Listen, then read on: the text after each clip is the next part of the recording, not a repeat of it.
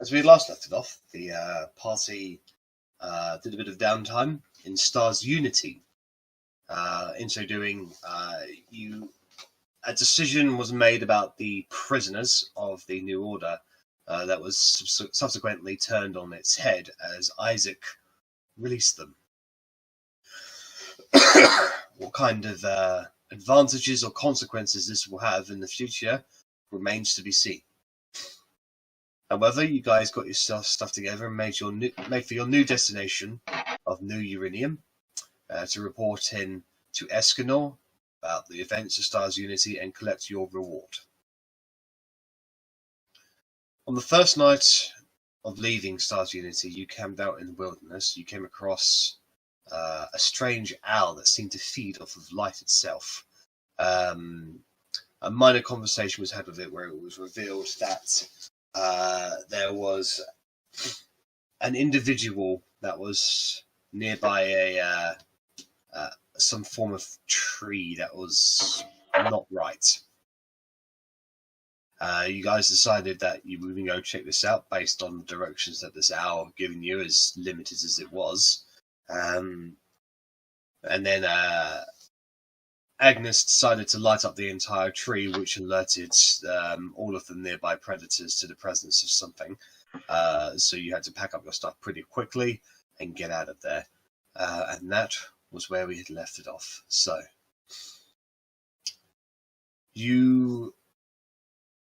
it is still very early morning. You have slept, but you have not long rested yet.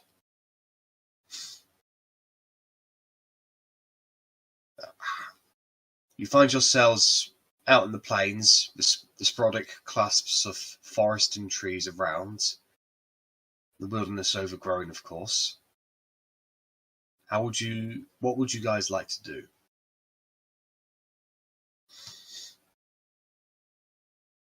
On the way to New Eurinium, if we go past the elk tree, I quite like to go see it. With reference to what the owl. The original elk tree that you saw is a bit of a detour. Okay. Like, it's more, if I'm on the right layer, if you can see the map, the elk tree is more over here, whereas Monty is up here. Right. Okay. It's possible there's a different one that's not the same tree, Yeah. and it's closer to the settlement, and that's the one they were referring to. Yeah. In that case, I'm happy just to continue to New Eurinium if everyone wants to continue that way. I'm up for that. Yeah, sounds like a plan. Yes, let's get back to civilization. Okay. So, Didn't. you all yawn a little bit, stretch your legs, repack your things because you left in a hurry, and you continue walking onwards towards New Eurinium. Probably about an hour passes before the morning rays of the sun start to stretch out over the sky. As you can look up, you can see multiple clouds, like small wispy-like clouds, reddish in nature, probably because of the rays of the sun kind of just gathering overhead, and it seems to be it's going to be a pretty clear and nice day again. Who is going to be taking points on this?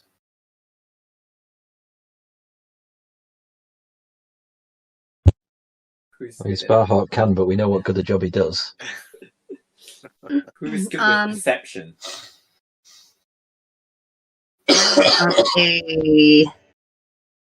I'll go. 4 in perception. I've got +6. Okay. Okay. So can I get perception checks for movers taking points and who's taking rear guard? Do you want me to take the back? I'll take the back. I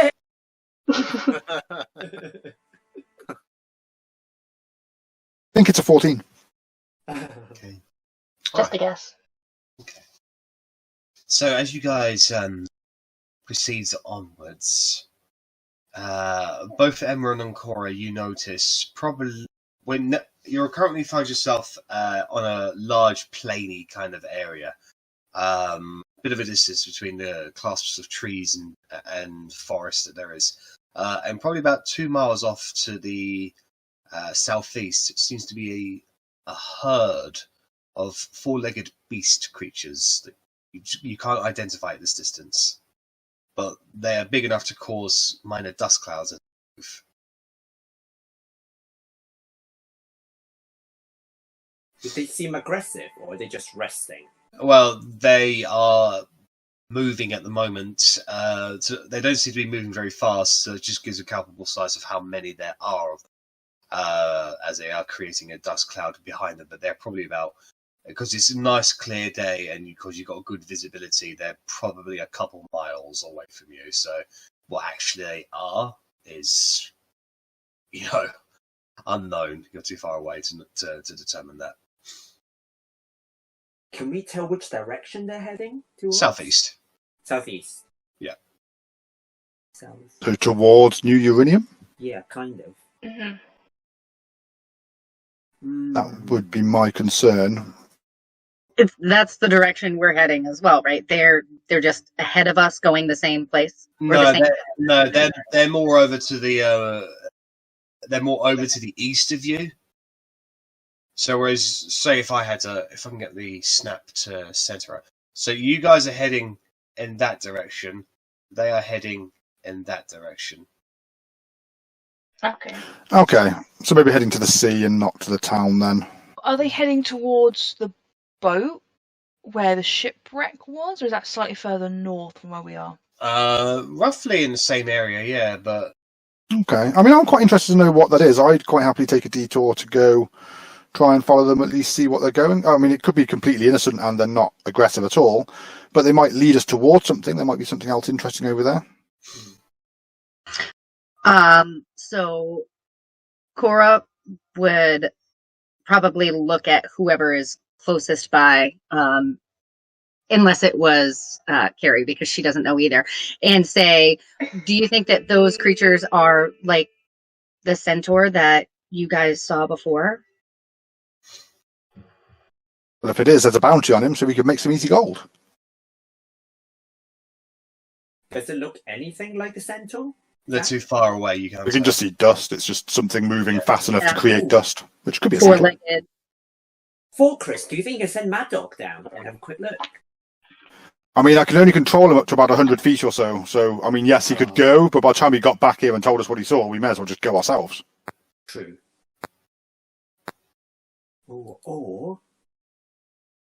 Or, guys, I can wild shape into something speedy. And have a look that way. What do you think? We could just follow them. Yeah, or should we just go in the I mean, we can go that direction, and we can, like, if someone wants to take point like that, and either send Mad Dog or whatever Emron decides to wild shape into, they can go ahead, and we can still go in that direction.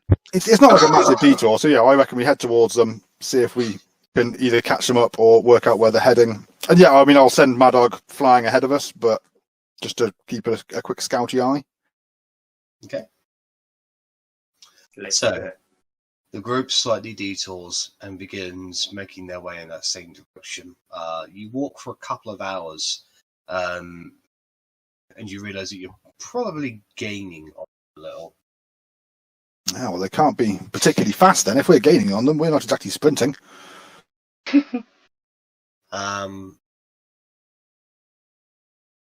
As you proceed onwards, you notice ahead of you a very large tree, but it's different from pretty much every other tree you've seen so far. This one is clearly dead, like rotten. It's no leaves on its branches. It's kind of gnarled and rooted a little bit, inverted some in many cases. I mean, there are, and probably about 15 to 30 feet away from it are other smaller trees that are also dead. but they seem to be have something hanging from their branches. Can we see what's hanging from the branches? Appear to be humanoid creatures. That doesn't sound very friendly. Um, Good. do all of the dead trees look like they are connected? Like it's not dead tree, live tree, live tree, dead tree. They're all like in the same. Like a radius of just dead Yeah. trees. From what you can see, there's 4 little dead trees and 1 real big one, and the 4 little ones are probably like, between 15 and 40 feet away from the big one. So So the big one seems to be at the center of it all. Yeah, give it a take, yeah. Just remembering the last big tree that it had, like, basically its own little realm at the top. I know it appears to be dead, but I'd still probably attempt to climb the tree, and if I can't climb it, I would misty step up and see if there's anything different up there, if I can see anything. Right. So you want to make your way over to the tree then? Oh, sorry, I thought we were at the tree, but yes, I would. As we approach, can I get in touch with my god and open my divine sense, please, and detect any evil or good? So it says the presence of 60 feet. So as we're approaching, basically, any strong evil or powerful good. For Christmas, resonates.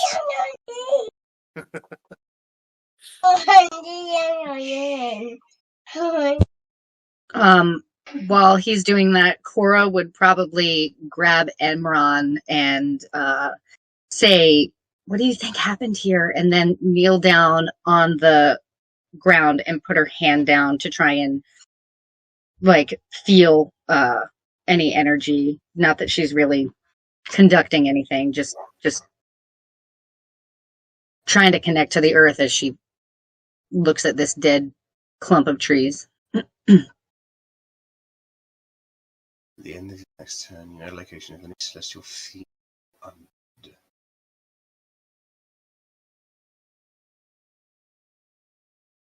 You do not detect any celestial fiend or undead. No sign of any consecration or desecration. In what you can get through your divine sense, as per the mechanics of it, you do not detect anything. Okay. With the same as the presence of has been consecrated, desecrated. That's what the hell I spell. Yeah. This place has been. This place has been desecrated. I'll convey that knowledge to the rest of the group. How dare they?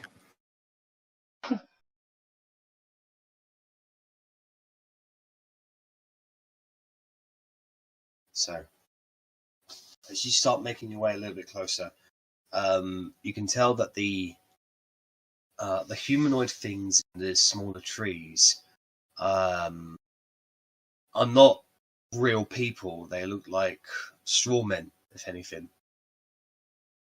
And they've got sewed up clothes and rags as heads, and if anything, it looks like that they're some form of hoard or pendant or something, basically. But they're just sort of hanging there, swaying very eerily and creepily into the breeze. Now you're within 30 feet of this tree, and the very air around you seems to kind of, it feels different. Like it feels odd. Is there any live trees close to this batch of dead trees? Yeah. There's a couple of live trees, probably about 70 feet away from the tree or so. Is it only the dead ones that have these things hanging from them? Yes. Okay.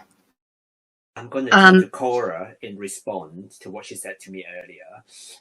Do you think, I know it doesn't cost you a spell to speak with plants, Can I suggest that you speak to that live plant over there, that live tree, to see whether it knows what happened here? I can definitely go do that, but do you remember what the owl said? The owl said that by the tree we were looking for there were people standing still. Do you think that these bodies hanging from this tree? Yes. Or what Yes, has I think happened? that's what he meant. Yes. You are right. I think this is what the owl is referring to.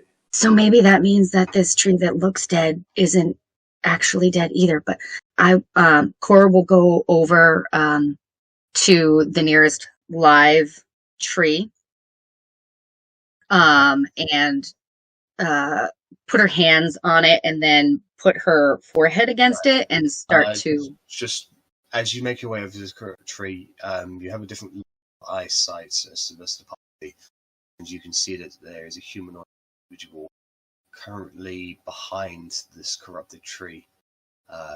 They seem to have their hands on doing. They have their hands where? On the larger dead tree. Oh, okay. They seem to be doing something, but you don't have the best of eyesight. So then I would try and get whoever is maybe looking my way. I would try and get their attention, and just kind of point to where I see the humanoid, and I would try probably to be sneaky to get a better vantage point on this person. Okay.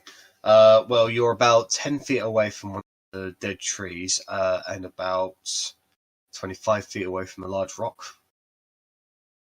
Okay. Can I? I'm not very good at it, but can I give myself some guidance and try and stealth over to behind the rock? Yep, so you cast guidance on yourself and attempt to sneak your way over to the rock. Oh my god. I'm not even going to roll my head. And as soon as you step forward, you trip. And this humanoid individual immediately shifts. And the rest of you can now see some movements, and Corey, you're basically looking up this thing.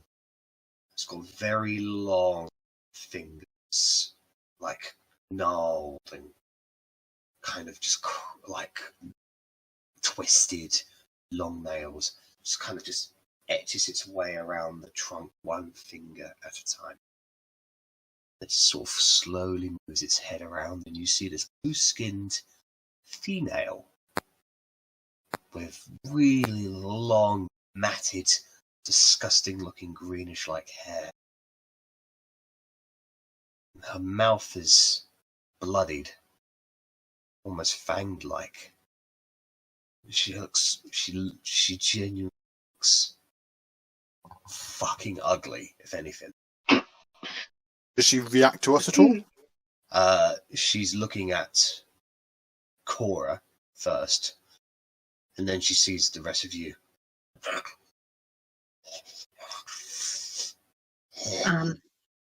So I'm going to cast Hold Person on it. What's the range on Hold Person? Hang on. Ooh. Oh, I've got to look quickly. Sorry. Hold Person is 60 feet.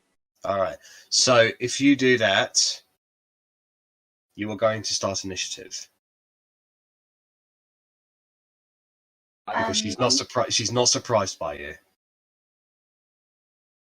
So do you want to start initiative? I personally do, yeah. But what do you Go for it. planned on holding up her hands and saying, "Oh, we mean you no harm. Can we Except talk him. for a minute?" Well, it depends. If she killed a tree, we probably mean her harm. I mean, maybe, but right now I don't mean her any harm. I don't mean you any harm. How about that? I don't mean you any harm.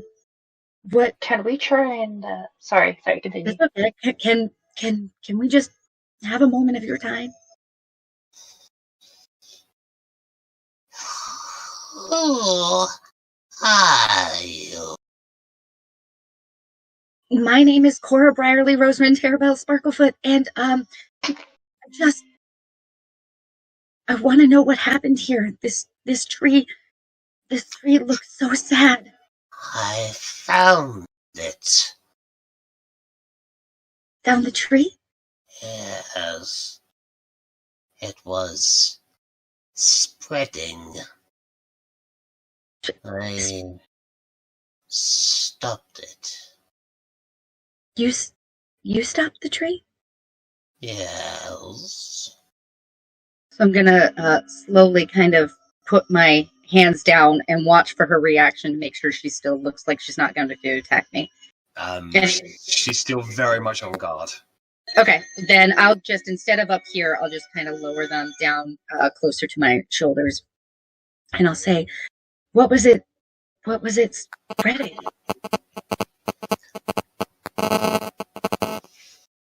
I don't know, but it wasn't natural. And You can see it on the other trees where I have put my children on now. I'll look up. Do the humanoids hanging from the tree look like her? No, they don't. Okay. So I'll go. Have you tried talking to the earth to see what's happening here? It doesn't understand anything I say. I'm trying to connect to whatever corrupts it. Would you like to try as well? Can I do an insight check to see if she's lying about this? Yeah, sure. Thanks. I feel like she's lying. I feel like she did this. I don't know. I don't think That's it seems like a silly 2. thing to lie Okay. about. That was 2 DM, sorry. But it was 15. I do it every single time I start. You don't detect any falseness from her. So I think she's telling the truth, Cora. Just a little, but be wary still. I'll look at Carrie and say, okay, just have my back. And then I will move, I'll ask her, what's your name? Heidi. Heidi? Not that anyone's asked me before, but Heidi, well, maybe it would help us both if I tried. I can't promise an answer, but I can promise that I'll try. Is it okay if I move closer?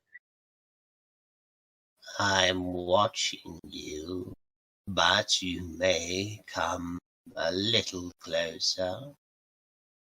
Okay. So I will take like maybe 2 steps forward. And I don't know if I'm within arm's distance of any of the dead trees, or if not, you're within arm's distance of the smaller dead tree. okay. So I would put my hands on it and my forehead to it, and say, Baravan, I really could use some help here. I don't know what's happened here. It looks like something wrong has happened. Could you please guide me, help me to understand? And I would start humming just tunelessly into the tree and try and wait for any response. Do you cast any magic? I cast Speak with Beast and Leaf right now, which is not really a spell. It's just a trait. Yeah. Fear log thing.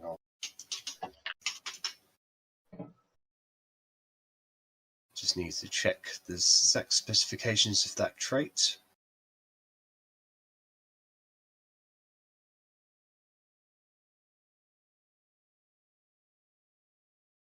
Alright, so you have absolutely no special ability to understand them in return. So if you are communicating something, you don't know if it understands. Okay. So I know, also, with that sometimes, I'm also trying to, I think, entreat my god, to see if there's anything that he can do to speak through me, give me any sort of... What magic are you casting?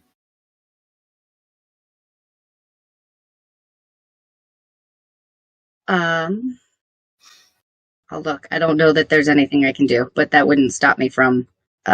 Yeah, because unfortunately, there is a specific thing called Divine Intervention, where you get your god to do something for you.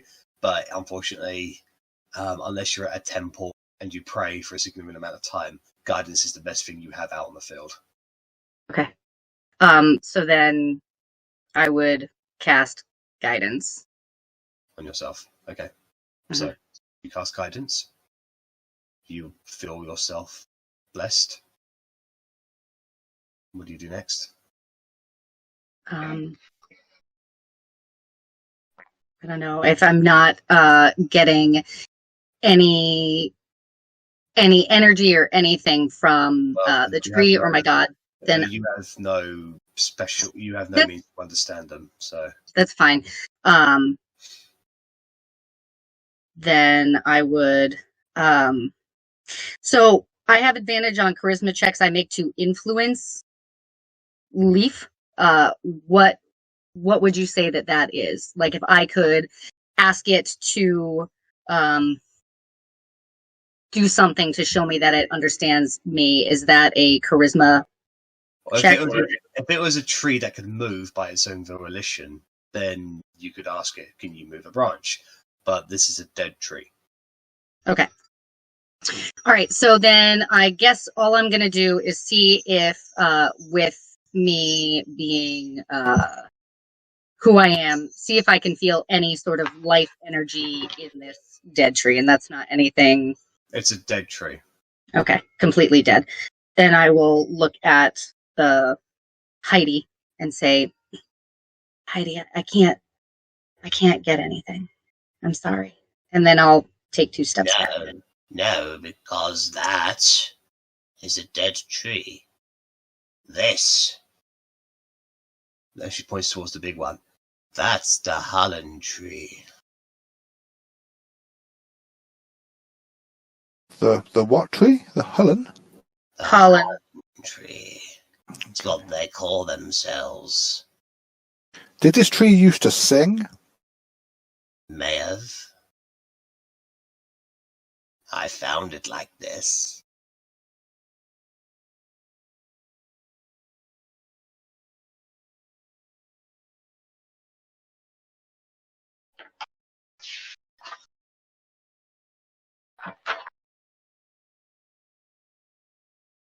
You're all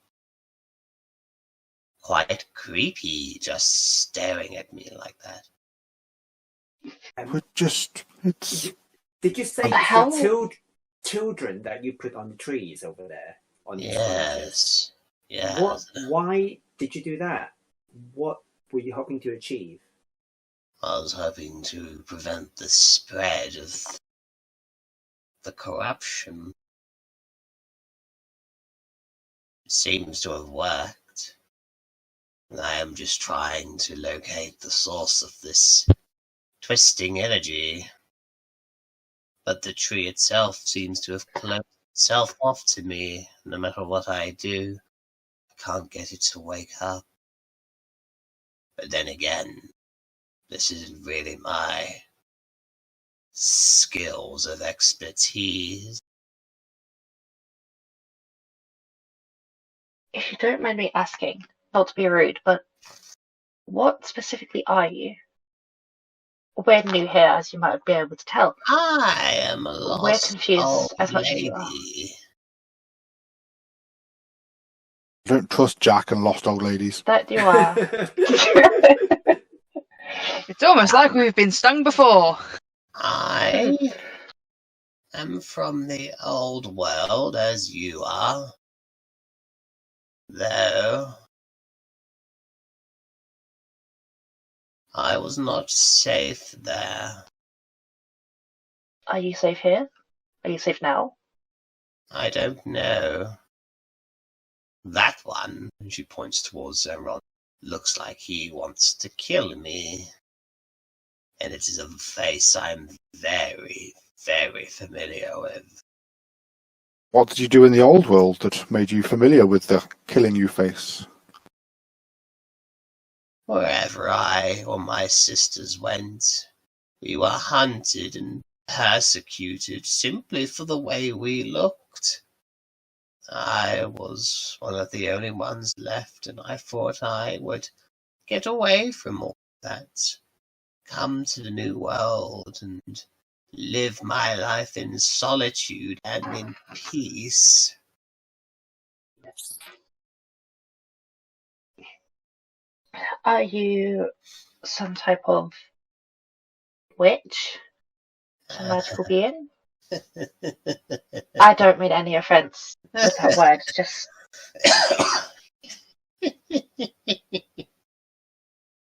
Which is one word that's been used for me, but I have my ways.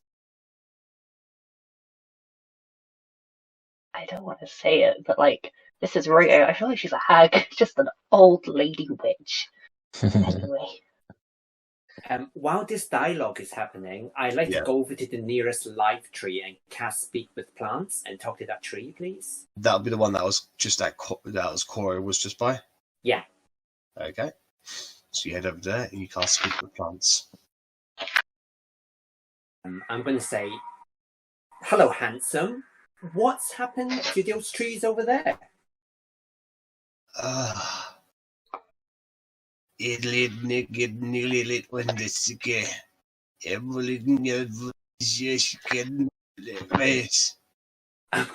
to turn around the corner and say, for God's sake, I can speak to this tree, but I don't understand what it's saying. And Cora's It's trying just to gonna tell me shake her something. head. He's not speaking any intelligible language that you can tell. It's not even an unknown language. It seems to just be talking in gibberish. It's rambling to me. I can't make anything that he says. Is it sick? I have a theory.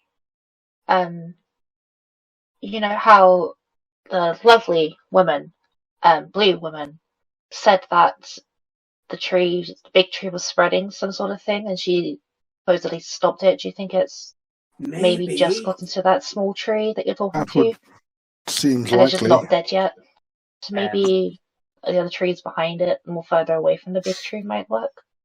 I'd go and sit down by the big tree and begin ritual casting Detect Magic, because I do not have it prepared, because I'm never prepared for anything, but you know. So you're going to go over to the dead tree, is that right? Yes. By Yeah, the big one. I'd Yeah. follow Volcrus. Unthreatening, I'm just going to sit down in front of it and start my little ritual. How far away from the tree do you want to be? I'd say probably only 4 or 5 feet. Okay. And you'll be at the same distance as well, Isaac? Yeah, I want to stick pretty close to Volcrus, just in case anything happens. Doesn't sound good to me. I'm scared of Whyjack's asking, but still, I would still sit 4 or 5 feet away, chanting away merrily. So Heidi watches you come over to and she goes, Yeah. What are you trying? I just want to see what magic there is in this area. Perhaps it is some sort of curse on this tree. No, I don't think it's a curse. I think it is nature. Nothing about this dead tree looks very natural. That's the question, isn't it? It doesn't look natural, yet everything that I am determined about it is. What does that mean, I wonder? That you see death as natural? Oh, that could very well be a possibility, but as I said, I had nothing to do with this. From what I can tell, it is naturally dying and naturally killing everything else around it.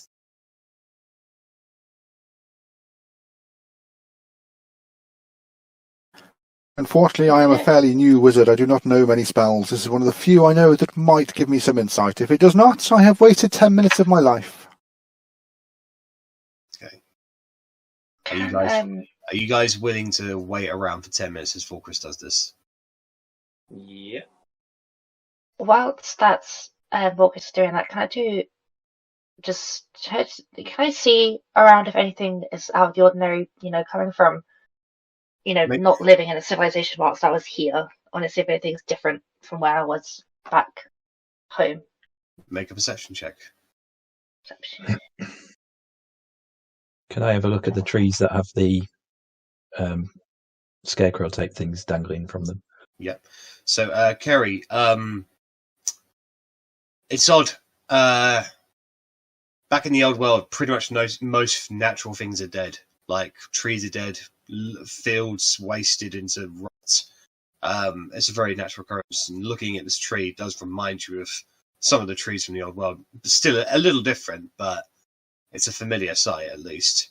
If anything, the oddity is just the abundance of life around you, because the old world didn't have that.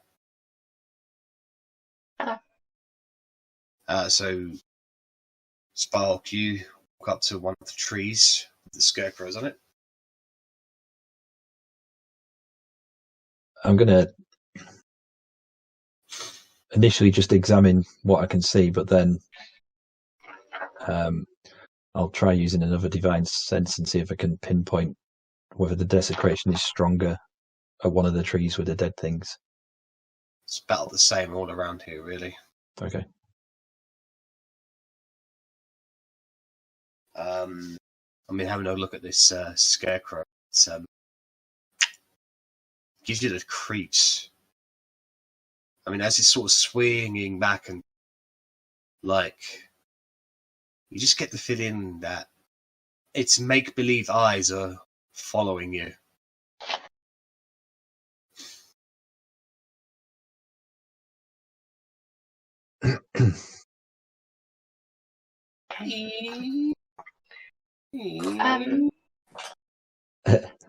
I'm going to draw my sword and back away from it.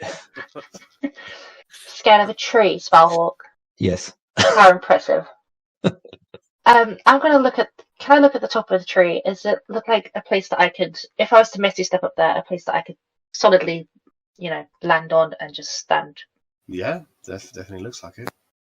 Can I do that just to get a view of everything else around, see if there's any more trees like this? So you're going to do that to the top of the big tree? Yeah. Okay. So, Kerry, you move up and you Misty Steps up on top. And you don't feel like you're standing on wood. You feel like you're standing on mush and moss. It's not very secure. Be able to look around and make a perception check for me, please. I feel like I know what this is. But okay, cool, yeah. 22, natural 20 plus 2. You do not see any of the other trees around here looking specifically like that, but you do see its branches being moving. Okay. When you say moving, do you mean like wraps its small little branch around your ankle and holds on to you? Okay, can I Misty Step down? Okay, so you Misty Step back down. Yep. Guys, that the tree is not a tree. It's probably a tree, but it's not a tree. What do you mean? It just grabbed my leg. I went up there. The branches didn't look like branches, or they did, but they looked like branches that were moving that don't look like how branches move, and it grabbed my leg. So, Sparhawk, you are right to be afraid of a tree, because so am I. And at this point, Volkris, your ritual casting comes to an end. You cast Detect Magic. Indeed. You can detect all of the schools of magic. Coming from the actual tree? Yeah. Oh, wow. This is a very magical tree. Only from that one, or any of the other dead trees? Anything from them, or? Mainly this one, but it kind of seeps out around the area. almost as if it's pulsating through the ground. Whatever's happening here, it doesn't make sense. No. As you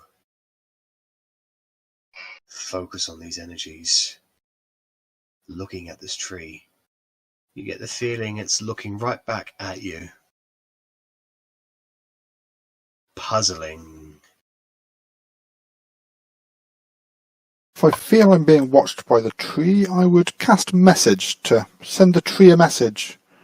Right. And I'll just say, we would like to help you if we can. Is there anything we can do? Feed me. Seymour. I'll cast another message and say, what do you eat? So whose god is this? You feel a slight tickle on your ankle, Forcris, as you look down to see a branch moving from there. As a message comes back into your head. You. I mean... How about no? No, and I kick the branch. Well, what did you learn? This tree it has a consciousness of sorts, and it seems to eat at least dragonborns. I'm guessing probably just people. Ask it if it knows where my sisters are. But I'll keep casting message and say, you know where this woman's sisters are? Did you eat them? Feed me. We can't feed you people. Ask it again. It just said feed me. Ask it again. Do you know where her sisters are? Feed me. It just said feed me again. I don't think you get any more sense out of it. Again. What if you give I it one of the dead bodies hanging from the tree? Yeah. Bodies. And I'd look at children. Okay. Look at Heidi and ask her if her children are alive or dead. They are exactly what I want them to be. Heidi. Hi. Can you make another child?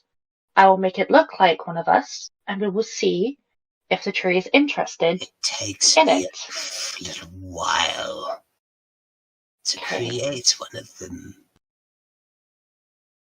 Then, in that case, can I go up to the tree and cast Warning Wind to see if any of the foliage, that is the branches, come off? A few bits of bark fall off, bits of moss, but none else comes off. So it is a tree. It's Yeah. a tree that's covered in a tree. Got it. It's rooted to the ground. Okay. Alright, I dispel that then. Do I dispel that? Do I dispel that? Do I want to dispel that? Let me read through this quickly.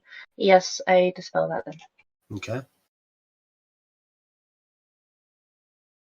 I mean, I'm out of ideas.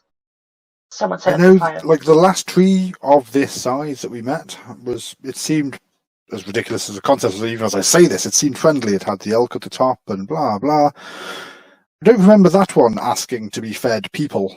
I don't know whether maybe it was already full on people, and that is just what these trees eat, or maybe this tree is corrupted by some other external influence. It looks a little corrupted compared to everything else. Everything's green and nice, healthy colours. This one is quite literally dead. Yes, but is it Yes. possible that it's just dying because it needs food and no one has come near it? I'm not feeling it. There's so much things in this new world we do not understand. So, what you're saying is if we feed it, it might help us? Or it could might grow just- more powerful and kill us all. Oh, I don't know. Are you volunteering to be fed to it? Because we're certainly not. No, but I would like to volunteer to feed it. And what would you like to feed it? Some annoying little pesky insects who overstay their welcome. Yeah, I'm walking away now. Bye. I'm just drawing a knife out, and then I'm just gonna. Is there like any little insects on the floor? I'm just gonna, if there is, I'm gonna stab it, just hold it, and be like, "Here you go, right there, insect." I didn't get the message.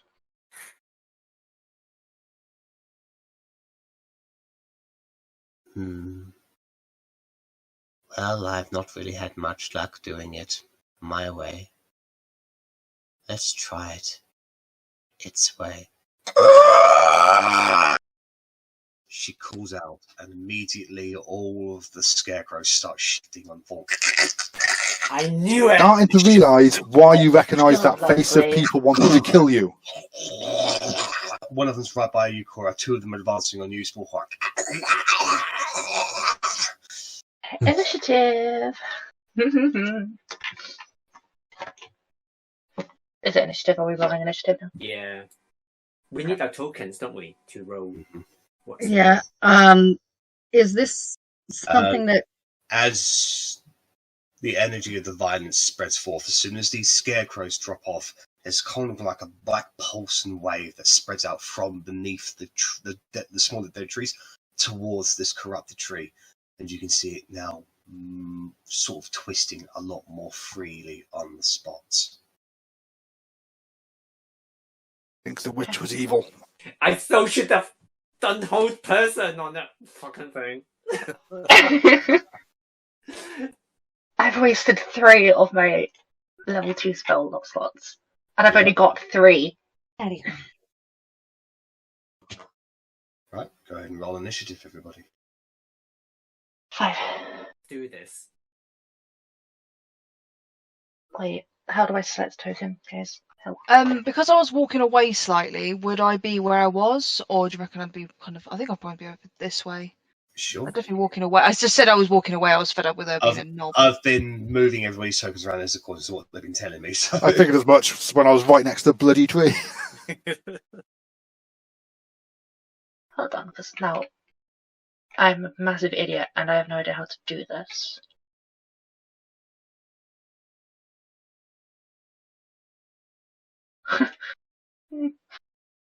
Hold on, give me a second. Oh, at least the big trees on the end. It's got number 1 initiative. And despite Okay, being absolutely freaked out, I'm slow to respond. How, me being a big idiot here, how do I click initiative? Click initiative. So you just click on the token. Mm-hmm. And then on your character sheet, just click on initiative. Oh, okay. There we go. 18. Okay. Cool, yeah. Yeah, I can see why we didn't see her full name. With a name like Oosquirm, I would have probably been much less hasty to trust her. Oh, you never asked for a last name, so... No, I don't. That's absolutely fine. Alright, so that means top of the round will, in fact, be Cora. So I would look. I've, as a cleric, never actually, maybe ever, experienced undead. Kristen hasn't. Would these look like they were undead to Cora? No, these are constructs. Okay. Okay. Then I can't tell who this is next to me. Sorry. Oh, is that Heidi next to me? It's a construct. No, that's a scarecrow next to you. Like a live one now. Yeah. All right, then I will get up my spiritual weapon. Okay.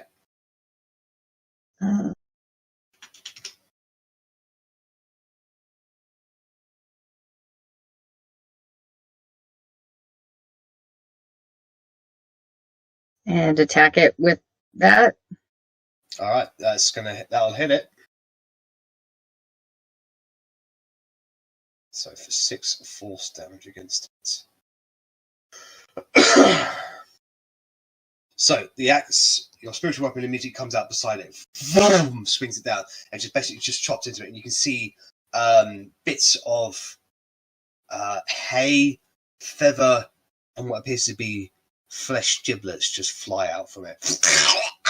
It seems to continue to move forward unimpeded. Okay. Then that, I think spiritual weapon is a bonus action, right? Yeah, that's your bonus action. You cast it at 2nd level. Okay. So then I would also attack it with my mace. Same one. By the way, because you are starting within 30 feet of Heidi, make a wisdom saving throw, please.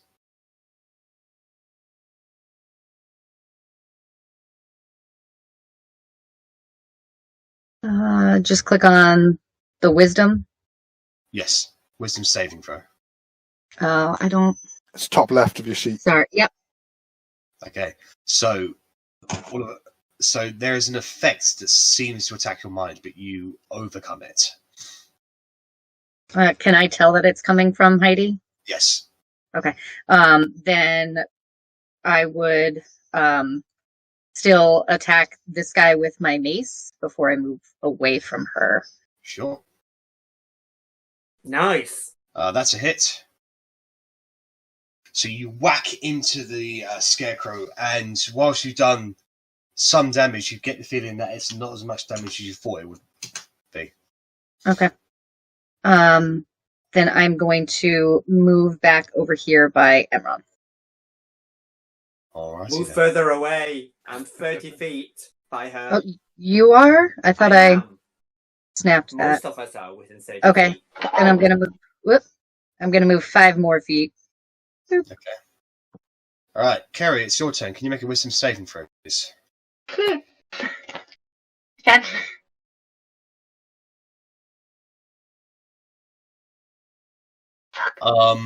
As Heidi is preparing to attack, her hair coils inwards, and you can now see it's kind of like large tufts of seaweed, and you are terrified of her in that moment. You are frightened of Heidi Squirmer. Okay. So that means you does that can't. mean? Means you cannot move any closer to her, and as long as you can see her, all attack rolls are at disadvantage. Okay. The scarecrows plural. Which one is closest to me? By any chance? Is it the one that Cora was near? That was these two are exactly the same distance from you. Okay. Can I use twin spell fireball at it? Twin spell And fire. Yes, firebolt. Sorry, not fireball. Firebolt. I was going to say. That's very high level. Yeah, of course. Firebolt. And both it of is them. made of wood, right? It's made of straw. Or hay. and That's hay. flammable, right? Yep. Cool. So it would ignite. So twin spelling that. Alright, Okay. This. So I make didn't think of that. two attack rolls at disadvantage then. 2 attack rolls at disadvantage. Put disadvantage on 1. First one's a miss. Second one's a hit. So you hit the one down here. Each. So you go and roll damage. Got it.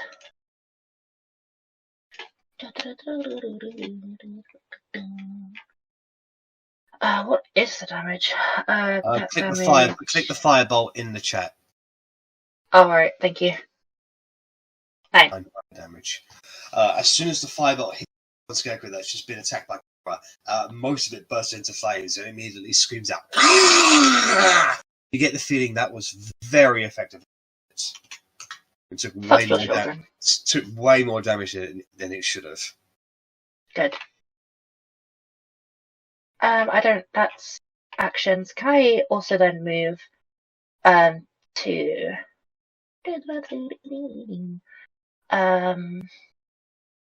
where would be?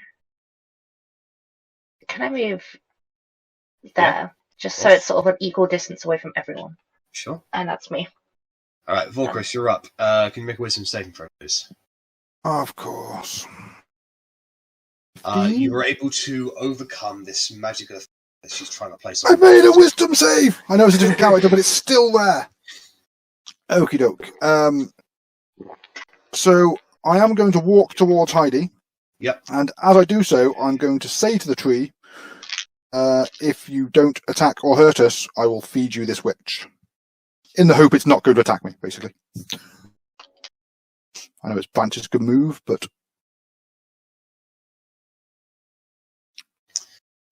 It is going to... I would suggest going one bit up, otherwise it can get an opportunity attack against you. Oh, that's true. Yeah, I can do that. Okay. I hadn't even considered that. That's much easier.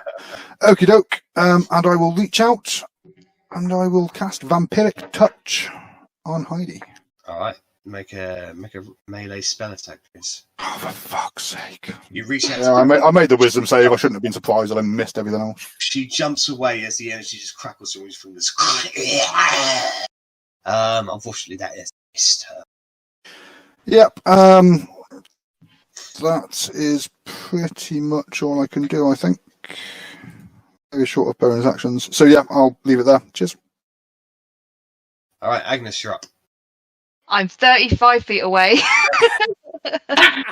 I am going to cast Fairy Fire, but I'm going to cast it 20 feet back. Obviously, the map doesn't go that far, so I'm going to get these two, but avoid Vorkrus. It'd be somewhere like way off the screen, but there is a way that I could do it so that I get the tree and Heidi and avoid Vorkrus. So they're going to make.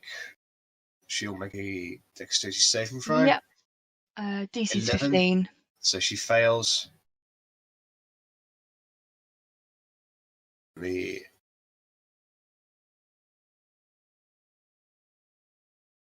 So they fail. So they become outlined in lights.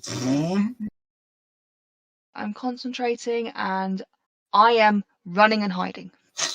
Where would you like to run and hide to? Behind this rock. Okay.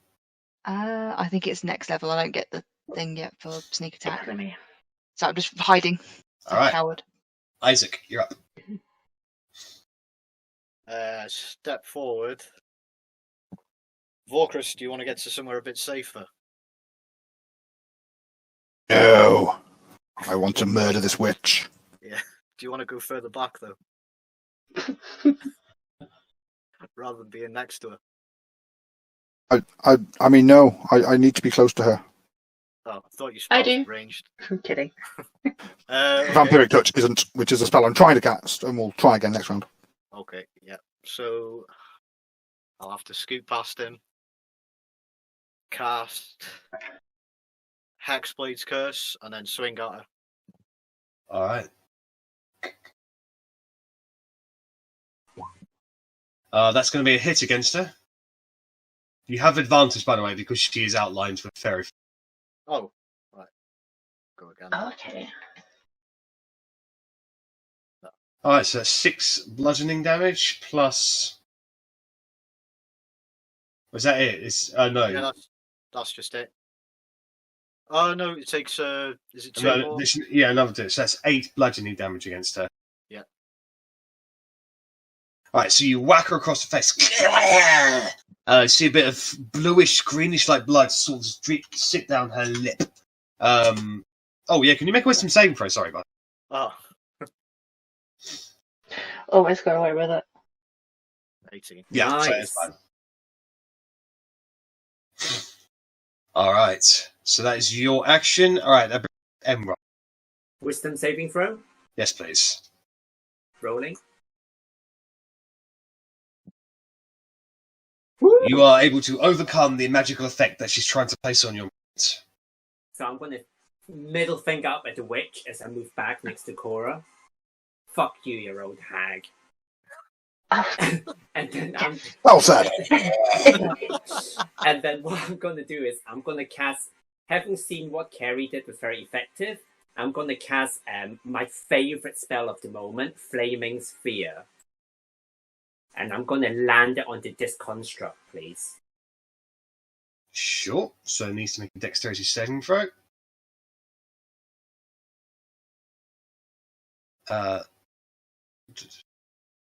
12.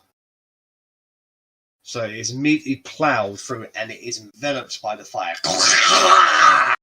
Burns away into ash and dust. Okay, so that one's gone. Can I still move my flaming sphere? I think I can, can't I, on this turn? If it's a bonus action, yeah. Yeah, I'll just... Okay. Then I'm going to move it 30 feet towards... I'm going to quickly measure it. Here. And then for... Yeah, and that's what I'm going to do. Thanks. Alright. So it is the Scarecrow's turn. So...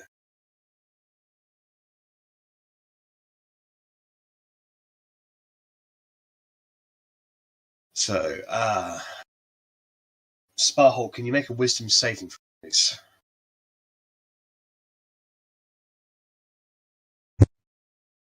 You are, as this one sort of approaches towards you, it's fucking creepy as fuck the way it's moving, it's twisting its body in wrong directions, and you are frightened of it. Never mind Sparhawk, Peter's frightened of it. It's moved right up close to you. Okay. 5, 10, 15, 20, 25, 30. Emron, can you make another wisdom saving throw, please?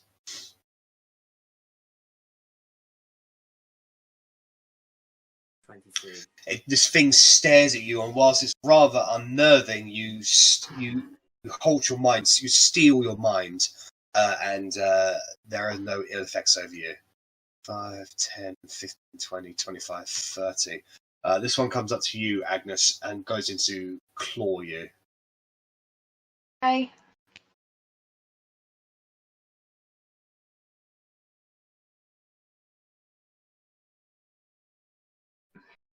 Natural 20 and a 7. And that stays up. No, not 1. No, not... That's 31. So that's 8 double 16 plus the 1. So it's 17 points of slashing damage against you. Oh, And fuck. Can you make a wisdom saving throw, please?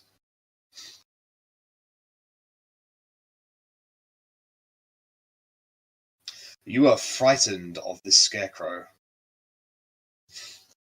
As it's basically just going and just over itself, just at you, cutting your clothes, and basically just getting right up into your face. You're just overcome by this, like, what the fuck sort of moment.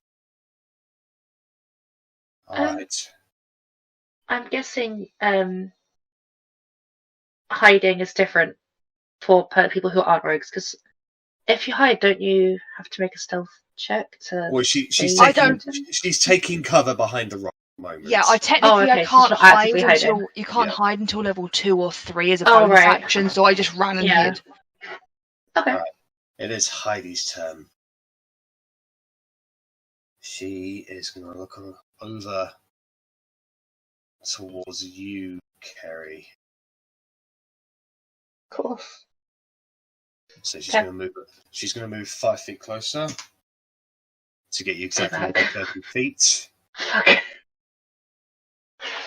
Okay. Can you make a wisdom saving throw, please? This is a disadvantage because you are frightened of her. Oh no.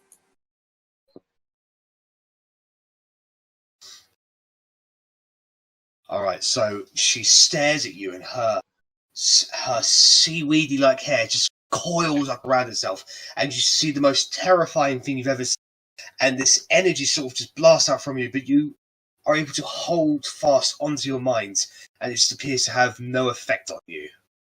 Death glare. Seen it already. Oh shit. Wait, what does that do?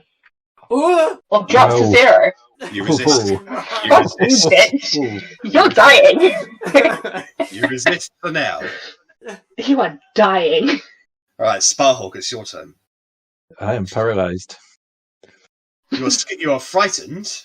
It says I'm paralysed at the end of that. The frightened target is paralysed.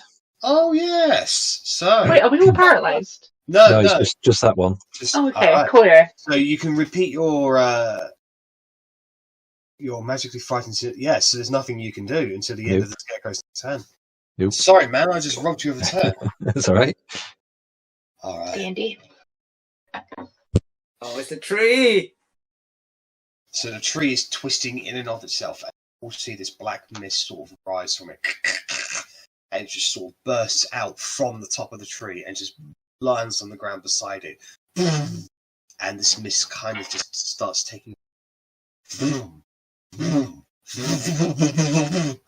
and the mist gets larger and larger and larger, until eventually this beast-like entity steps forth from it.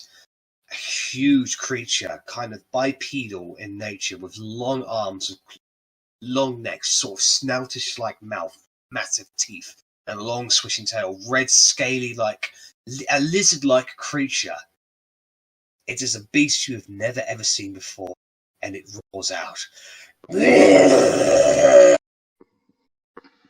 God. It came out of the tree. Yep. Shit. Is that Told you we should be scared of trees. Conjured animals. They've conjured some fae. It's a druid. Alright. So it brings us to the creature's turn. It is immediately going to go for the first thing that's closest to it, which is going to be Virus. Actually, no, it's going to... I'll redact that. It's going to move... Yeah, so 5, 10... 30, yeah. So it's sort of circling around. So it's got 5, 20, 25. See there. Okay. That's running at you in a pouncing-like maneuver towards you, Vorkris. I was going to feed you, you bastard tree. Now I'm going to burn you the fuck down.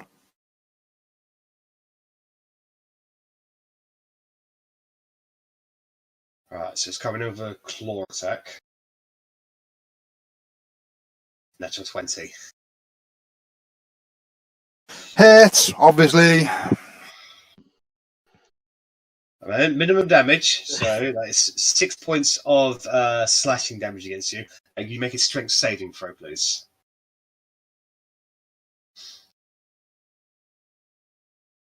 You are knocked prone by this creature, so it pounces on you, its claws down, pins you down, and immediately, and it then moves down as part of the pouncing motion and just tries to sink its teeth into you. Because you're prone, this is at advantage. Fuck. So 24. Hits. You take another 10 piercing damage as you just spites into you and just tears a tiny little chunk out of you and you start bleeding through the teeth marks. But it's basically pinned you down at the moment. Going to enjoy burning your fucking master, dinosaur.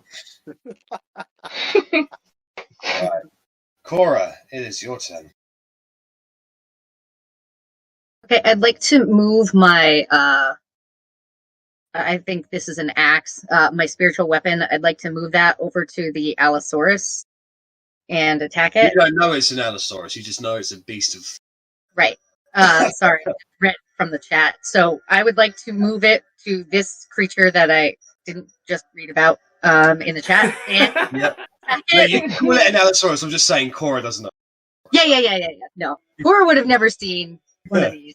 None of you have seen a creature like this before, so... So I would like to, attack it with that. And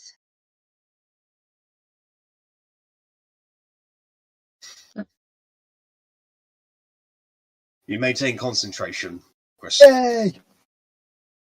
Alright, so I will that forget is to do a- concentration checks every time I stuck with them. that is a hit against the Allosaurus. okay. 10 force damage.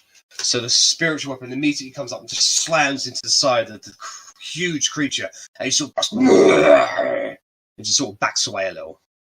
Now I would like to, on this guy, seeing that Carrie was successful with her fire. I would like to Saving throw, by the way, please.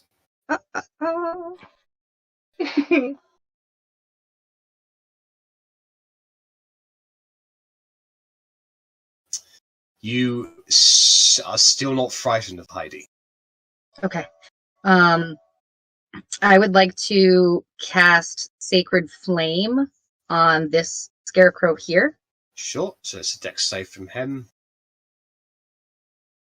He fails, so that's 13 radiant damage again. So the holy fire spreads out from on him, and whilst it hurts him, it's not true fire, so it doesn't spread. So it burns him, but it doesn't catch. Okay. Does it look like it did more damage than my my mace did? Yes, it did. Yes, it does. Yeah. Okay. All right. And do I have any movement? I still have movement, right? You have 30 feet of movement. Yeah. Okay. So then I'm going to, I think, take Cora and still try and maintain some distance. I'll get over here behind that bush or whatever. All right. Kerry, it is your turn. You are still. Go figure. Okay. So. Okay. I don't know how to do the line thing where I can see how much feet distance it is between me and another. You want the token. fourth button down at the big thing on the left, top left of Roll20. The ruler in the circle. Yeah. Oh, okay. Thanks, guys. Sorry. That's 45. Okay, so 30 feet there. Can I move 30 feet there? You can't move there because that's technically moving closer to Heidi by 5 feet. Oh, right. Okay. She's selective. Okay. Oh, gosh. Which is... Okay, so I take it this scarecrow here is the next one that's in my sight. Yeah. Or can I see this one at all? You can see all of them at this point. Okay. Can I twin spell again? Yeah, of course. As long as Okay. you've got the sorcery points for it. I believe I do. Do I have the sorcery points? I'm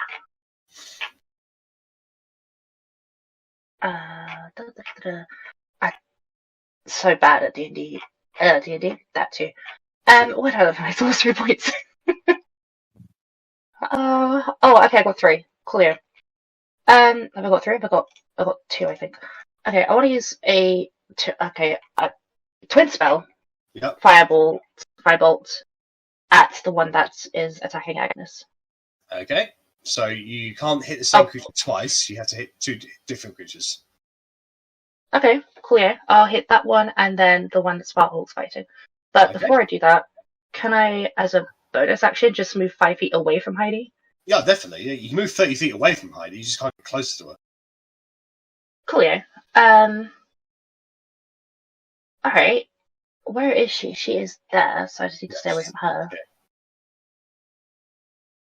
So, if I move there, would I still see the thingy? Yes. Cool. I want to move there and then do the twin spell. Okay. So go ahead and make 2 ranged spell attacks at disadvantage because you can still see Heidi. Okay, moving there and then 2 thingies. Range spells. 1, 2. Unfortunately, those are 2 misses. I tried. Hey, man. Yeah, that's me done. All right, so Vorkris, it's your turn. Can you get a wisdom saving, please? Okay, so you are not frightened by Heidi. Oh, I still have an Allosaurus on top of me. Kerry, could you repeat your saving with your turn, please? Wisdom, right? That's right, yeah. Clear. Do I still have an Allosaurus on top of me? No, that's been forced off by the spiritual weapon. Yay! I will climb to my feet. 13. Kerry, you are no longer frightened of Heidi. Oh, does that mean that I... It happens at the end of disadvantage. it. It happens at the end of your. Oh, alright, okay. Cool, yeah, no problem. All right, so Volkers, you get to your feet. And Heidi has fairy fire on her, correct? That's right, yes. I'm going for her anyway. It's just yes. So I will repeat my vampiric touch. Okay. 14 to hit. That is just a hit. Yeah! Happy now. Level 3, so that's 15 necrotic damage. Nice, that's decent damage roll. You reach out and you grab onto her, and she's got slimy, covered in thick mucus, but you suck the life force out of her, and it sort of courses from her. And she goes, she pushes you away, but you can see that's definitely hurt her. I'm going to feed you to that fucking tree before I burn it to the ground, you hag bitch. And I will take my hit points, and that will be my turn. All right. Agnes, your turn. Panicking in the corner, feeling kind of hurt, and I'm like, So you are frightened of that scarecrow? I'm going to do just like curl up in a ball and just thunder wave it. Okay, so that is going to be a Constitution saving throw. Natural 20. So it will take 2 points of thunder damage, and it is not blown backwards. Right. 3 natural 20s, that is your natural 20 limit, Jack. Stop rolling them now. No. Roll 20's rigged. Alright, is there anything else from you, Agnes? I'm going to shout over, Kerry, it's big and horrible, but you can do it, and bardic inspiration. As you pull out the bagpipes to do that? No, I do not pull out the bagpipes. I just shout. Can I? I love it. 6 seconds bagpipe. Quick. Terrified bagpipes. I mean, my bagpipes are good, and that just sounded shit because it was just like fretting, like, "Oh my god, I'm gonna die!" However, Kerry, you have a D6 inspiration. Good. Right. Thank I you. get to try and do the wisdom save from the scarecrow. It's at the end of the scarecrow's turn. Oh, I thought it was the end of my turn. I apologise. No. You basically the frightened effect ends into the end of the scarecrow's next turn, unless it re-frightens you. I think so. Let me just check, actually, because it's got 2 different things. Be frightened until the end of the scarecrow's next turn. There we go. Okay, so that brings us to Isaac. Can you make a wisdom saving throw, please? Yep, sure can. Alright, so you are not afraid of Heidi. Now shall we get out of here, Vorkris? No, I'm going to suck the life force out of this bitch. Well, yeah, I think I'm going to have to leave. Being this close, I can't. Oh, don't leave him! On his own! It's fine. I'm quite hardy now, in theory. You've really guilty me now. I'll stay and fight then. Don't be a snake, you snake. I was going to take him with me, but I'll bonus action to switch my weapon to the Dream Snatcher, and then turns into the Dream Snatcher. Who are you hitting? Heidi? Yeah. That's a hit. Nice. And then 2 on top of that as well for the... That's right. So you whack her across. You just sort of see her just clap her head. That hurts her. But she's still standing. That's me. All right, Emron, it is your turn. So I'm going to look at this scarecrow and I'm going to say to it, "Burn, you abomination!" Bonus action, I'm going to move the flaming sphere right into on top it. of him. Yeah. So let me do a roll. 8 on the saving throw, so that fails. Yeah. So I'm rolling now. You technically, I can get 3 rolls from you because you did Misty Step twice, didn't you? So Okay. I did Misty Step twice, Warding Wind, Firebolt. So the 5 bolts are fine. It's the Warding Wind and the 2 Misty Steps I need for. So 3 d20s, right? The flaming sphere hits the scarecrow and body just That was bursts. 2 DM, sorry. That's fine, but nothing happens. So half its body bursts into flame, and it's now struggling to sort of keep on its feet, but it's still forcing its way forward. Still alive, but barely. So for main action, main movement, I'm going to move south and again back next to just here. Yep. And I'm going to fire my crossbow at the same scarecrow, please. Sure, go and make an attack roll. 9. It just goes a little bit too wide and strikes into the rock behind it. Okay, that ends my turn. Thank you. Alright, so it is the Scarecrow's turn. So, it's going to rush towards you, Emerald. It's going to attempt to claw you. 14 and a natural 20. The second one hits. Right, so you take minimum damage, so that's 5 points of slashing damage. You can make some saving throws. 5 and a wisdom, did you say? Yes, please. You've got Agnes over there being slashed to pieces, and just everyone's like, it's just a scratch. Whilst this creature is defying against all forms of physics and biology, whilst scratching and hurting you, you are able to steel your nerves, and you're not frightened of it. Meanwhile, this one here will make its claw attacks at advantage against you, Agnes, because you are frightened of it. So, first... Any of those hit? Agnes? 15 does. Right, so it's 9 slashing damage against you. And can you repeat? Can you do a wisdom saving, please?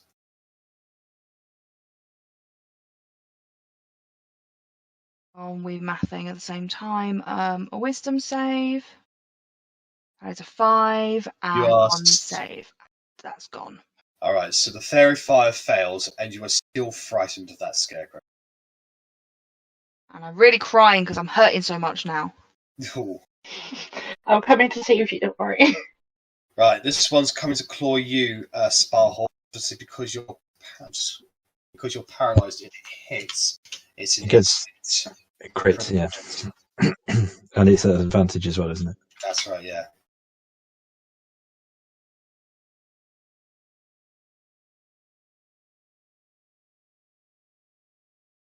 Right, so first attack, 20, second attack, 18. They both hit. So these are instant crits. Alright, so 5.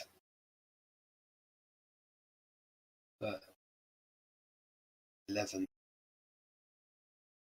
This one, so it's 13 points of slashing damage. And can you make 2 more wisdom saving? No, 3 more wisdom saving throws. Yep. No, sorry. This will be 2 because the paralysing effect will wear off at the end of this. Okay.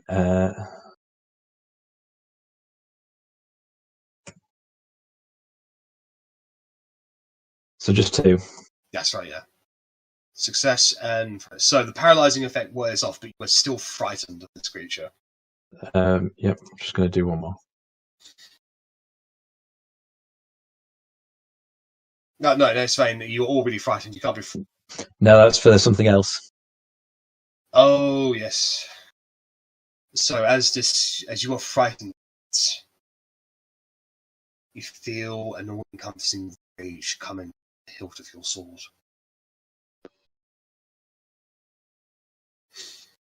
Angry face. All right. So that's the end of it. Right, so it's Heidi's turn. So Heidi is going to look at you, Vorkris. I thought she might be pissed off with me. Yep. Literally drained her life force. She's going in for a claw attack against you. 21. I will cast shield, and that will miss. Nice. Okay, that's all she can do for now. That's Sparhawk. So, as my face flushes red and an expression of total rage crosses it, I will swing recklessly at this creature. So now just make it a straight up normal attack. Oh, no, you can't do. No, it's not. No, I meant recklessly as in flavour. I didn't mean as a.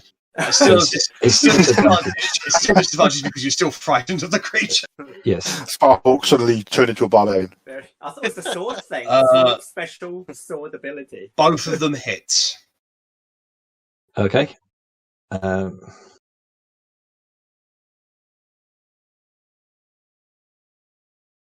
So that's 20 points of damage.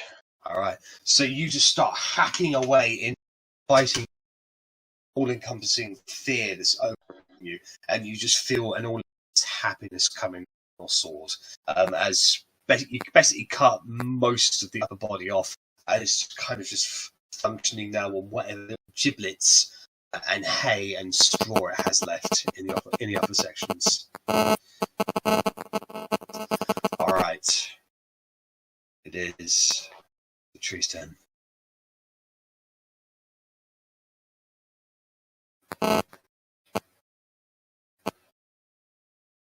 Alright, so branches immediately reach out and go to envelop around you, Isaac.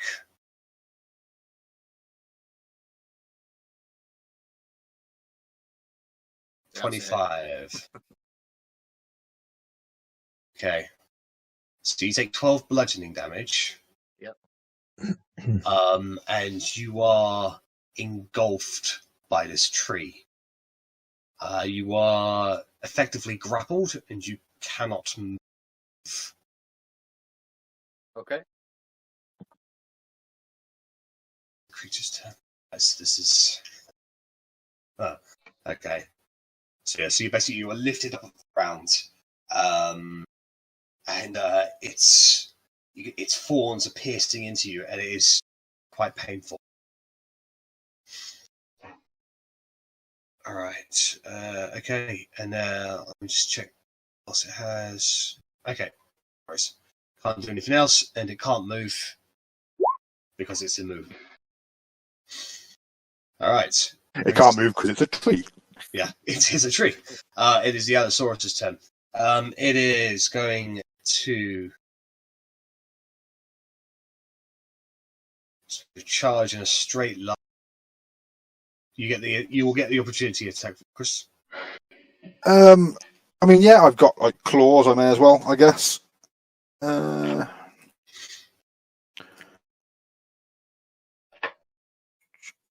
I haven't put my claws on here. Oh, I've got a quarterstaff. I'll use that. That's fine.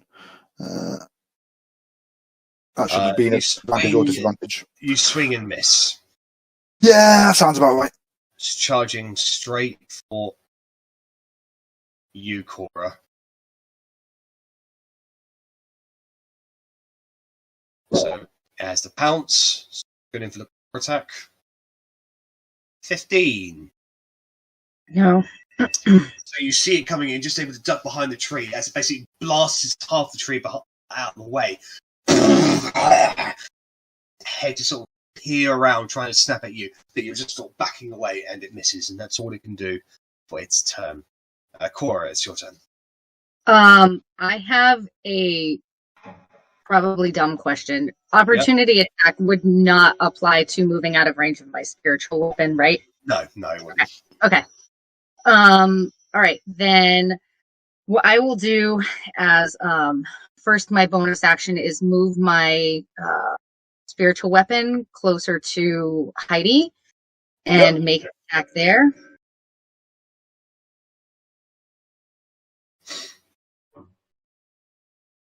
That's a hit against her. So it swings down and just clamps her shoulder. She's hurting. And I've been trying to understand my Spirit Guardians spell. I'm just going to send it to the chat, so maybe you could help me understand. Well, I know how Spirit Guardians work. What is it that you're trying to... Okay, so if I cast it, as long as my concentration's up, it'll stay around me even if I move. Is that correct? That's right, yes, it moves with you. Okay, so then I will if it's a 15-foot radius, I will take a step closer to Kenny. Sorry, it's not letting me move my token. I'll take a. Jack, it's not. You need to select which level it's at. No, it won't let me move my token. I was going to try and move closer to 1 block closer to Kenny, so I could maybe get this scarecrow and the other thing in. Thank you. And then I'm going to cast my spirit guardian. Okay. So, hundreds of tiny little squirrel-like creatures dressed up in knightly-like outfits, carrying tiny little spiritual daggers, start shifting around her. And you keep on, basically, they start spinning around, yeah! Screaming at the little squirrel battle cry. They take damage at the start of their turns, just so you know. Okay. Alright. Amazing. Carrie, it's your turn. I wasn't ready for this. Okay. I was enjoying the squirrels too much. Okay. I have a question. If I did Misty Step, can I take someone with me if I hold them? No, Misty Step is a thing for yourself only. Yeah, I've also realised I've used the spell slots for that. Need Gimdor. Okay, what about... Can I twin spell Shocking Grasp? Yeah, but it has to be against 2 creatures range. 2 creatures. So you could do it against Sparhawk, the one next to Sparhawk. I'd love to hit Sparhawk, but you would have advantage because he's wearing metal armor. So yeah, and plus the D6. I'm kidding. I'm not. But all right, I'm kidding. Maybe. Okay, I want to go to Agnes. Next to Agnes, I want to go. Can I go there? Can I do this? Can I do this? You can do a lot of things. I can do a lot of things, and one of them, going next to it, is one of them. I want to go, pardon me, to the other side of the scarecrow. Sure. Just go ahead and move your character. Hi, bitch. And, don't look at me like that. Disgusting. And then I want to cast... Do I want to cast this? Want to use poison spray with careful spell so it doesn't hit Agnes. Sure. At it. Let's see. There it is. That's that. That didn't tell you what it is. That's great. Well, you don't need to use careful spell because you only target 1 creature. So. Oh, okay. Yeah. Cool. So yeah, I want to just look at it and do that. Okay. So you extend your hand, and this puff of poison spreads out and just washes over this scarecrow, and it seems to have absolutely no effect whatsoever. Fuck. It's immune to poison.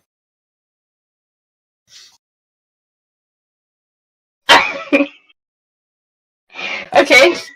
That's all my action, isn't it? That's everything I can do, right? Yeah. I'm sorry, Agnes. Kind of like look around this thing, and I'm kind of like, what? What? I tried. You said I could do it. I'm kidding. Volgrist, it's your turn. Can you make a wisdom saving throw, please? I can. Because it's a I will not succeed. At this point in time, just the horrible visage of Heidi overcomes your mind, and you become frightened of her. So I can still attack her, right? It's just a disadvantage. That's right, yes. So I'm like, reaching out and trying to do vampiric touch again. Right, make another spell attack roll at disadvantage. I mean, I'm concentrating. Oh, wow. That's still a I'm hit. concentrating on it. I may as well.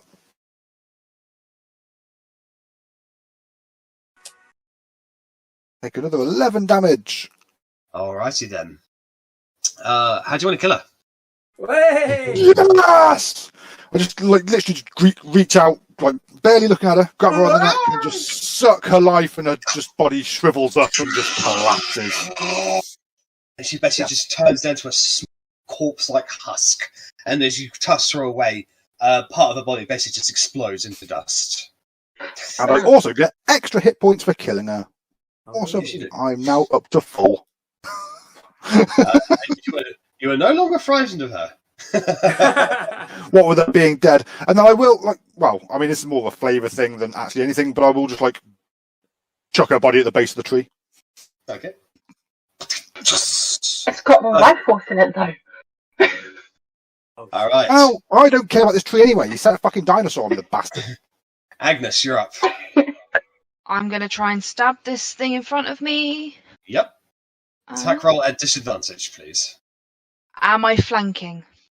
Flanking is not a rule. That's fine. I can't remember. I play too many bloody games. That's your own fault. Yeah, it really is. Yeah. That is a nat one. All right. Oh, wait, no. Can you roll a d4 for me, please? Wait, why? All right. So you swing. You just go to pierce through the scarecrow itself, and you actually nick it in a way that the weapon itself gets unstuck from your hand and is stuck in some of the clothes of the scarecrow itself. So you're disarmed of your rapier, and it's sticking out of the scarecrow, but hasn't done any damage to it. Can I have my sword back, please? I'm just going to appear around and be like, oh, what did you do? Fashionising it. It's a voodoo doll. It's now trendy, I cool. see. Yeah, exactly. Is there anything else you'd like to do, Agnes?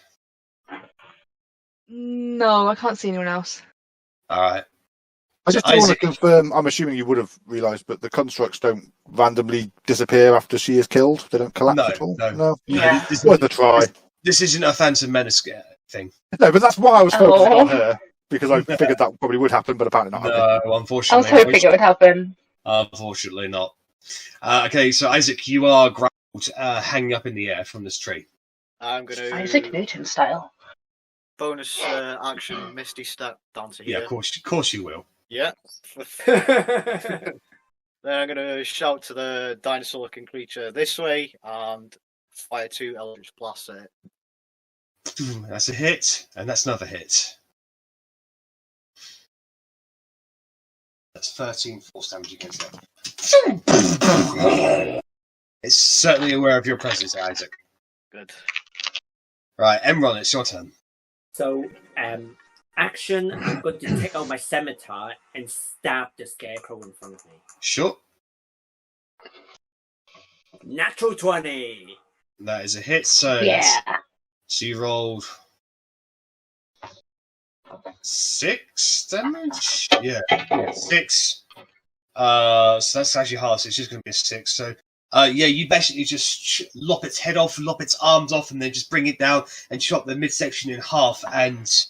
But with that, you're quite safe in the knowledge that the creature will not be getting up again. And then, Everyone bonus is a action, beast today. I'm going to pull the flaming sphere straight into the dinosaur, please. So, it's... That's 20. Ah, okay, I won't. I think it takes half damage. I can do it too. That's right. So only 5 fire damage against it. Yeah. So, Okay. quick question. Yep. Is it a free action to not concentrate on the spell? Yeah, you just decide to when you don't want to concentrate on it anymore. Okay. That ends my turn right now. Thank you. All right. Free action Actually, from move away ADHD. a bit, actually. Let me move away a bit, away from the beast. All right. So Thanks. this one here is going to look at you. Can you make another wisdom saving throw at disadvantage, please? Because you're already frightened of it. Disadvantage. Yeah. So your body locks up into place and you are paralyzed. Okay. I'm sorry, man. I'm sorry. Isn't this Alright. twice already? And then this one up here is going to continue its attack against Agnes because she is frightened of it. So this is going to be advantage. 22 and 22. Okay, if it's more than 12, I'm down. Just I can get you out, but like. There's 9 damage against you. And can you make 2 more wisdom saving throws, please? Okay, so you will continue to be a frightened creature. so. Is it the same as the terrifying glare? No, it's different. Okay, sorry. I'm so confused between all the different frightened shit that's going There's on. far too many frightened Sorry about that. Tis a frightening and scary encounter, guys. It's less than an hour. Alright, so that's the scarecrows. Right, Sparhawk, you are paralyzed. Nothing you can do. Mhm. Alright, so it is the Hullen's tree. Corrupted Hullen tree. It is going to reach out and try to engulf you, Vorpus. And I'm going Makes to sense. There's no one else here. Have you already used your shield, or is it had you have your turn? No, that was like a couple of hours ago, so I have got my reaction back. Right, what's your armor class? It is currently 17.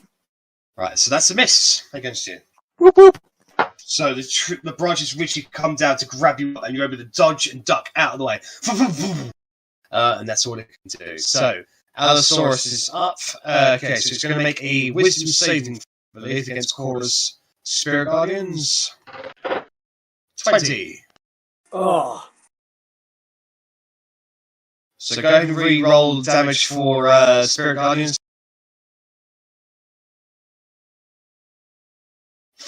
Right, so it'll be taking 7 radiant damage on it. As these tiny little squirrels jump on its back and start stabbing into it.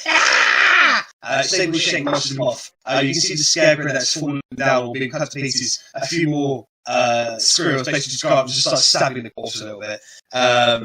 However, this creature is going to move here. And it's going to focus on you, Cora.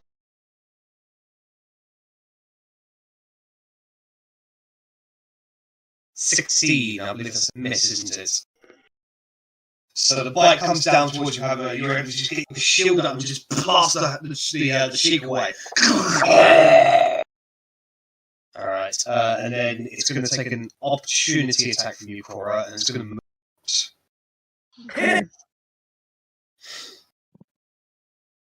That's a hit. 4 bludgeoning damage against it. So you whack it in the fire, and pop a blood vessel as it's charging. It'll stay there for now. Alright, Cora, you're up. Okay. I will. I'm gonna take my spiritual weapon and move it to the tree and try and attack. Alright, the make an attack roll.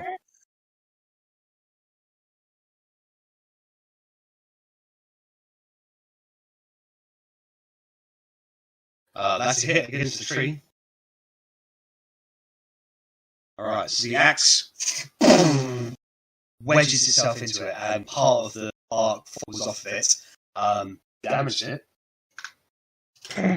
Well, it's something. It's better than nothing. All right, and then I'm going to just quick measure. I'm going to move over here to the rock.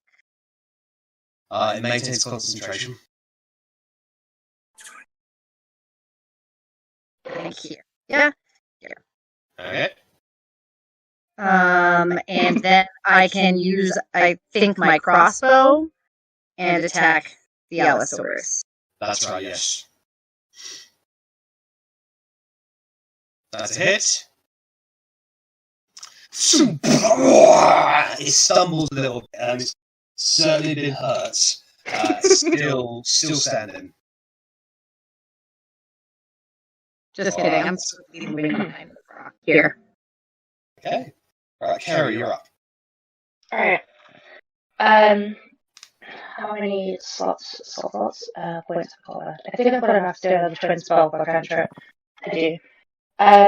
I want to twin spell firebolts at the Scarecrow and the Allosaurus. This scarecrow here? Yeah. Right, so because it's a ranged attack, you'll have to roll a disadvantage. Oh, okay. Well, then can I move before I do that? Yeah, but it will get the opportunity attack.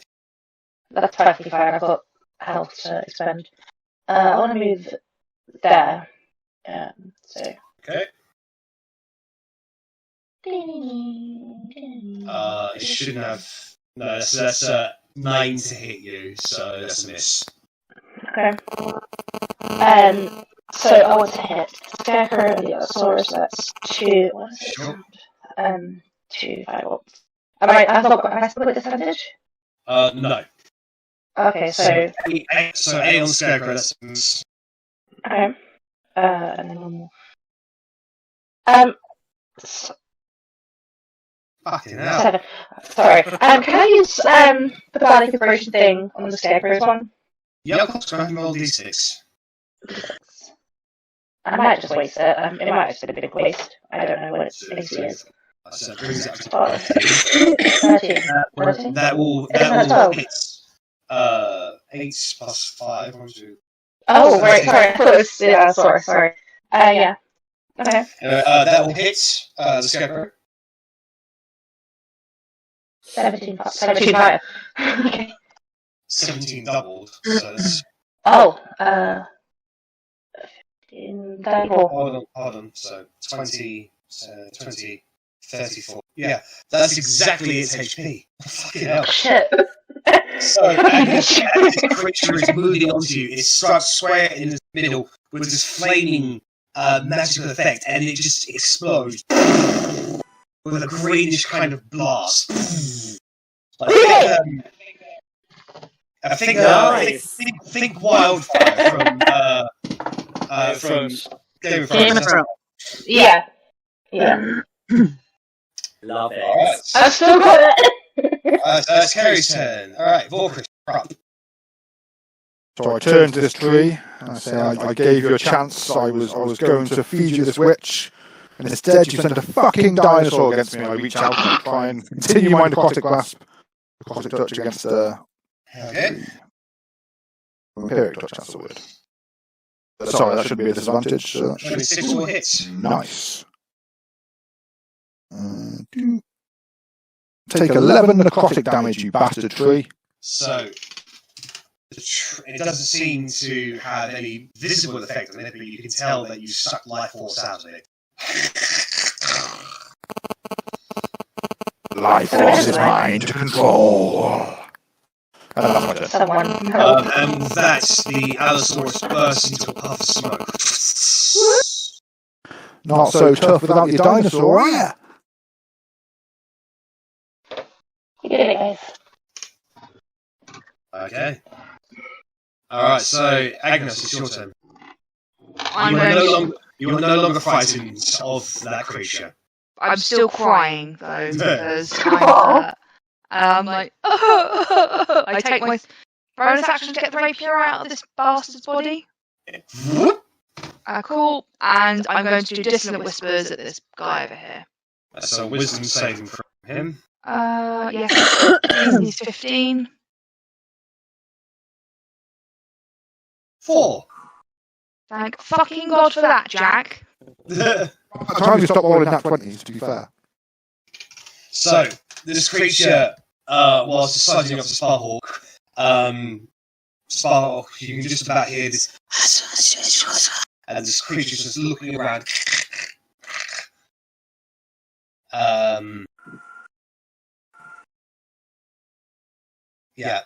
It's confused, it's taking damage and slowing down, but it's still alive.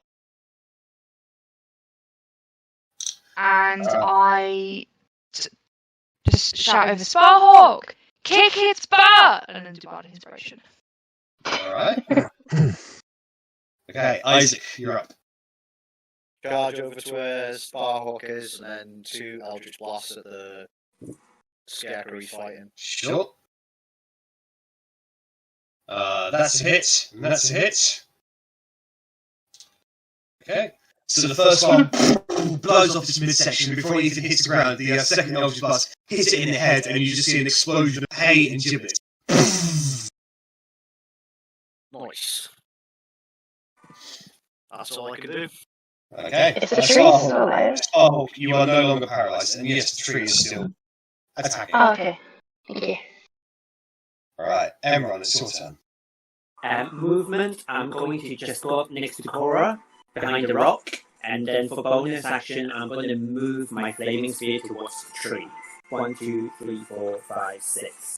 End my turn. Thank you. Alright, Scarecrow is all done. Sparhawk, that paralysing effect ceases to be once that creature was destroyed, so you have your... Okay.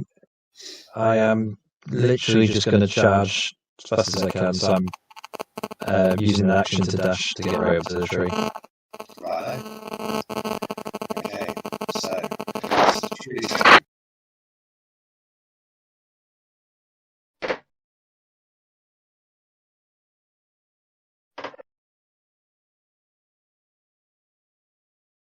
What's it going to Just do? checking something.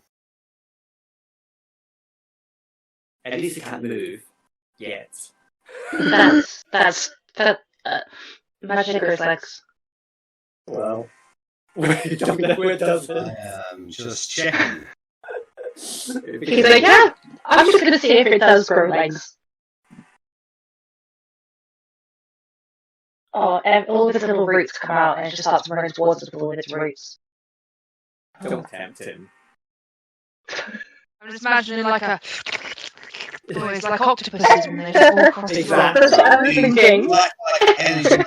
These black energy bolts formulate, and they start shooting out. 4 bolts move out. One towards Isaac, one towards Cora, one towards Emron, and one towards Kerry. Should we just magic missile us? Nope. So the first one is against Isaac. 21. Yeah, that's it. So that's 2 necrotic damage, minimum damage. I can save that. Necrotic. Second one against Emron. Yep. 13, that's a miss. Miss. Against Cora, 17, that's a miss. Against Kerry, 13, that's also a miss. Alright, that's all it can do for now. Cora, you're up. I have a question. That this is a Jack question. So I was looking when I accidentally put it in the chat. Does this tree count as a creature? Like I could try to put lesser restoration on it? Yes, it is considered a creature. Okay. All right, then I would probably run a dash over, see. Okay. And get as close as I want to right there. Alright.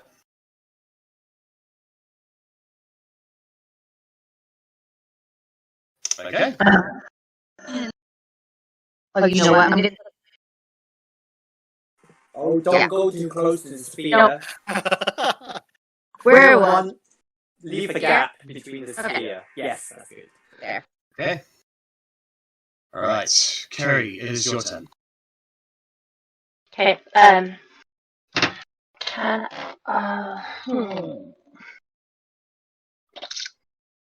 I just want to firebolt at the tree. Sure, make an attack roll. Can you do that? That's a hit against the tree. Three. Screen blast of fire hits out and scratches it. Creates a tiny little scorch mark where you hit it. You did some damage. Not that helpful. And then I just want to move next to Agnes just to sort of just give her a little company. Hi. Chris, it's your turn. So he's just popped out because he had the ice cream van. I love it. Did I heard that Cora was going to do the restoration. Did she do it in the end? No, she didn't. No. Okay. No, So I'm he's going not to do. He'll do vampiric touch then. I can't see because his computer's too far away.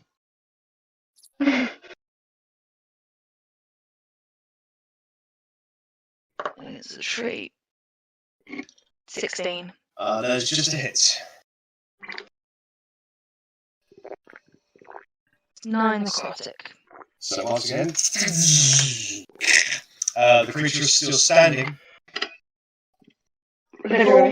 He's got the bonus action, so that'll be his turn. So that brings us to Agnes. And I am... See, normally while it's his turn, I concentrate on what's going to happen. I'm going to send my Desolate Whispers over to the tree. Alright, so you need to make a wisdom saving throw. Yep. 7. Take a whole 6 damage. 6 psychic damage. So it is immovable, so it cannot.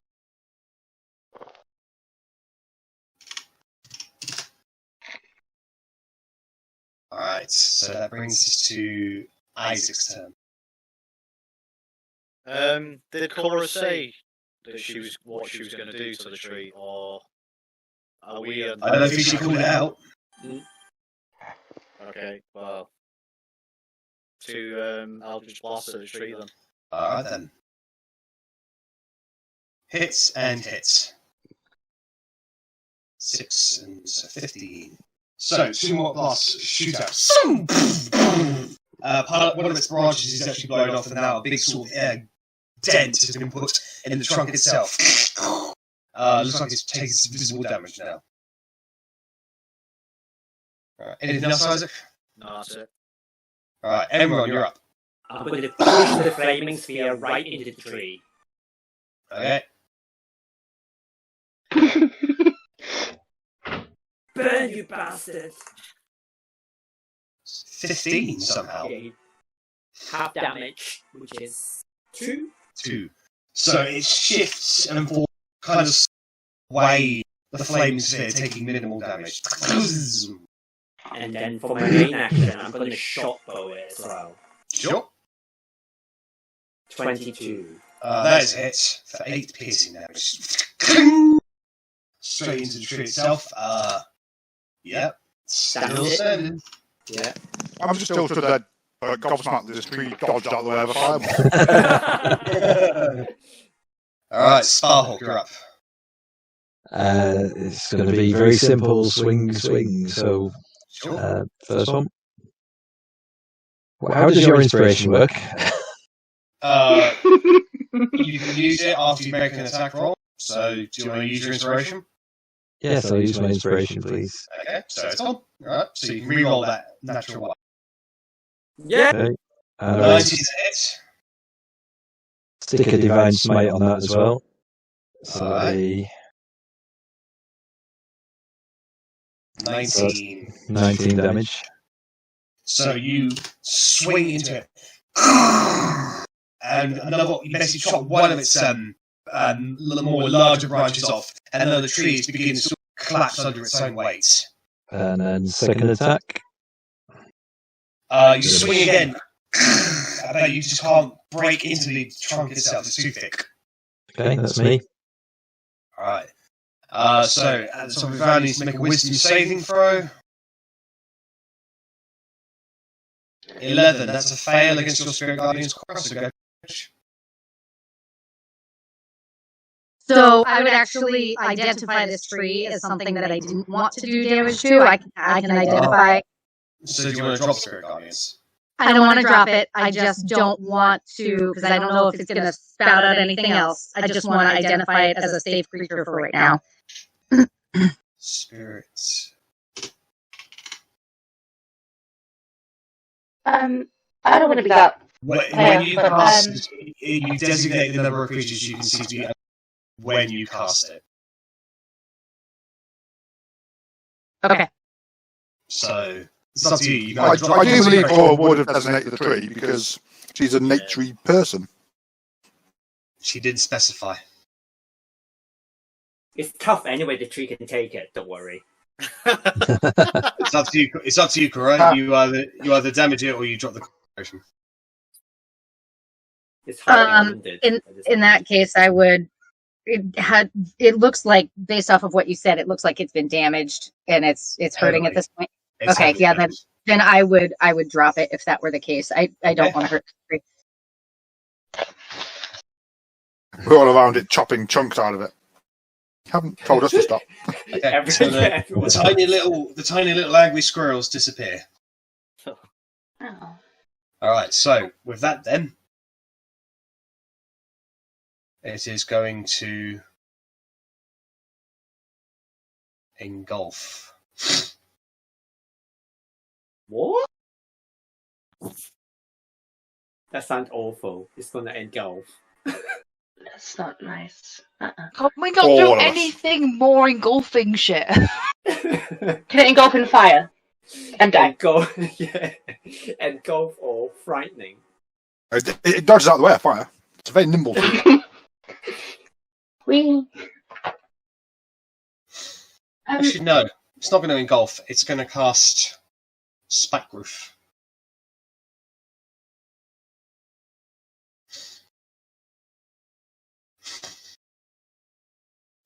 It's going to... Like, difficult terrain. There.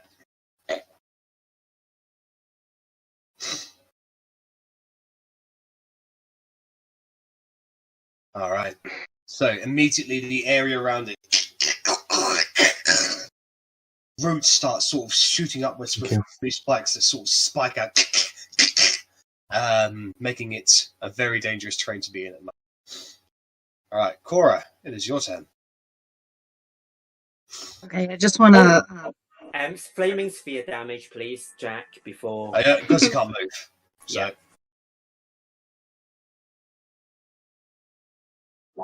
3. 7 fire damage. And the fire ball, the ball of fire slams into it again, and once again it sort of bends over, kind of listing on the weight. It's down. Okay, so I'm going to, at this point, as I should have before, yell to everyone, don't hurt the tree. I'm going to try and save it. And I'm going to move, and I'm pretty sure that means I need to take... I don't know if I take damage now or... No. Every 5 feet you take... Okay. You take 2d4, so... you take 8 points of piercing damage as you just sort of push your way through all the spikes and to get to the tree. Okay. And then this is close enough for me to touch it? Yep. Okay. And I'm going to yell as loudly as I can to the sky and my god and just ask for his guidance and help, and I'm going to cast Lesser Restoration on the tree. What condition would you like to end on it?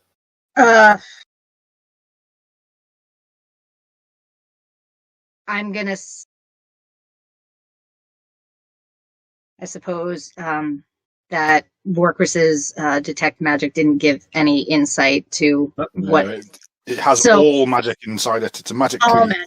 Well, I'm going to say it's not blinded, deafened, or paralyzed, so I'm going to hope that getting rid of any poison will help it, and I'm going to... Okay, so as you cast Restoration and focus on the poison with it has an effect as... No effect? No. Great. Then... I don't know, Cora's probably going to be super frustrated and just stay where she is. Okay. Carrie, it's your turn.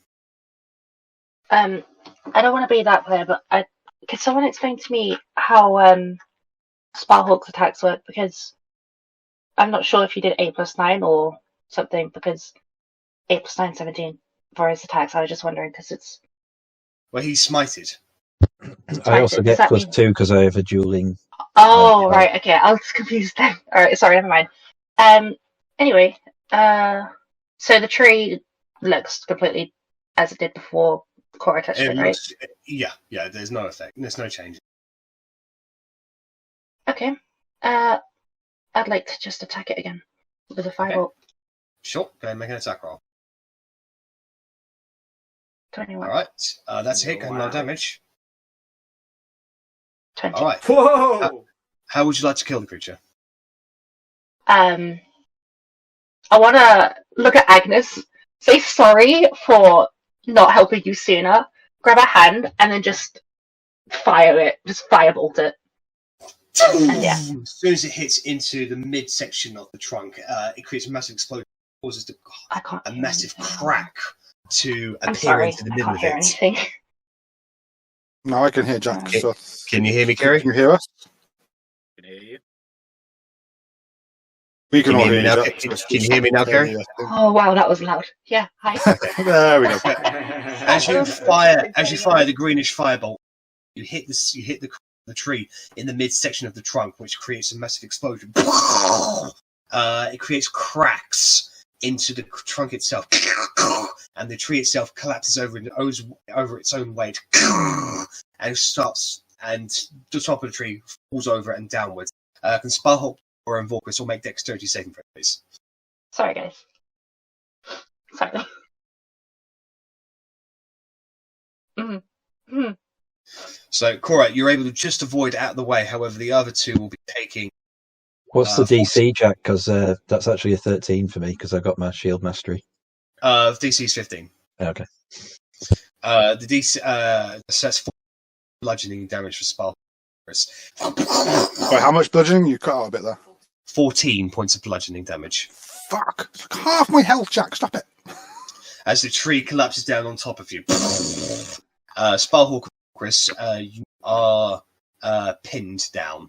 Whether the spikes begin to shift them, fall away into ash. Combat comes to a close. As smoke begins to descend or raise up from the burning bodies and the tree itself. You all take a breath.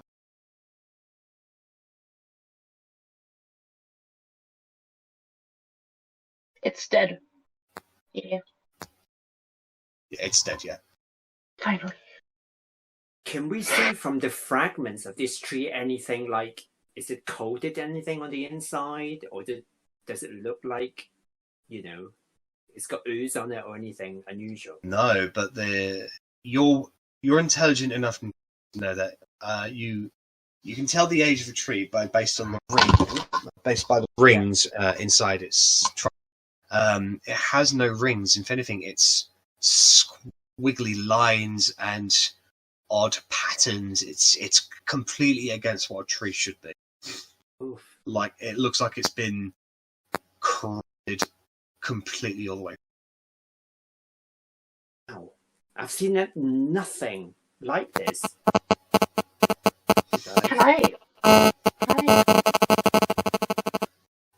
Can I run in straight to either Sparhawk or Walkers and just try and lift the tree off them? I'm not strong enough, but I just want everyone to sort of see I'm trying to lift the tree off them. It'll take them what remains of the tree off them. And you're able to crawl your way out. Thank you. If I can escape, thank you. Can I investigate these squiggles and patterns and see if I can spot any sort of actual logic to them?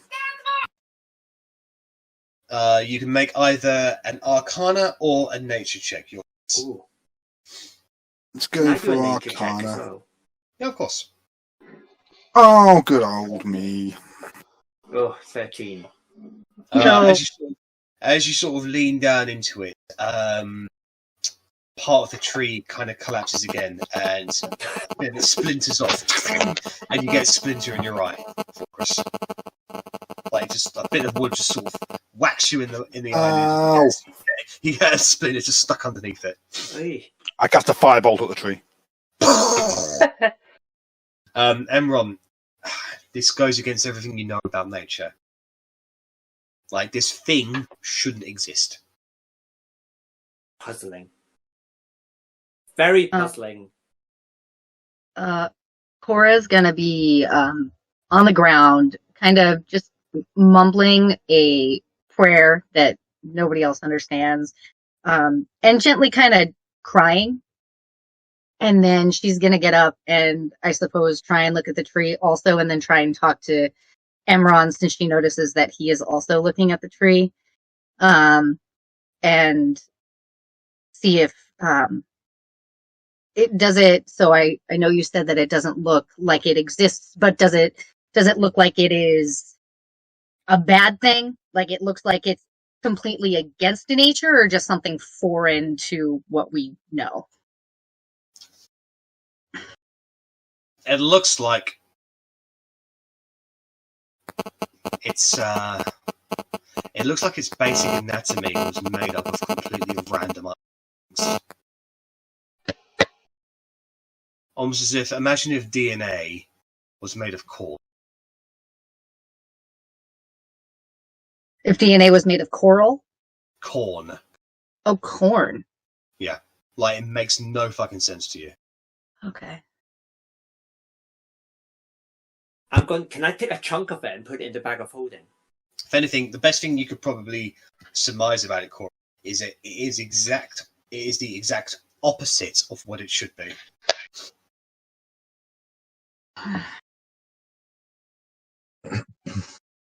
I'll see Cora investigating the tree and looking quite upset, and I'll be like, I know you were looking for a way not to harm it, but this tree was attacking us. I feel that we were justified in defending ourselves.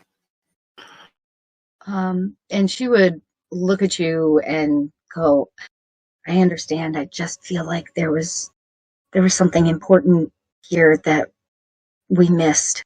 But maybe some of the other trees around can help. I don't know. And she's just going to kind of slump and go back to looking around. I would have tried to speak to it, but unfortunately it died too quickly. Does this you are able to take a chunk, put in your inventory, you've got pound corrupted hutton tree. Pound? Yeah. Thank you. Does this tree dying affect any of these other trees that were around that were also dead? No, they just look like they're trees. Okay. Can I have a mooch over to the hag-like creature's body and have a search, see if she carries any magical paraphernalia? Actually, any magical things? She has got on her person 30 silver pieces, a pair of solidified slug earrings. Okay. Trendy.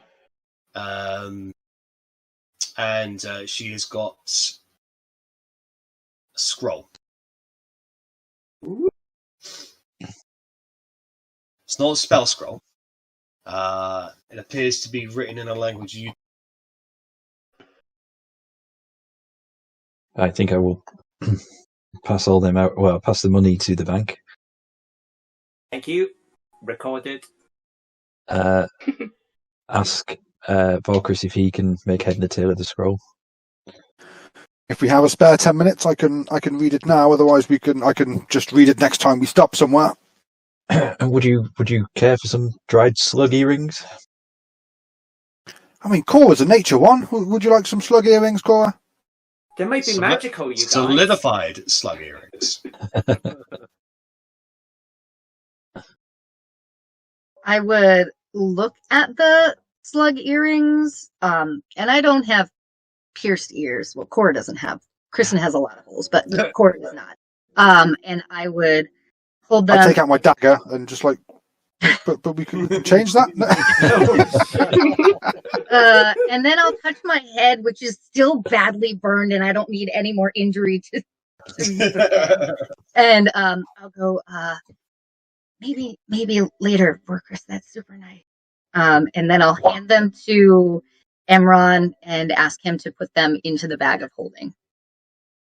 Yep, I will. Pop both of them in. Alright, a pair of solidified slug earrings. Can I With a question. Really think they'd suit you. I don't know how I feel about that. Can I just want to look at Agnes and say, Actually, no. I have a question. Which I think I know the answer to. I don't think I used my healing potion, did I, at all? Because I was No, told you to didn't. save it. Cool, yeah. I want to look at Agnes and say, like, hold the healing potion out and be like, it's here if you want it. You know, if you feel like you're going to, you know, it's here. I'd like you like manipulate the bottle in such a way. I kind of like wipe my tears away with the bottle and just like shake it on the ground, get rid of the tears. And be like, I'll be okay, and just take it back, hand it That's back. not how you take a potion. What the hell is wrong with you, Agnes? Oh shit! I'm in the wrong character head. Sorry. This scroll, did any of the other people look at it? Do we know what language it is? Like, none of us speak it? No, I don't believe any of you do. Okay. I can do deep speech, but that's not it. Is it? Basically, can anyone speak Aqua? No. Then nobody I can just about speak common. Then nobody can read it. So we'll leave it for now. I don't think it's going to be majorly important unless you desperately want me to stop and read it now. Otherwise, next time we stop, I will be sure to ritual cast comprehend languages and read it. Oh, we can wait, can't it? That's what I thought. It just says "FU" on it. Wouldn't be the first scroll I've got that says, you know, fuck you. I've literally got it in my inventory. Enjoy your fucking trap-filled hideout. Yeah, enjoy your fucking trap-filled hideout, you cunts. Fucking spelt wrong because Wenas is stupid. What a Venus. How far away from New Euriniam are we? Do we know? Still about a day and a half away. Still a day and a half away. Yeah. Okay. I'm going to walk up to Agnes. Sparhawk, how many points are you down? I'm about halfway. I'm surviving. It's fine. How hurt are you, my lovely dear? Agnes. I was like, I don't think he's. I'm pretty hurt. You're pretty hurt. I'm going to come up, and I know it's not a touch spell. It's just 60 feet, but I'm going to come up and hug you anyway and cast Healing Word. Just whispering sweet nothings into her ear as you hug her. Just make her feel better. It makes her feel weird. I tell you what, the hug just makes me feel better, and then I'm like, oh, it's all warm. Yeah, thank you. Your tears evaporate. Oh, my tears are still there. Hers can evaporate. Oh. All right, so it's 5:30. Let's just make a quick 5-minute pee break for everybody. We'll be back here in 5 minutes. Okay. Hunter, Lexi. So they were talking about bounties on things. Is this? I don't know. Like, would we want Cora to try and grab her body and drag it back, or we can't take a cell phone picture and bring it back? We can just chop off. Chop her head off. Yeah. Chop her head off and stick it in the bag of holding. It's a hag. It's not like a beast or anything, is it? It's. I mean, I feel if we chopped the head off and took it back, it would just look like we murdered an old woman. Which, I mean, was this general knowledge? General knowledge from the old world is that hags and their covens were hunted down as a matter of safety, really. Hags are generally evil creatures. They enjoy corrupting things. They enjoy, like, just the most worst and sickening forms of cruelty and torment on many creatures. Now I feel she did that to the tree, and we've just killed the tree for nothing. And without the hag, it would have recovered. Well, without the hag, it was still attacking us, though. I mean, it might not be an instant thing. But hey, what's done is done. Yep. I think my question still is, like, we had the bounty on the centaur and other dangerous creatures. I just don't know if this is something we want to figure out how to take back. Are you asking that as Cora?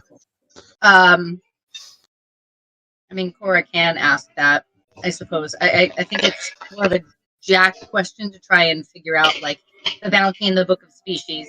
She's not somebody that we I don't think immediately recognized as a hag. Is that accurate? You recognise her as a hag when you got close. Somebody correctly guessed that. So she wasn't a new species, but she was a dangerous creature. So is that something? No, she When was the dangerous, by the way. In terms of whether or not you'll get paid for this, you don't know. Okay. Barhawk chops her head off. Okay. Picks it up by the hair. I would like to take a small piece of the it's tree mute- bark if possible. It's mutancy and disgusting. You can take a small piece. Emran has a piece of so. Oh, okay, fine. I have metal gauntlets on. I'm not actually touching it. It's fine.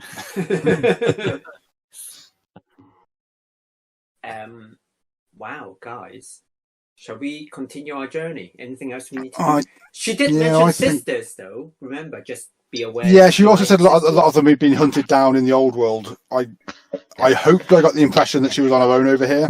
Certainly no one else attacked us. If anyone else attacks us on the way back, then I shall kill them just as easily as I killed this one. Haha, and I look all brave and proud and, yeah.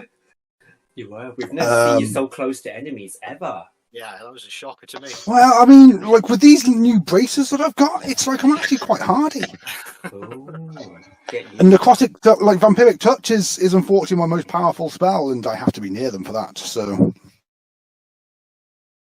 amazing. Can I have a look around for any guys that wouldn't know what he's looking for? I don't know, like offspring of the trees, like seeds or acorns or that sort of thing. Make an investigation check.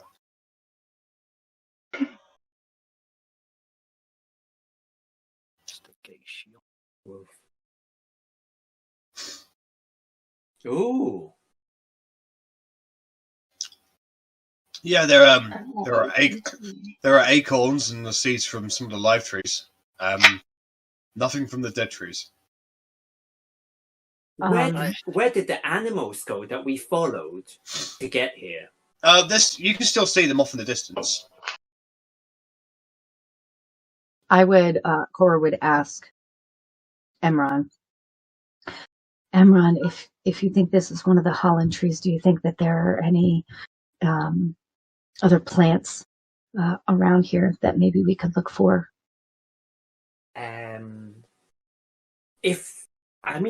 Apart from this corrupted one, we haven't seen a real a good Holland tree, have we yet?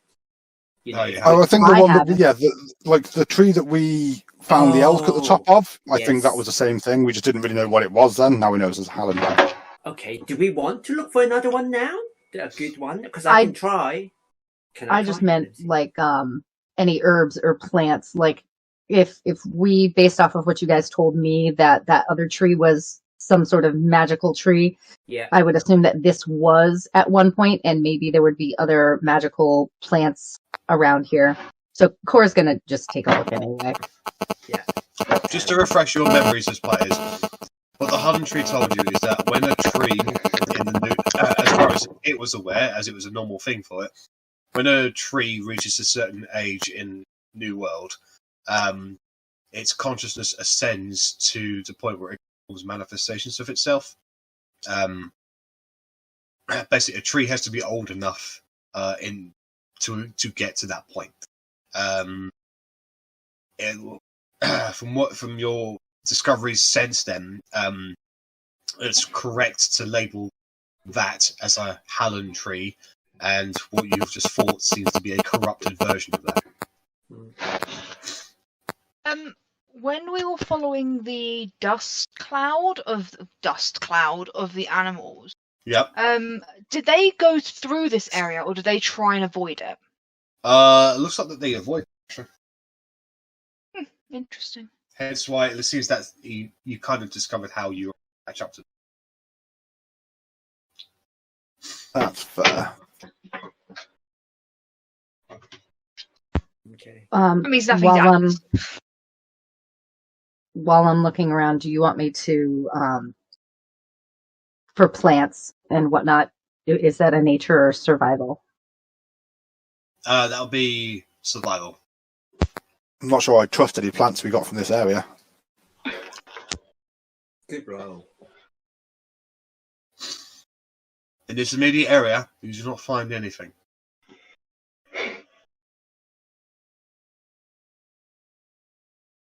Shall Well, I we suggest continue on our way back to New Eurinium? sounds like a plan to me. While we still have some daylight left. Hmm. So you're not going to follow the creatures, are you? I assumed we'd lost sight of them while we were fighting the. No. You can still see them. They're over there, basically. Oh, well, then hell yeah. I mean, if no one else has a problem with that, I would still like to follow the creatures. Yeah, Okay. Go for it. One more. I'm an inquisitive person. I want to learn everything I can. Okay. So, the party continues on their way. Heading towards the large dust cloud to be a herd of creatures.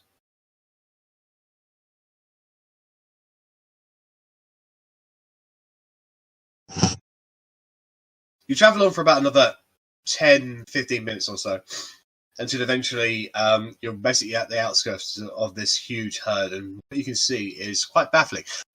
You can see quite literally hundreds upon hundreds of creatures, probably about 9 feet in length from to the top.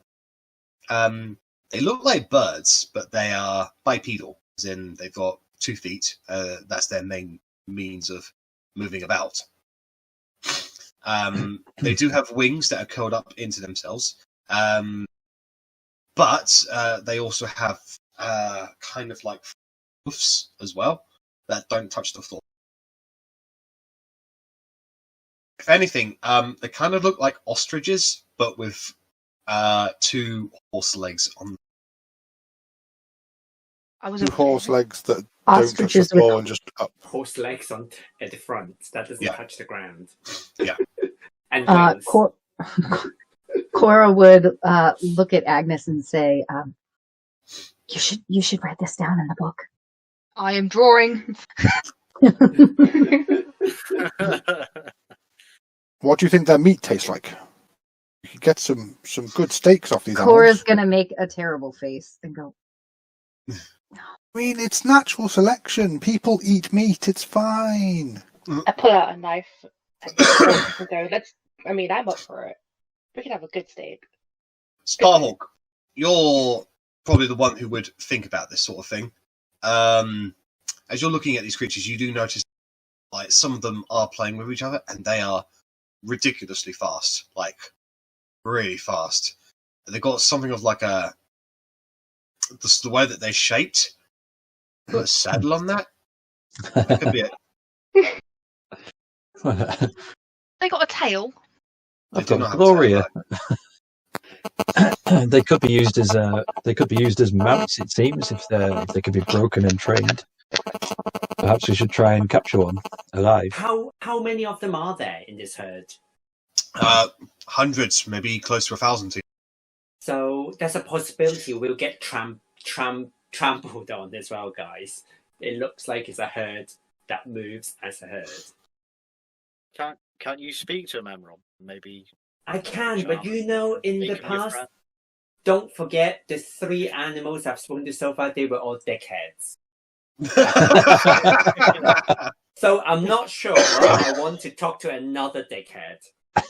Yeah, but you know what they say, 4th time's the charm, isn't it? 4 times? It's a new world Yeah. thing. Yeah, I And then just made it up now. I Having not turn to experienced- Cora Go and ahead. say, Cora, maybe you want to speak to one and see whether this one gives you an attitude like they do with me. So I can try, but it seems like nothing here wants to speak back to me, or if it does, I can't understand it. But that being said, Yeah, I mean, if it was like a magical plant that could control itself to an extent, it would be able to communicate back with you. That's where the trait really shines, Cora. But normal plants have no means to communicate with you, so that's where the confusion comes. yeah, no, I think there's also, like, when I read up on the spell, it said, like, if I asked it to turn its leaves a certain way, if it wanted to cooperate with me to answer in like a yes or no fashion, it would still do that, and none of these plants have responded in that way. So I don't know if the beast part would be any different? I mean, Cora would still want to try. No, the beasts would certainly be different because they can communicate in their own way, but the leaves themselves, as far as I'm concerned, they need to have magic guiding them. Normal leaves don't move, so they can't. Just because they can be communicated with doesn't mean they have to communicate back. Okay. I mean, so don't get upset if Cora's obnoxiously still trying because she's still trying to figure out her powers. So no, still try things.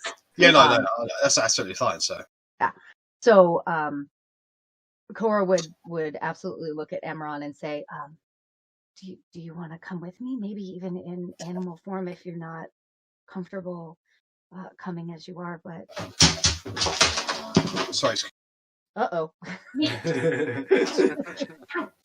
Yeah, I'll absolutely. I'll accompany you for sure.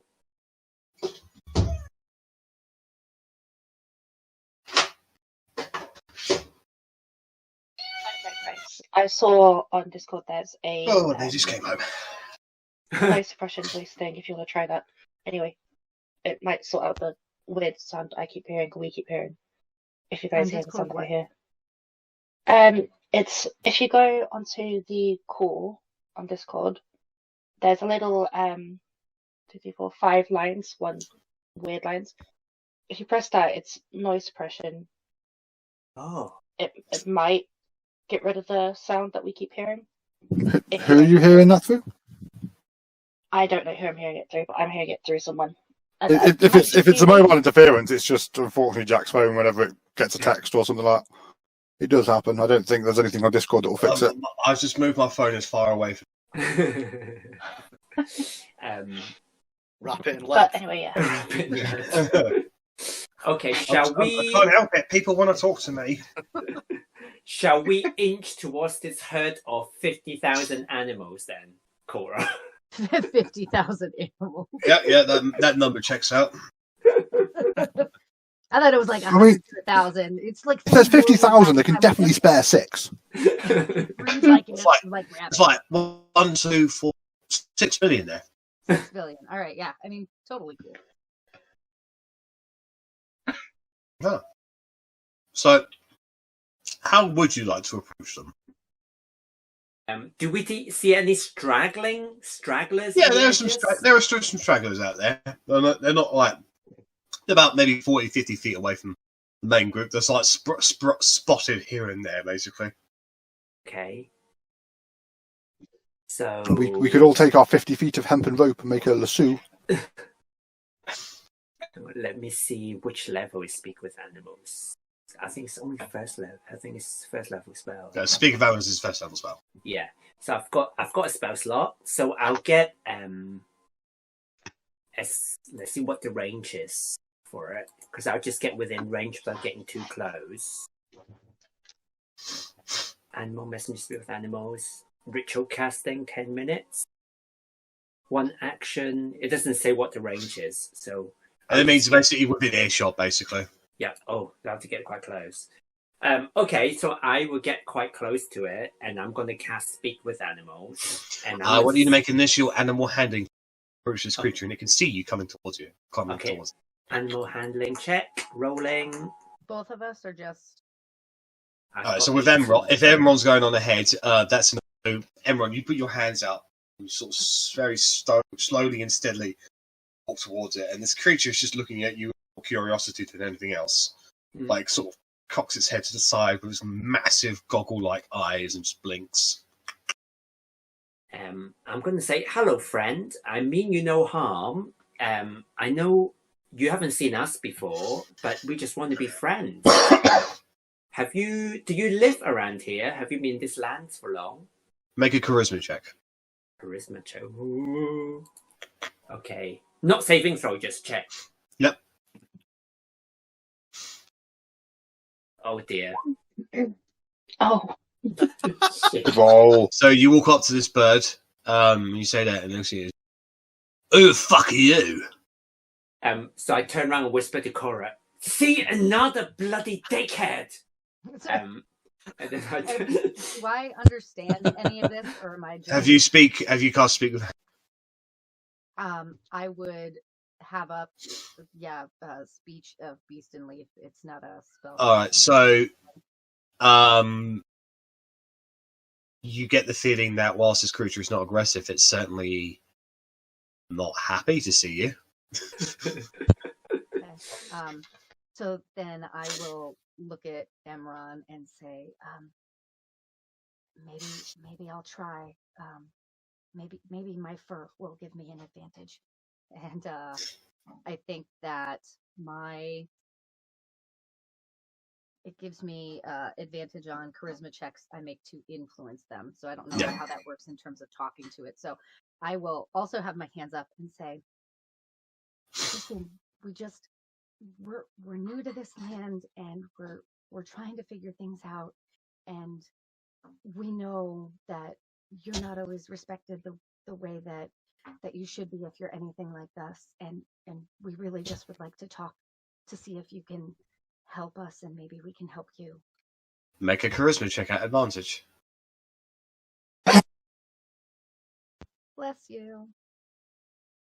Ask them what they taste like. No. That's what you get for being polite. I mean, the bird looks at you, and whilst you have no idea what it says, everyone you hear you say, "Oh, that's some right mighty nice fare there, Ack. Look, it's full of lice. Mind if I peck it?" I'm thinking for a moment whether I should literally translate that or not.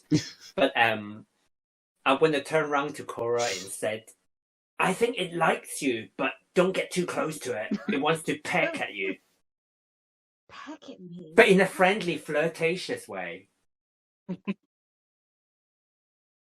Cora would totally make a face like that, like that. Just keep, it likes the way you speak to it, so keep going. Okay. So,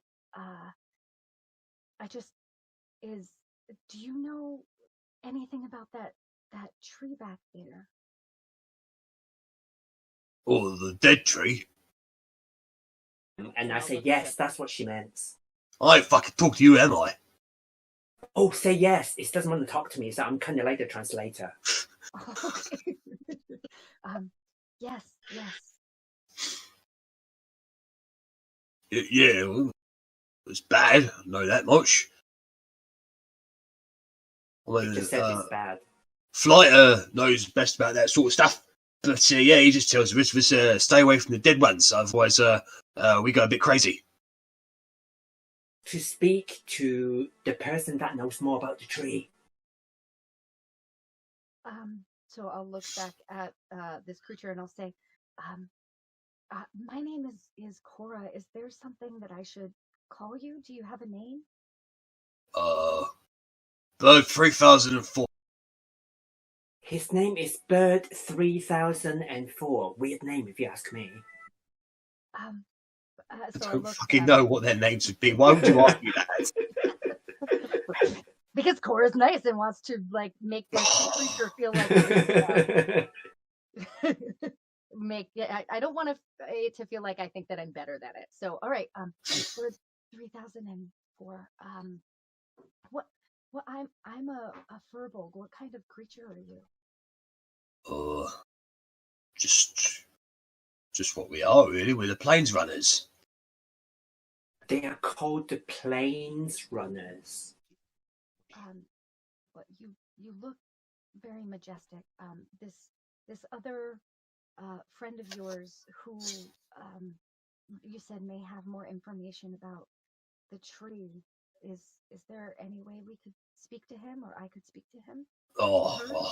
He's in there somewhere. I have no idea where he'd be. He's the one who, when we run, he's the one who runs first. The one that we want to speak to is the lead runner of the tribe, but is somewhere hidden amongst all these 3004 bird people, so it's hard to spot. He doesn't know where he is. Is there a way I could safely go in and find him? Well, I mean, I don't know. Chances are that everyone just run away from me. I'm fucking brave as fuck, so that's why I'm speaking.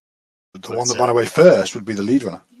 You actually do look brave as fuck. So, He extends his wings and just sort of like tucks them into each other. He basically just kind of starts like pedaling around as if he's like doing that one of those like weird bird mating dances.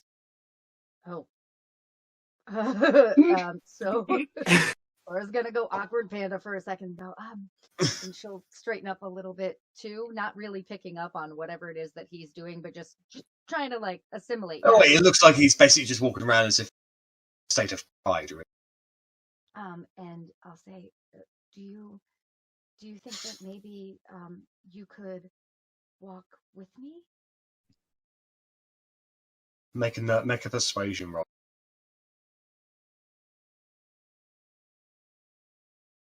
Oh, good. That's not bad. That's not bad. What if you'd? I'm looking at Emron. I'm just gonna assume that he's consistently translating, if that's okay. Yes. Yes. Okay. What kind of food do you eat? Oh, bugs, plants, worms. I will rifle around and scan the ground, and if I don't see any bugs or worms, Nothing of note. Okay, so then I would pull out, I think it was called the dawn flower, and I'll say I don't know what this is. It's supposed to give you energy, but this is He all I waddles up. have. He waddles up to it, and like he's a little bit taller than you. It's quite unnerving. And he just sort of sniffs at the plant and just gobbles it out of your hand.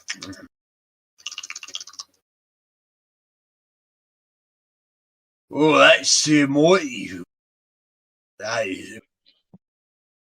Ooh, he's got one kick.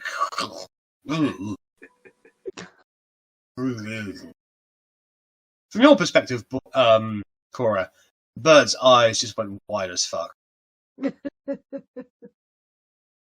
Did Cora just give that bird ecstasy? That's what I was thinking. Yeah. I mean, I thought I gave him caffeine, but whatever. Concentrated coffee.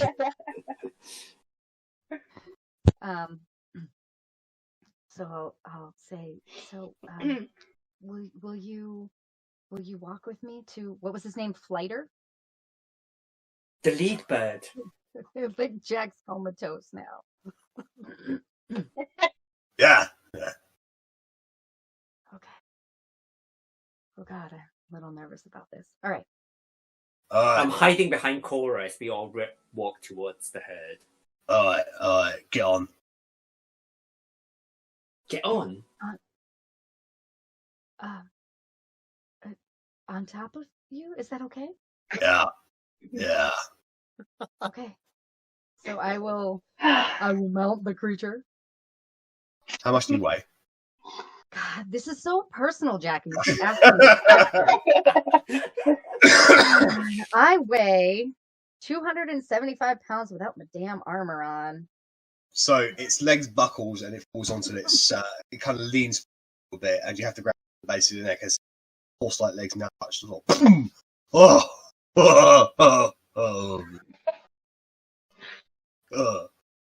right, here we go. And its wings curl up, fell over you, basically kind of just form something like a cocoon, head sticking out of it, and it shoots off into the crowd, leaving Emerald behind. Oh dear, you're on your own. Can't understand it. I want you to make a dexterity check, please. Just the check. Yeah. All right, so you get about 30 feet before you're like, whoa, fuck! And roll into probably a crowd of about 24 of these ostrich-like creatures, and they take one look at you, and they just run. So I will. The high ones keep the one that you're speaking to has continued to run. He hasn't noticed you falling. I'll say Bird 3004, wait! It doesn't. Okay. All right. How far away? You said 30, 40 feet away from Emron? Yeah. Okay, so he's not very far away. So I'll call to Emron and say, Emron, come slowly. And then I will look and talk to. I'll try and use a loud voice and say, "Plane runners, I ask your help, please. I'm looking for the one in charge for Flighter." As you raise your voice, that just serves to scare that even closer to you even more. And instead of having a 30-foot radius around you, now you've got a 60-foot radius where the birds have run away from you. So then, seeing that, I'll be quiet and say, I mean no harm. Please. You don't think any of them have heard you? Nobody hears me now. Okay. Well, you haven't moved, so... Well, right, but I didn't want to scare anybody anymore, so... all right, so I will inch my way over towards the direction that bird 3004 went to. Make an animal handling check as you do. You get closer and closer. The birds sort of blink at you as you get within 30 feet, and they just scatter.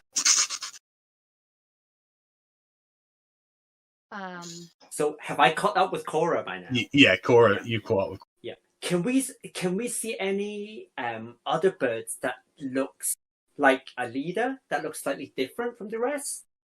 You know, Make an insight check. Insight check. Probably not very good at that either.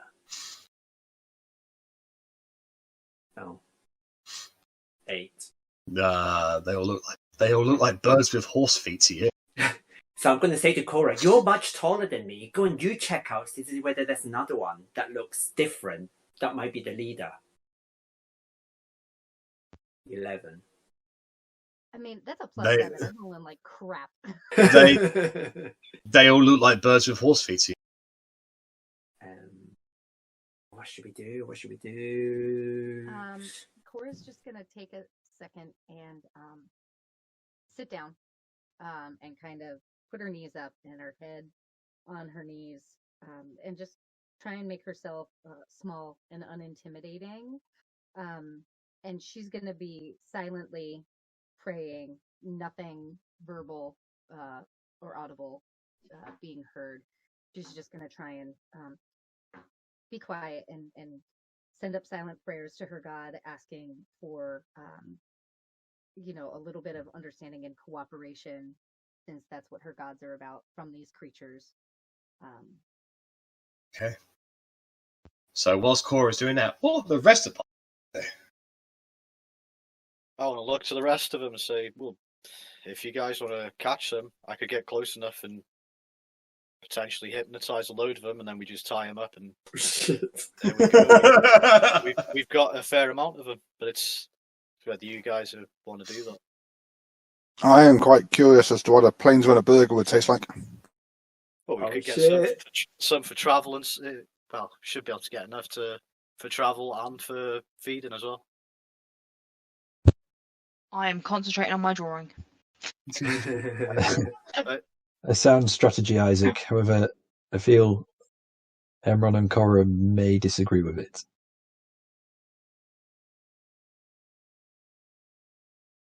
Can we see what they're doing? Like, you've seen Emron like make these strange kind of moves with clicking noises he's making, and Cora just gesturing her arms wildly as his birds just gotten close up to her and just eating something out of her hand. Then you see her mount this bird, and it starts running, and she can't. It just gets the birds get away from her every single time she tries to approach a bird. Well, we don't have to kill them, and we could release them if they're not comfortable with it, but they don't seem to be having much luck with what they're doing. And I'm not entirely I think if I want to eat a planesrunner burger, there will probably be some killing involved. Or at least some serious maiming. Just give me I could technically gouge a burger out. Just carve it. Just cut that out of your mouth. Like. Harry's just sort of sat, like, just stood there, watched this conversation with just pure amazement that you guys would be this savage. It's not savage. It's natural. It's a circle of life. You've not seen Lion King? I was just thinking it'd make her getting around I a lot haven't. easier as well. She's just watching. She's just watching this conversation. Maybe because I don't know what she's doing, so she's just watching. I don't know what she would do in this. Have they all just kind of stopped for a bit? They're not actually still running away. No, They're all just like, they're grazing around here. Yeah, they're grazing basically. Okay. Is there a handy tree nearby? There's a tree nearby. Yeah. I would like to climb a tree. Okay, so you climb up the tree. Can you just go and make a quick athletics check for me, please? Let's see how well this goes already at the stage 1 of my plan.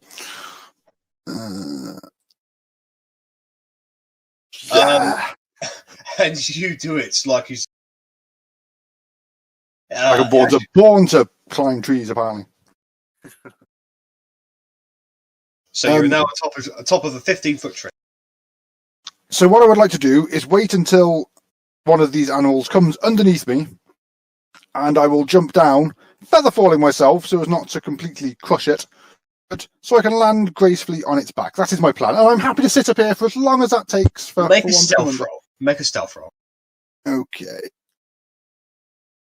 10. All right.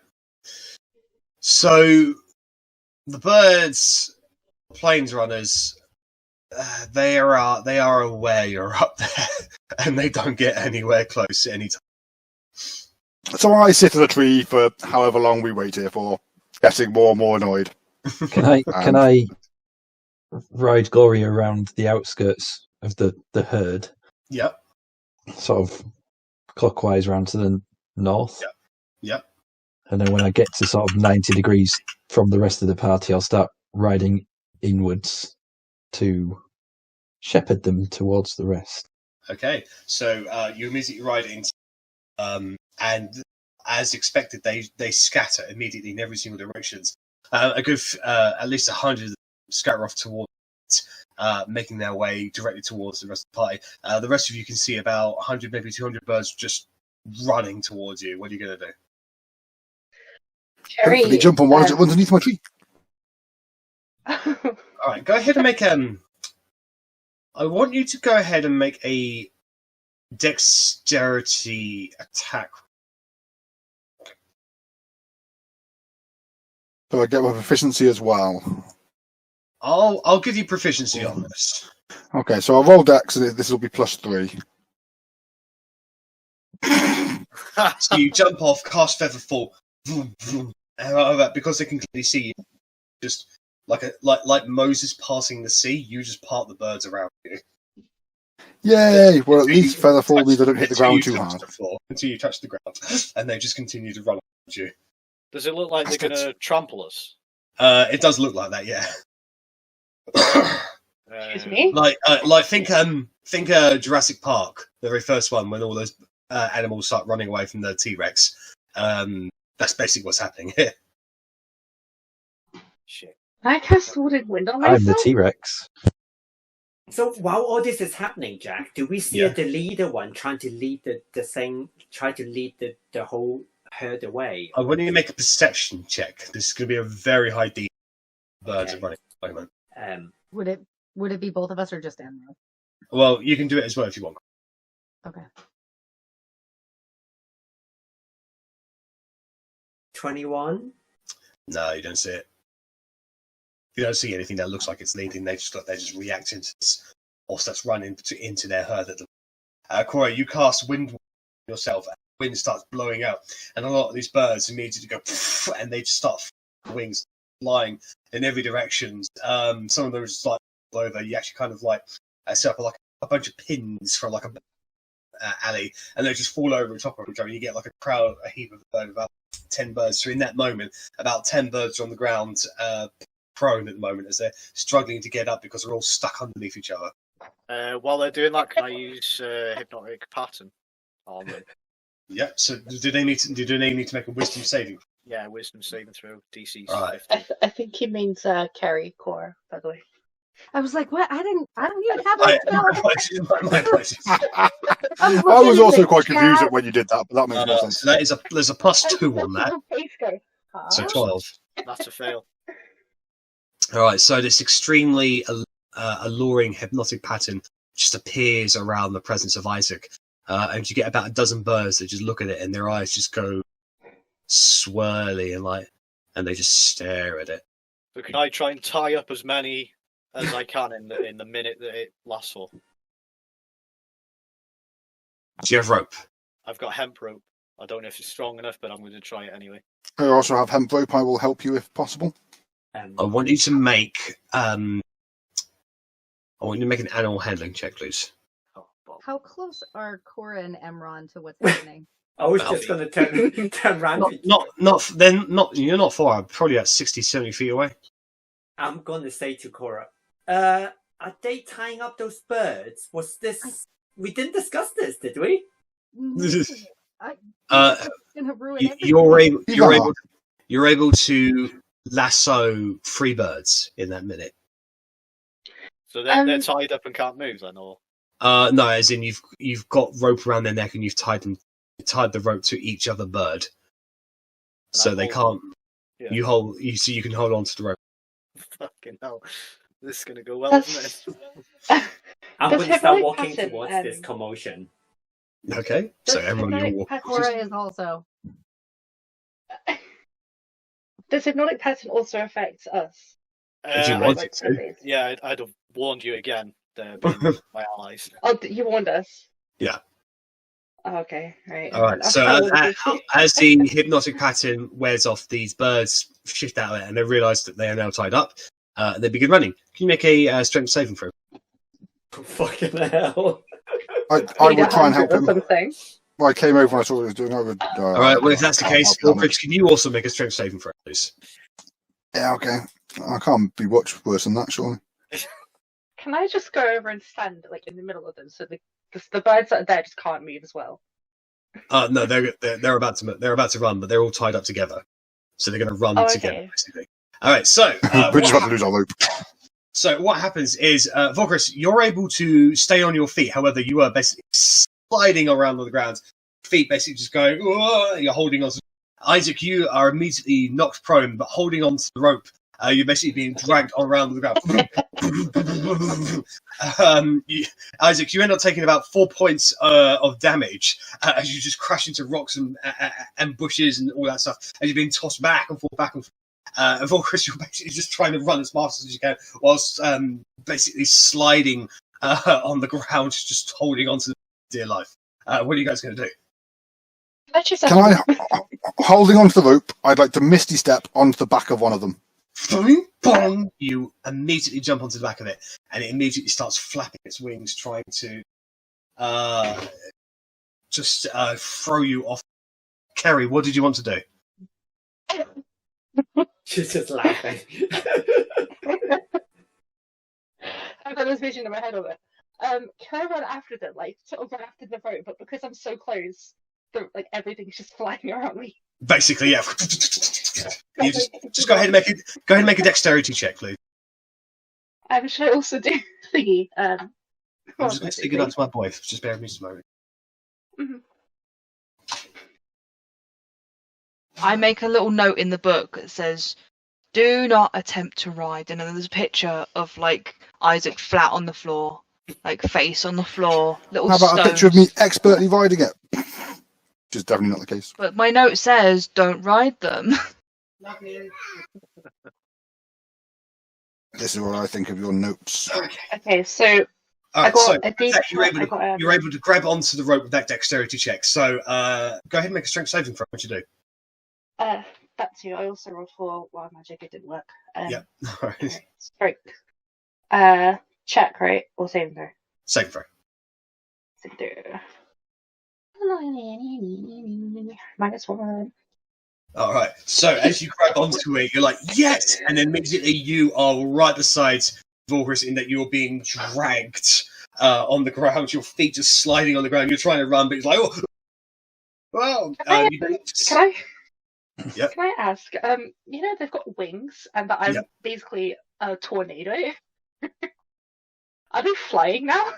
Wait, no. If you still have your wind wall going, then you would have given them the acceleration they need to get away from you. Well, I'm on the back of one of them, Gladly. holding on for dear life. Vorkris, go ahead and make an animal handling check, please. Okay. Yeah. Go, Vorkris, go. You can do it.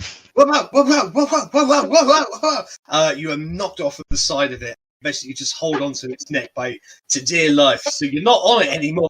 You're just holding onto the neck as it's flapping its wings and its little horse feet, and it's just running in all of the directions. It's being yanked back and forth by the two other planes runners that are going all over the place. You see Isaac being dragged by the side. You go.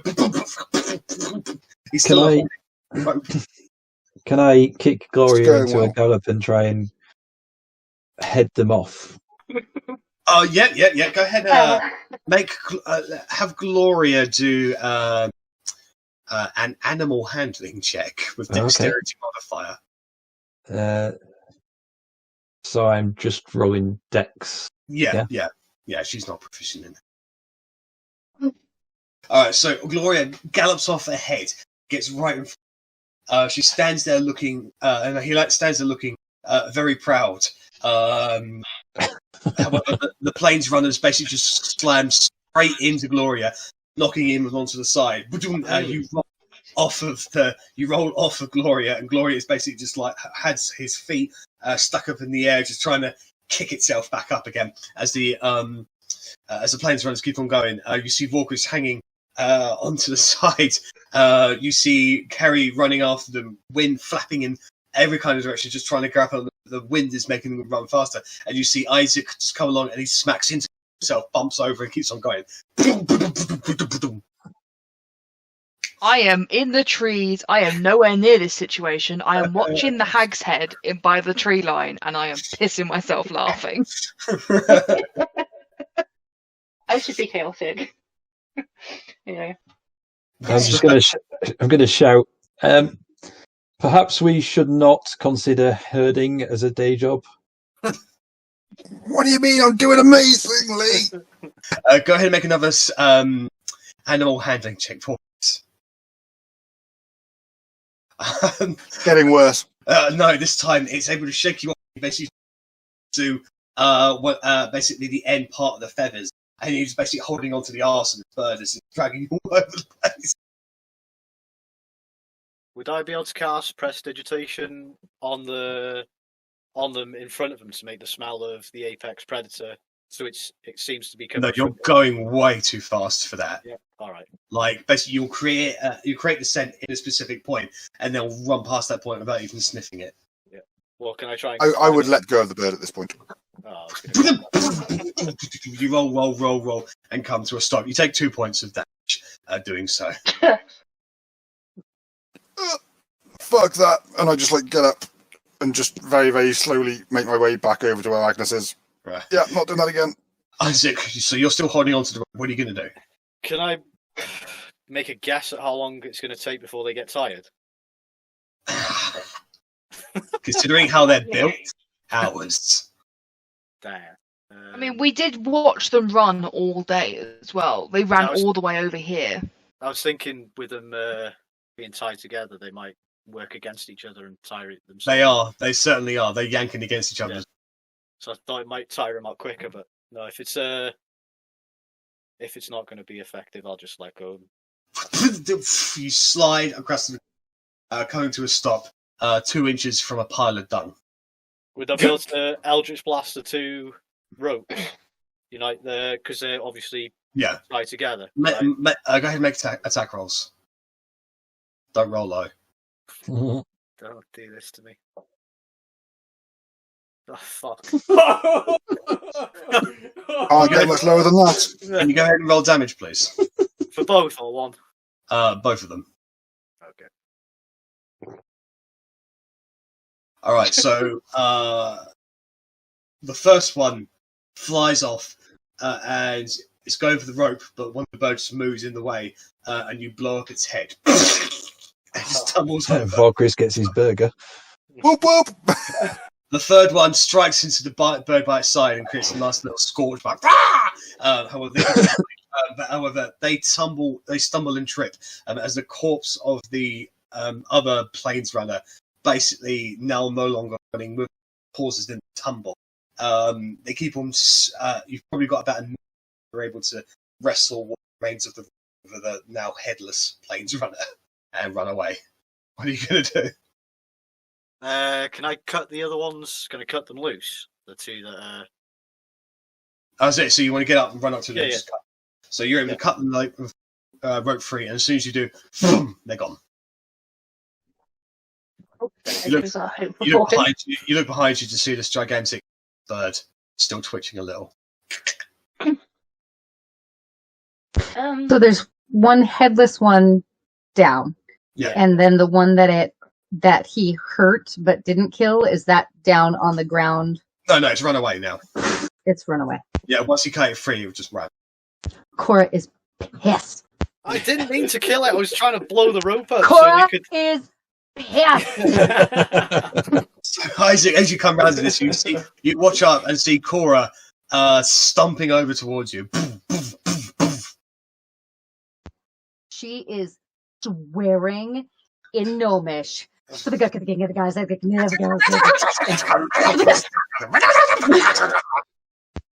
I mean, for the record, not how I wanted to do it, but, it'd be a shame to waste the carcass now. So, planes runner burgers it is. I was trying to hit the rope to free him. Couldn't have just left them all tied up. I wink at Isaac. Yeah. Cora's gonna spit back at you and say, "You should have never tied them up in the first place." I didn't know what the plan was. I just seen I them all thought we coming could towards us. domesticate them. I thought you guys wanted to talk to them, and they were all running at us. It was just, I don't panicked. Cora's gonna kneel down at the headless one. It's twitching.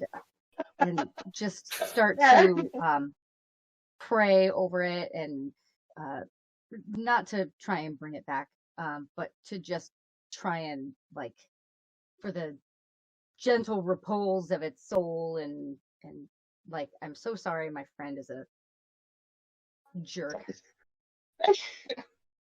The legs twitch. She's just going to be stroking it to try and comfort it as it. It's dead. Hasn't got a head. I mean, I know, but she's between being upset over what happened and upset at the loss of life for no reason. Just gonna more maybe for herself. Be stroking this thing until it stops twitching. Certainly has an interesting smell in death. I'm just gonna get obsessed with death. I'm gonna stomp up to Isaac and say, "Do you know what I just said? I said that all the animals were dickheads. Well, you're the biggest dickhead I've ever met." Well, I didn't know what to do. I don't know what to do, so I feel I'll kill it. It wasn't my intention. I was trying to split the rope so it wouldn't be tangled up, but it obviously didn't work. Oh, okay. Kelly sat there wide-eyed. Just wind going around her. I'm assuming there's some blood in that wind, right? Yeah. Just splats of blood going on her face while she stood there, just like. I think, Yeah, as Carrie's caught up, now the body is kind of like being rolled on occasion. Feathers are flying everywhere. Bits of blood is kind of just like its neck is like nice and long, so it's kind of like a hose, which is spurting blood everywhere. Oh. With the wind ward.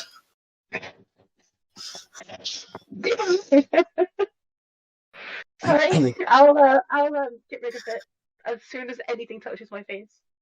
So once a bit of splash of blood hits you in the face, you just drop it, and the body just goes. Its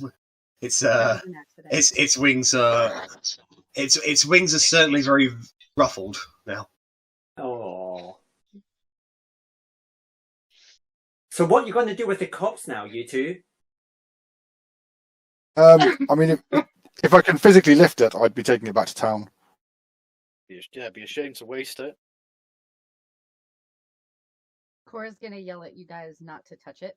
And she's still crying, and she's gonna scoop it up and carry it very respectfully. Make a strength check. It's a fucking heavy creature. Yeah, It's I've an got ostrich. also. I don't know. Yeah, I've got that other thing, like my. Yeah, so you can lift things bigger. You should be able to powerful build. That's the one. Is there any chance you're respectfully carrying it to a butcher? Vorkris, I am not in the mood right now. I'll adjust the DC for. I'd just like to say, Cora, it has died. It would be a shame to waste it now. Otherwise, it's just died for nothing. So you pick it up, and it's odd shaped at best. The best thing you can do is basically just hunk it over your shoulder. The rest of you just see the neck just go whack her on the back. A bit of blood just spurts out over her backside. But you are carrying the bird. And so ends the great plain run of the Oh. I assume they're all like long gone at this point. Yeah, they're within a mile of you, but they've regrouped, but away from the big scary It's just horse. twigged on where the inspiration for this came from. This is we're the Australians, aren't we? Yeah. Cora sacrificed Isaac. All right. So which way are we going now? Towards New Euriniam. Trying to give up? Trying to get mounts? Yeah, I've given up on these battle animals. Yeah. We've just killed one of them. Even when one dies, I just started to get fury. There was some really great creative things there, guys. I just unfortunately the rolls didn't match it up. That's about normal. All right. So Cora, husking or carrying the body of the gigantic plains runner over your shoulder on the way back, you guys begin making your way back towards New Euriniam.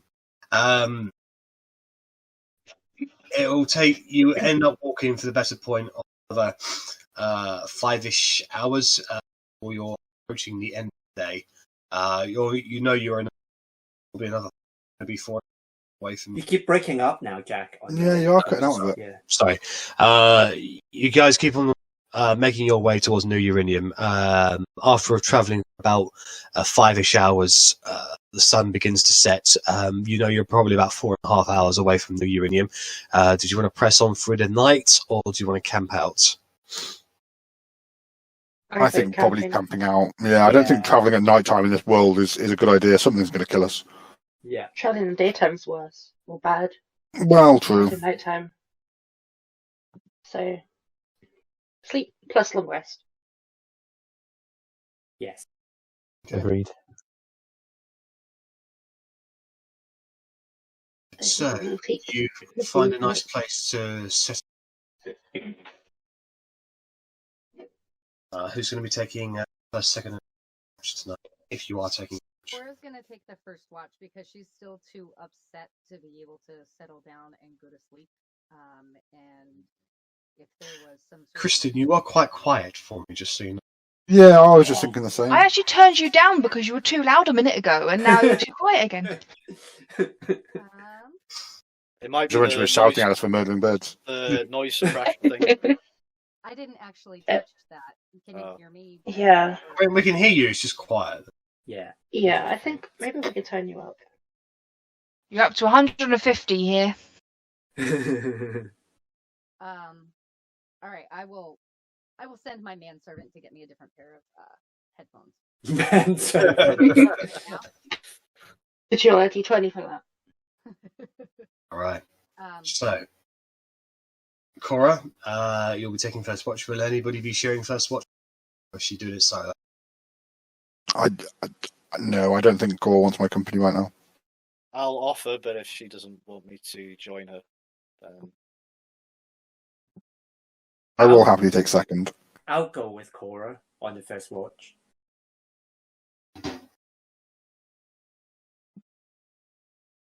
So, Emron or Cora, one of you can roll at advantage, or both of you can perception checks.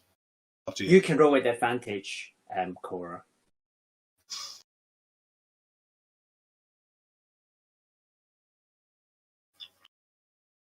Nice. Ooh.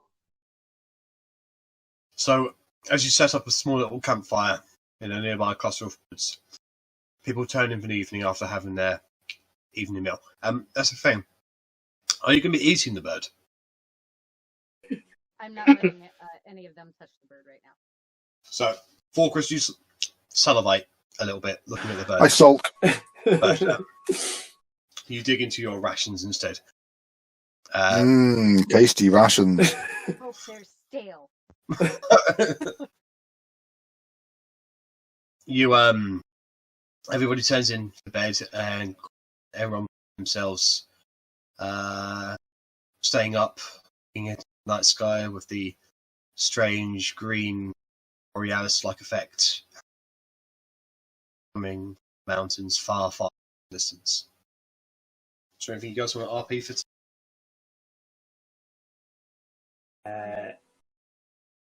Go on.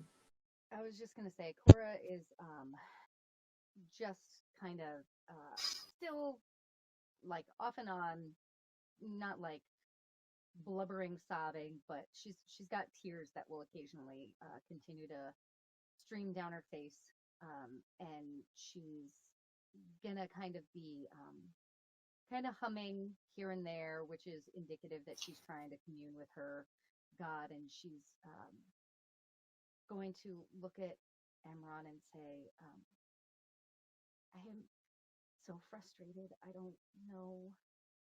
I don't feel like my gods are helping. Or maybe they just can't hear me. I don't know if there's something wrong with me. Or it's really hard to hear you at the moment. Sorry. Yeah, you're very faint now. I'll say I don't know if there's something wrong with me. I don't know what is happening, but I am just so frustrated here, and I don't know if our companions do they see me like an animal? They were so quick to just grab this thing like they owned it, and I just, could you tell me about you? Could you just tell me who you are and where you came from? Yeah, of course. It's please don't get too upset. We're not responsible for other people's actions. Unfortunately, everyone shares different point of views and have different motives, but we can't possibly control the action of others. So please don't blame yourself for anything that's happened, because we were not expecting it. Regarding me, I'm from the Feywild. I've traveled across old Euriniam for a long time now. I'm a healer back home in the Feywild. My role was mainly to attend to the sick and help people who are in trouble in terms of health. Hence, I'm really interested in herbs and plants and kind of medical stuff like that. And so I used to, at the old world, I was just going from tribe to tribe, in old Euriniam, seeing how people are doing and heal them if they were sick, And my part here is to gather up any interesting herbs that I find along the way. And because you see, I belong to like a library, if that's the thing to say, back in the Feywild.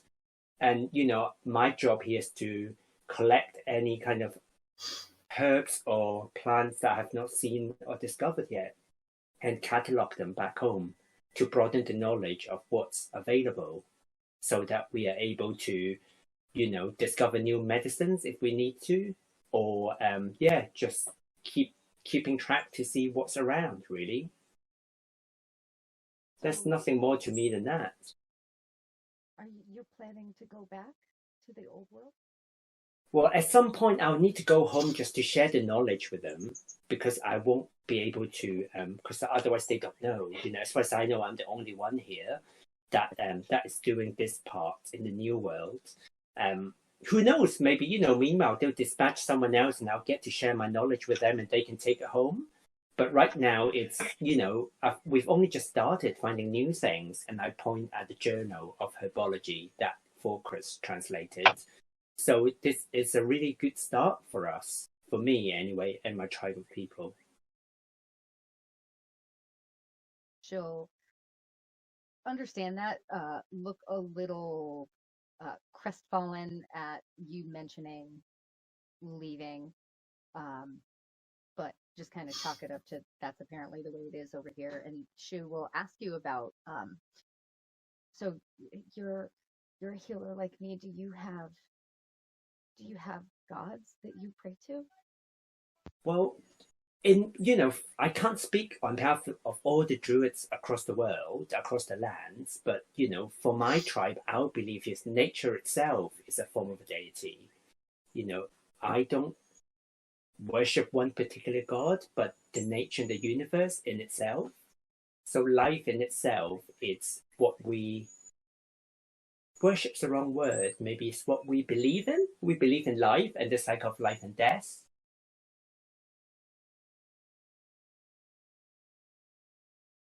She'll look at you and say, I understand that. And then she'll kind of look over to the group and while they're sleeping and say, why do you think that they did that? I don't even know where to go from here. That's a difficult one, isn't it? Because we still don't know each other that well, to be honest. But I've already openly shared with you my thoughts about Isaac. I just kind of think just to keep an eye on people. It's becoming more and more obvious that we all have different motives and we all have different backgrounds and we have our own reasons why we're here in Euriniam. I kind of think we work well together. We are stronger together than we are apart.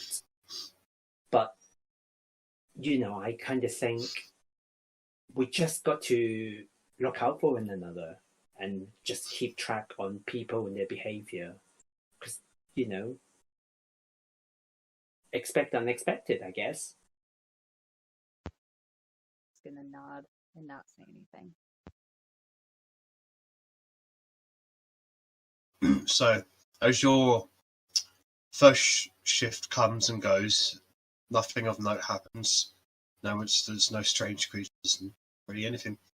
And with that, you go to wake up the second watch. So I wake up Carrie. Yeah, Volker says he was going to do it, and then he pissed off. And left his computer again. Oh wow! It's The second time he's done this now, he does this deliberately just to annoy me.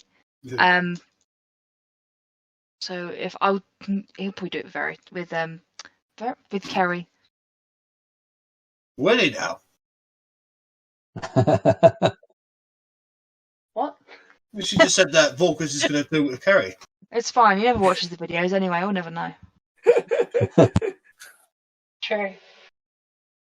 Okay, so Kerry, you can either roll that advantage, or you and Volkers can roll individually perception checks. I just want to say an I was advantage because sleeping it is right not next here. to this dead bird. Right. I'm just kind of imagining the Tauntaun in the Star Wars. Shit. So, Kerry, you're still a bit tired, really. Pardon me. You feel yourself, Pardon me again. you feel yourself rather heavy-eyed. So, so if something happens tonight, you're not aware of it. Would you like to RP with Volkris when he comes? Oh, I'll see if he has anything to say. Give him that option. Right, so we can come back to that then. So, who's going to be doing last watch? Is it just Sparhawk on his own, or? I'll do it with. Alright, yeah, go. Okay. So you go to wake up the last watch, Spark and Agnes. Would anybody like to roll that advantage? Individual rolls. You can roll. That's fine. I'll roll.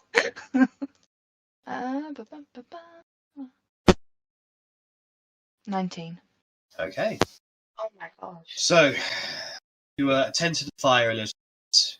Nice and warm, but nice and low as well, so it doesn't advertise your position. As you sort of just keep your eyes out, paying attention. Who just left? And who just came back? Someone. As you pay attention to the world around you, you sit beside Sparhawk. Is there anything you guys would like to copy? Quite a strange turn of events today, wasn't it? Between Bitchface and the thingies with the horse legs, yeah. I can't quite make out either situation.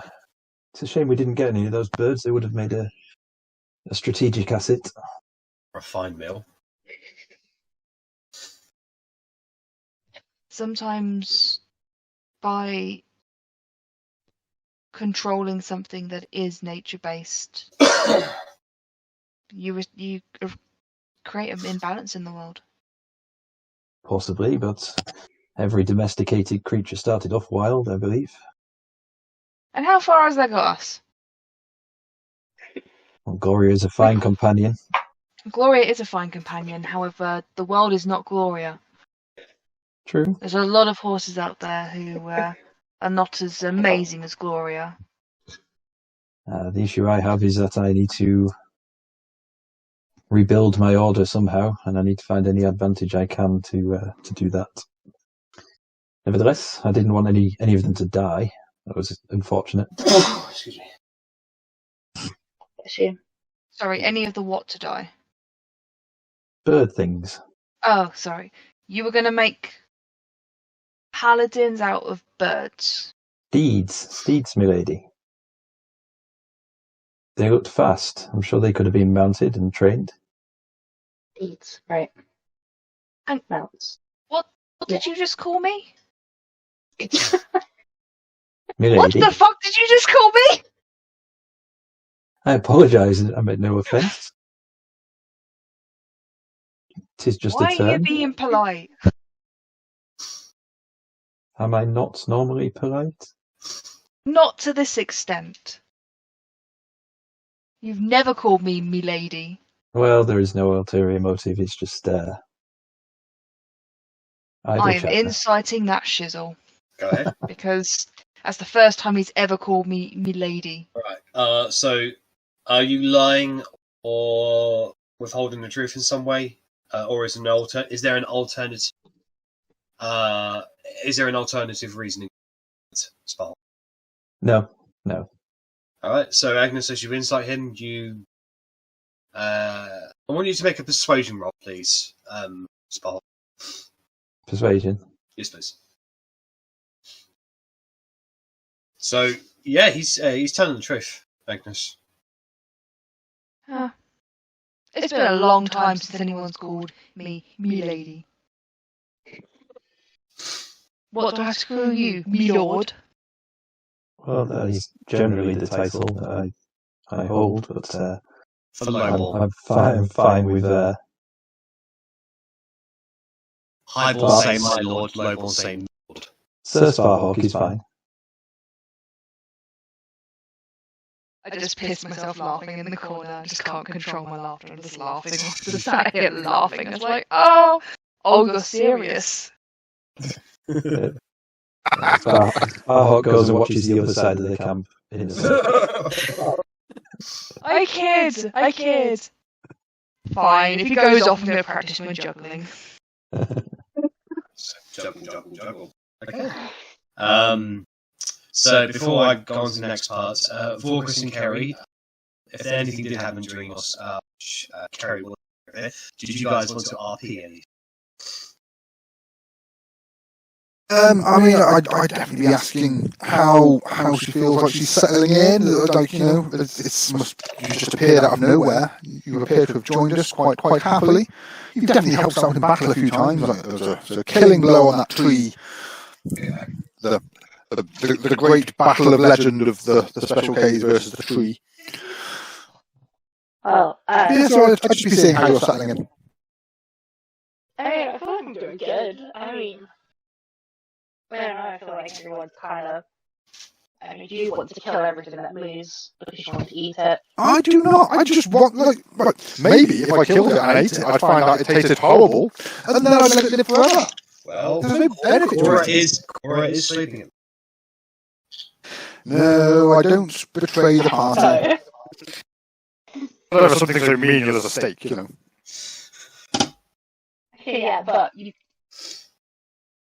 bird died. I get it. It's not the biggest thing, but like, I don't think we're supposed to kill it, were we? I don't think it was intentional. I just think, you know, our warlock is apparently quite shit. But Oh, that's what happens when you sell your soul to a snake demon. I'm selfish to wizard. Maybe our warlock's the best. Which are the best. We're just damn expensive.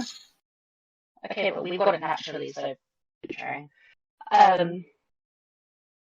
So therefore, you don't appreciate. I put hard effort into learning my craft.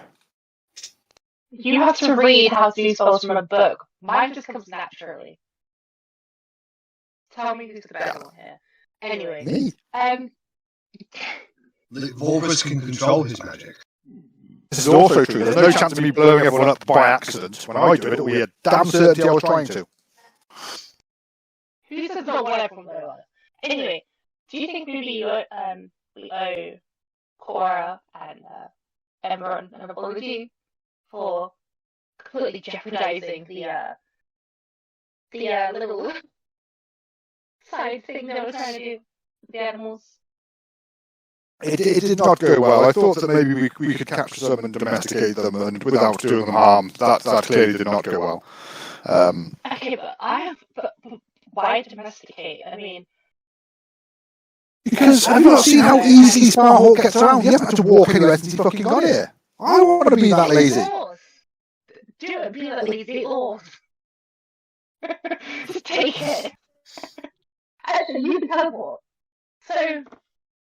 Yes, but I can't teleport forever. I can teleport 30 feet at a time, like 3 or 4 times a day. That's not going to get me far, is it? That's 90. That's either 90 or 120 feet. Just do it. Anyway, so I'm not as say animal friendly as Core and Emerald, but I don't think we should be domesticating them. I don't believe in harming animals for sport, but for food, it's.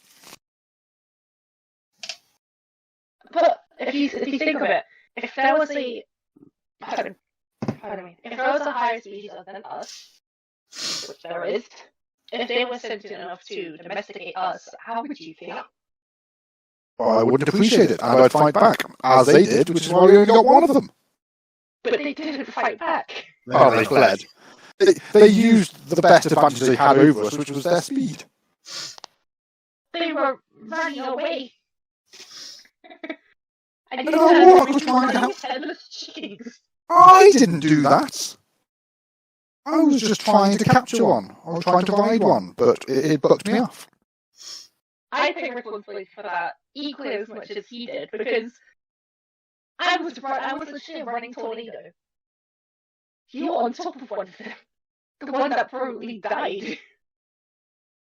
Don't you feel you should take a little responsibility for the head blown up? Should I take responsibility for someone else shooting it? No, I should not, in any way, shape, or form. Right, we clearly have different views on this, but okay. Carrie's just gonna sit there. She's gonna go to the little fire and just take a little bit of the fire and I had to stop playing with it. It's hot. Lovely. And she's gonna throw a bit of water, so just yeah. It stings. No. That's your No. responsibility.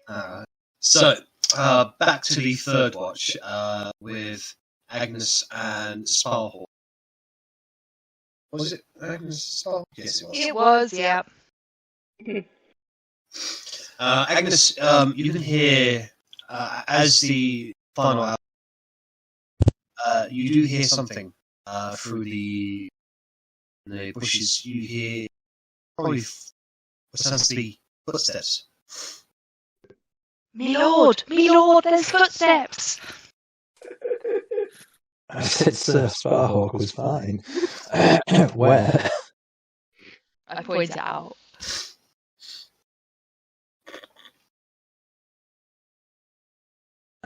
Is it literally just the sound of footsteps? Yes. Can we perceive direction, the distance, anything like that?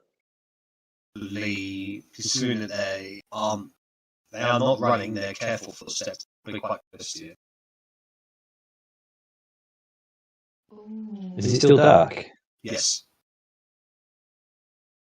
Agnes, can you illuminate things? Yeah, but I'm gonna.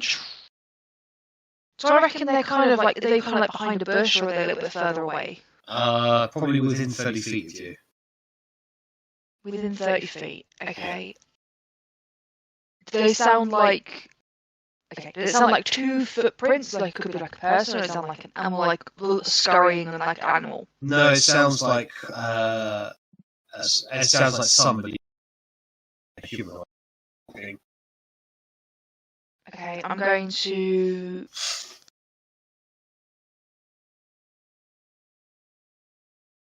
Fuck it, I'm gonna try and illuminate 30 feet behind to try and scare them towards us. Okay.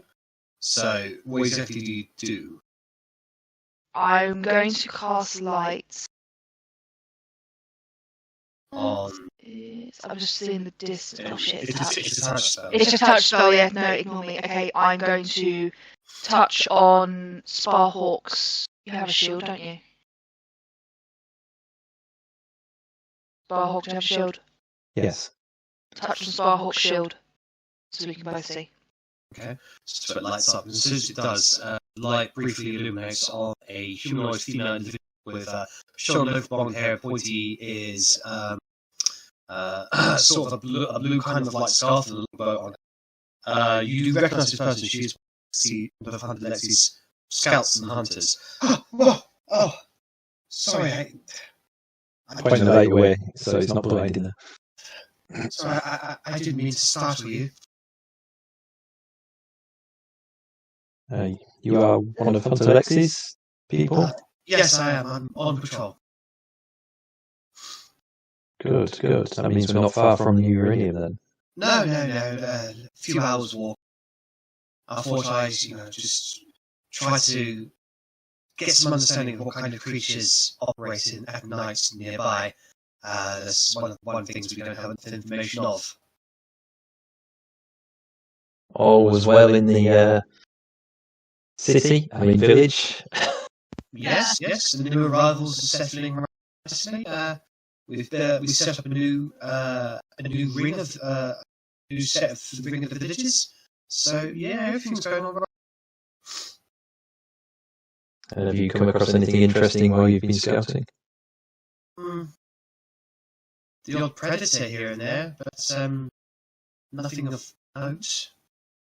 Looks like after you killed the apex, shall we say the interesting creatures backed off. That's good. That's something at least.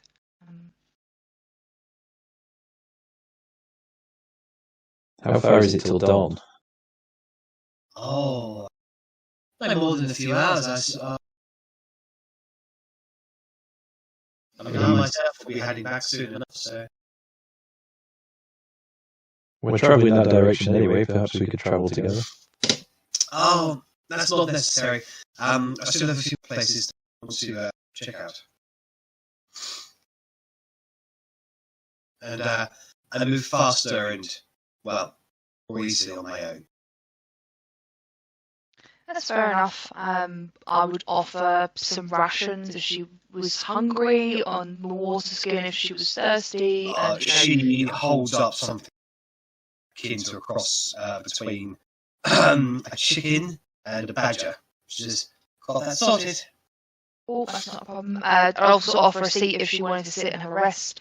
If not, I'm pretty sure she wouldn't be on her way to move on to the next place. No, she's pretty busy body, so she'll want to she just wants to come see what's making. Safe travels. I forgot your name. Oh, my name is Anastasia.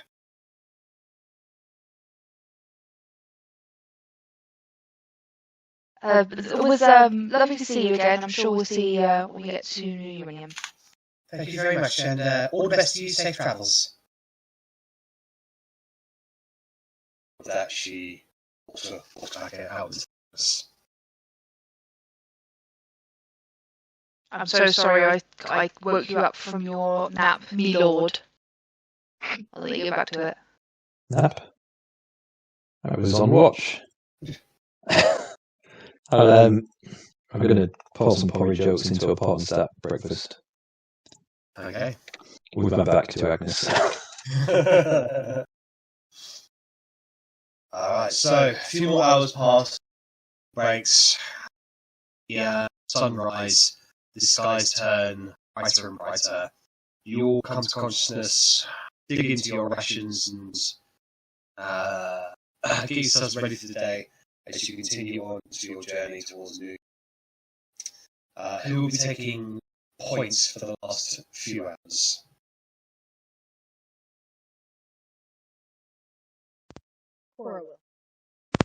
Cora's still pissed and storming in front. Don't mess with her today. Alright, then can I get a perception check from you?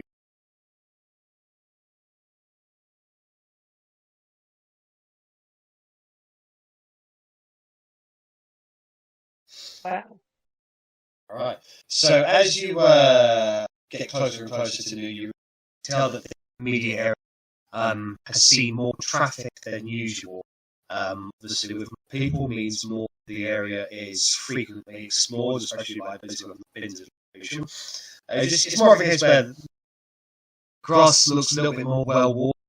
A few more trees that have been chopped down, like not deforestation. Just like the odd tree here and there has been just purely for building purposes. Also, a lack of wildlife as well, which probably signifies either they've the unpleasant notion that you drain natural resources in terms of animals in the immediate area, or B, the animals have realised that there are predators around here that hunt them each day. However, within a few hours, you can see the outskirts of the ringed village ring system, New Eurinium, and you walk into the familiar paths that make up the as you've come to know as the first settlement in the New World. What would you like to do in New Eurinium? Have I been to New Eurinium before? You came by here on the way to Stars Unity, so you've been here before. It looks bigger now. Like more people, there's way more people here than when you were last here. I put my head up. Are we okay to take a short break, Jack, so I can help put the kids to bed? Yes, of course, we can take a half an hour break. Alrighty then, so you guys have now made it back to New Eurinium. You all take a good, deep breath and smelling the sea air mixed in with the countryness of it all. It's a relatively happy place. Happier still that there are no more predators constantly preying on the people.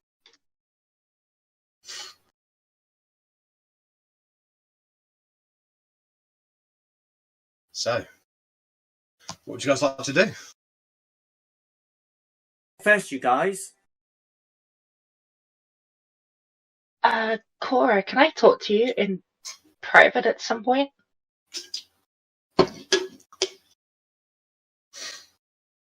Cora, why don't you show Corey, if you're speaking, I can't hear you. Okay, so it's not just me. Okay. Hi. She will look at you and say, "Of course. Do you need to talk to me now?" I'd rather do it in private and then I point towards Isaac and Volgers, unless those two want to join because it's about the incident with the boom boom incident. The thing that's on my shoulder at the moment. that thing, that person, that being. Please don't hurt me. Yeah. It'll go. Yeah. Why don't you give me a moment, and Yeah. I'll look at Emron and I'll say, Emron, would you like to come with me? I'm going to go see Caius. Do I hear Carrie's talking to you though? I think she might want to talk to you. I think she wants to talk to you on one-on-one. Cora. Oh, I don't mind. I'm not going to go see her right now. I'm going to go see Caius, and I'm going to point to the bird on my shoulder. Oh yes. Okay. Well, grab me when the right time comes. I think I might go to Zaza with Fulcris actually. Okay. So Cora's going to be a little confused. Do you want me to come to the Smiths with you now? Is that what you meant?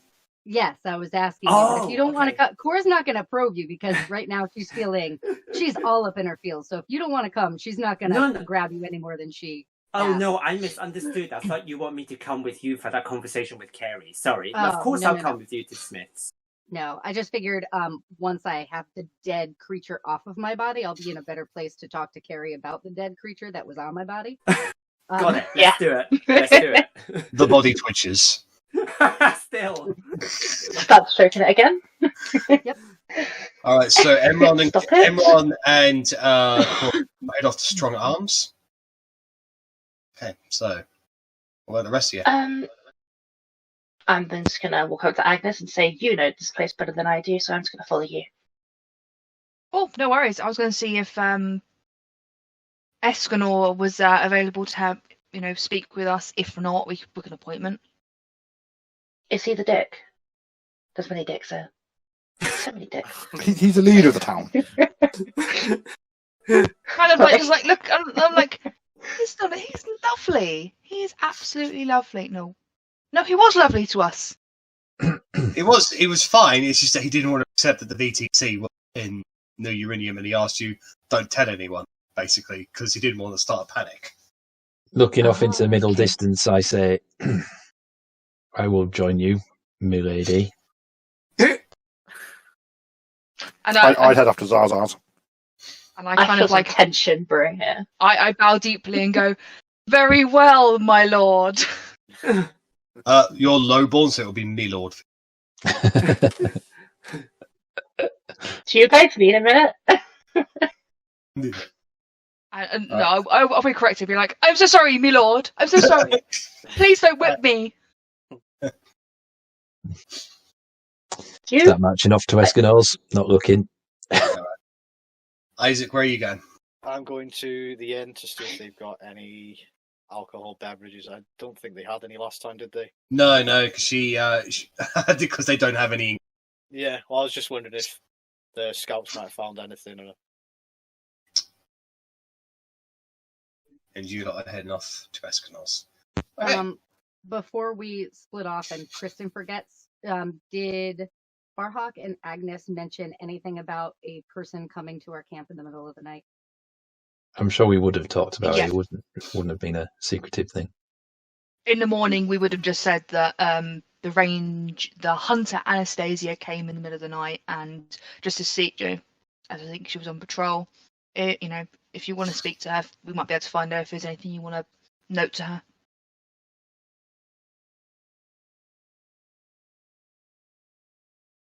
Okay, so who would like to go first?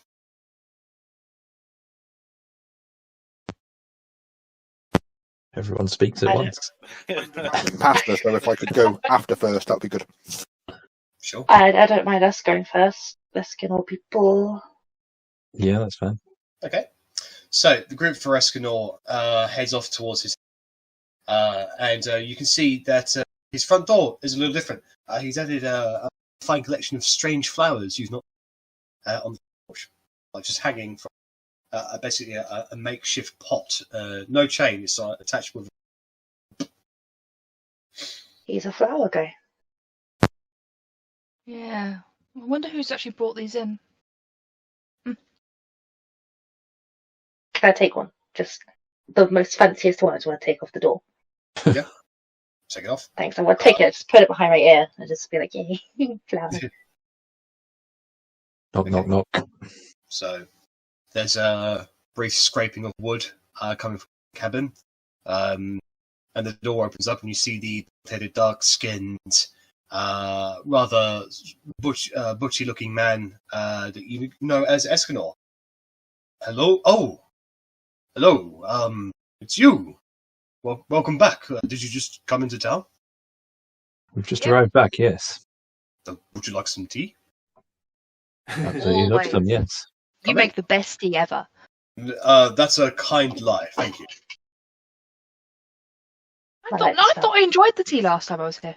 No, because he hasn't got anything good to serve as tea. It's just brewing up random leaves. Yeah, it was the mayor of Stars Legacy who had good tea. I get my teas mixed up. So you're invited in. He puts the kettle on, a makeshift kettle, basically a pot, and he sits down and says, "So, did you go to the Star Settlement?" We did indeed, and an interesting time we had of it. Yes, I received word from Lexi that there was some form of civil movement happening. The details were scarce at best, and I would very much like to hear the truth. I would probably describe it as a provoked civil disturbance. Oh. It was a riot. It was an absolute riot with a VTC involved in it. Oh, again with the VTC. This is Perhaps not directly the VTC. There is another organisation, another name. Have you heard of the New Order? I am only in passing from Lexi. It seemed they were acting behind the curtains, as it were, to foment discord amongst the residents of that settlement, causing them to split into two sides. Oh. A side favouring independence, and a side that would prefer to retain the legacy of the old world. I see. Eventually, that led to a point where there was going to be all-out warfare between the two settlements. My goodness. It's awful. It didn't happen, fortunately. Thank the gods for that. Although it came very close. What stopped them? Look stopped them. We managed to speak to the leaders of both sides. We thought we were negotiating in peace, but it turned out the New Order had the front step on us and had managed to dupe us. Fortunately, we managed to recruit the guards. After the village had been taken over, we managed to free some of the guards and liberate the town. Wow. It seems that them rising up against their oppressors and fighting for themselves has now eased some of the anger. That's very, very good news to me.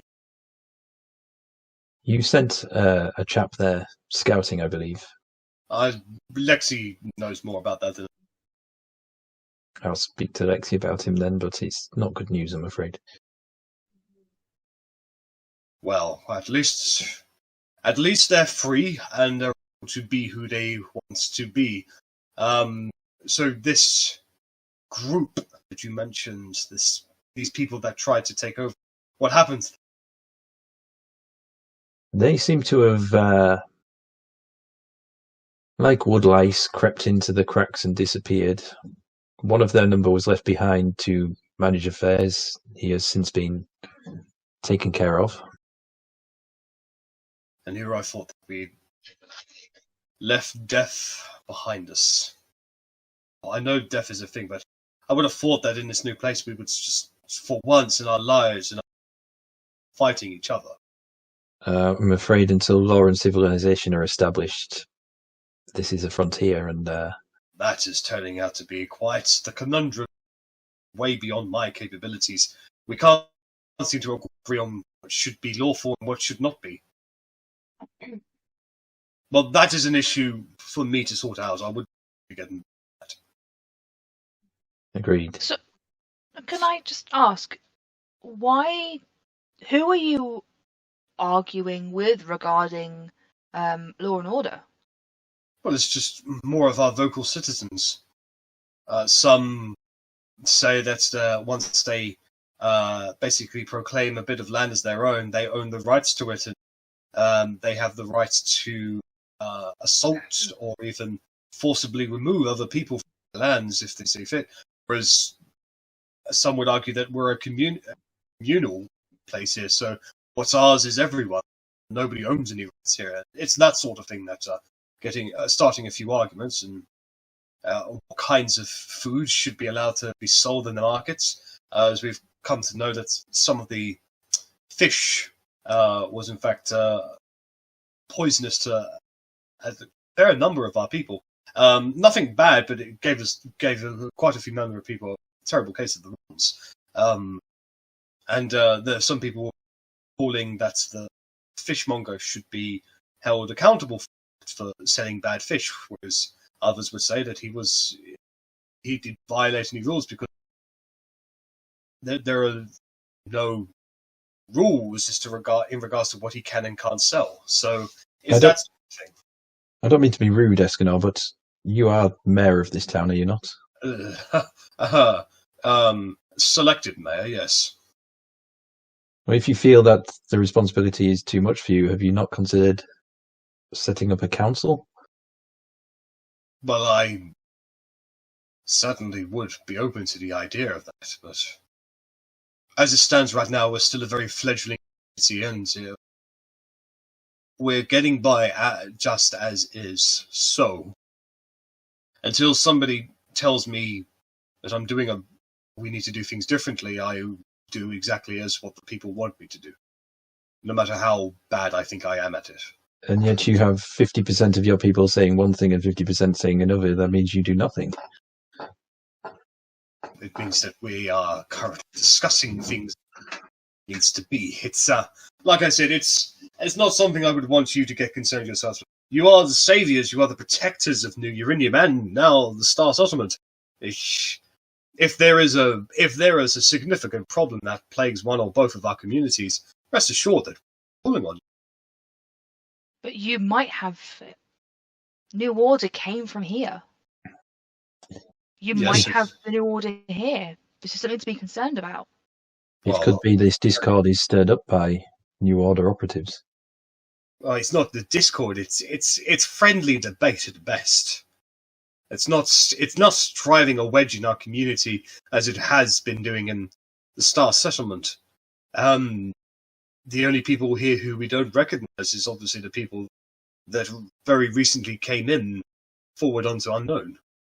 And I'd like to add that it was the tavern owner in Mead's Mead who was one of them and had been there for ages, and then suddenly had managed to kidnap one of the leaders. And my point, I think all of our point is that you still have to be vigilant about it. I think that it could be a threat.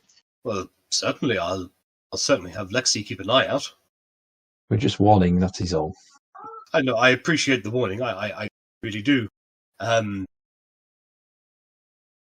community hasn't changed, especially in the last number of weeks. We've only gotten larger and somewhat more happier at what we're doing as we're making real progress. So I don't believe that there is a group here trying to sow discord. Star Settlement, purely because there really is no discord. It's just quite literally just friendly debate about how things should be, basically. It's not been a full argument or anything. Then that puts us minds at ease. Our concern is that, this is the first place that took us in, and that, we really love this place, and we would hate to see what happened to Star Settlement happen here. Additionally, one of the New Order operatives did mention New Euriniam by name. So Well, warning is passed. That is all we need to say. I all think. I can promise you is that we look into it, but I don't think we'll find any. I don't think they are here. Have you got a? I don't know if you note any disputes or anything like that. No, I don't keep records like that. I have blueprints of the ring system. That's about as far as my paperwork goes. It might be worth you making a note in case, as the settlement gets larger, it might be a case that you might not recognise someone by face alone. As a record of who is complaining about what and what the resolution is might be useful, just for your record, in case someone is not causing trouble, but You mean like a census? similar to a census. Certainly. I'll have a think about it. I suppose I could have a chat with Zaza about it. He used to be on this mage council back in the old world. He's much better at administration things than I am, especially at that level. And I actually agree with Sparhawk here that maybe a council might be a good idea for you, for this town to become bigger and thrive. I mean, as it stands, I think we are already a council. I mean, I handle all of the domestic affairs. Lexi handles, security and public safety. Caius makes sure that we have all the utilities and, the basic things that we need to create it. Rosalind is effectively the local cheerer-upper. She keeps everybody in spirits, which is, as far as I'm concerned, very important. Zaza is probably the wisest among, despite his oddities. So I like to think that whilst they call me mayor, I rely heavily on the people around me. So in many senses, we are already a council. Well, with respect then, sir, I think you should possibly look at establishing some sort of basic rules. Yes, that's on our next agenda. Now that the predators are out of the way, yeah, go dress off Isaac. That's right.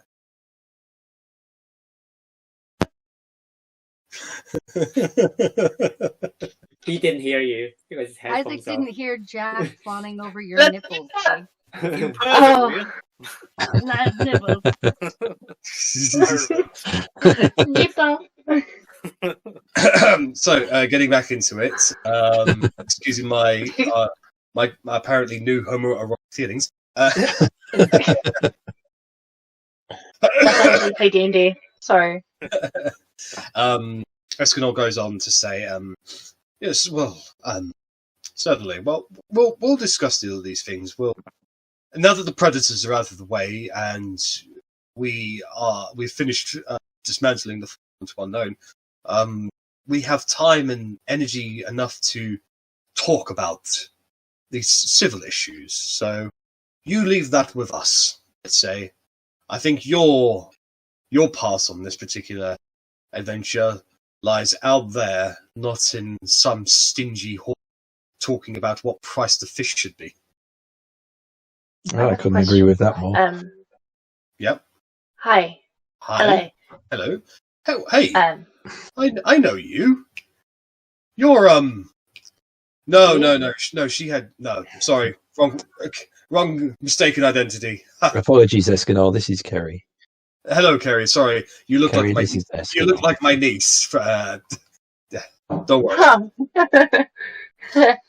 Anyway, hi.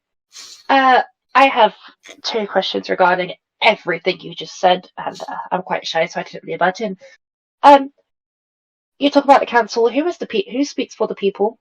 You have a person who does the security, person who does everything else, but who is the people's person? Someone who voices for the people. I think that's me. I don't really know you. I'm sorry. I just assumed I was a person. Hi. And then, second of all, what defenses do you have for this little town? I guess you'd call it, considering that you mentioned that you don't. our ring system is our defense. When we were under attack from predators in the early days, we basically set up a wide area of an early warning system, so that when one village could spot a predator attack, there would be a sort of a warning, and then we could transition all of our people away from that village over to safer areas on the other side, whilst our hunters moved into do. It worked effectively, but in terms of an organised attack from people, all we really have is bows and arrows and a few swords.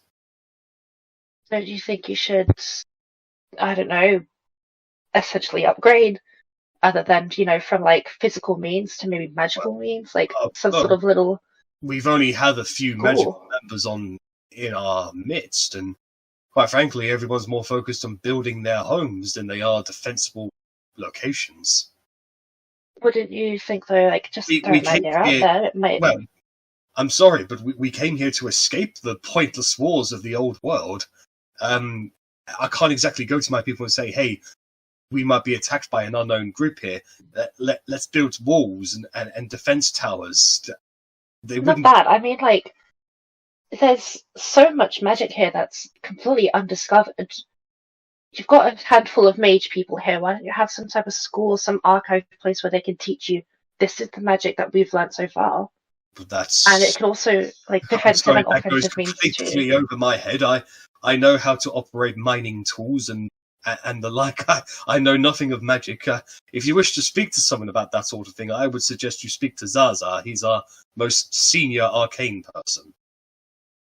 I'm going to look at Agnes and be like, who's Zaza? He owns the Zaza's Bazaar. He's a Dragonborn. That's where Vorkus has gone to go and see him. Oh, okay, all right. And then I'm just going to sort of just stand back and just let the conversation continue, because she knows nothing. I know nothing. Zaza is the owner of Zaza's Magic Teas. That we call Zaza's Bazaar. Oh. You said to okay, well, speak to Hunter Lexi about Gareth. I presume you would prefer us to speak to Hunter Lexi about this, and I hold up the hag's head. Oh, goodness gracious me, what is... It's a head. I can see that, but a head of what? It's some obscene creature that was doing some obscene things to a tree. Well, I would suggest throwing it in the ocean so you never have to again. Please don't show that to any of my people. Too late. Hunter Lexi did give us a mission to notify her of any dangerous people we came across. I have to also. I do have to mention Sir Sparhawk. I thank you for sending your retainers, because honestly, I was beginning to panic at the prospect of preparing new Euriniam for invasion, and here telling me that this has been thwarted. So, like I said, if anything comes up in the future that requires a specialized group, I will let you know. But for now, everything is business as usual. There's nothing pressing that is happening. Oh yes, he goes over to a nearby desk and pulls out a small satchel, and he passes it to you. The promised payment of looking into the matter of the SAR settlement, 250 gold pieces. Thank you very much. It's good to know that everything is going well here.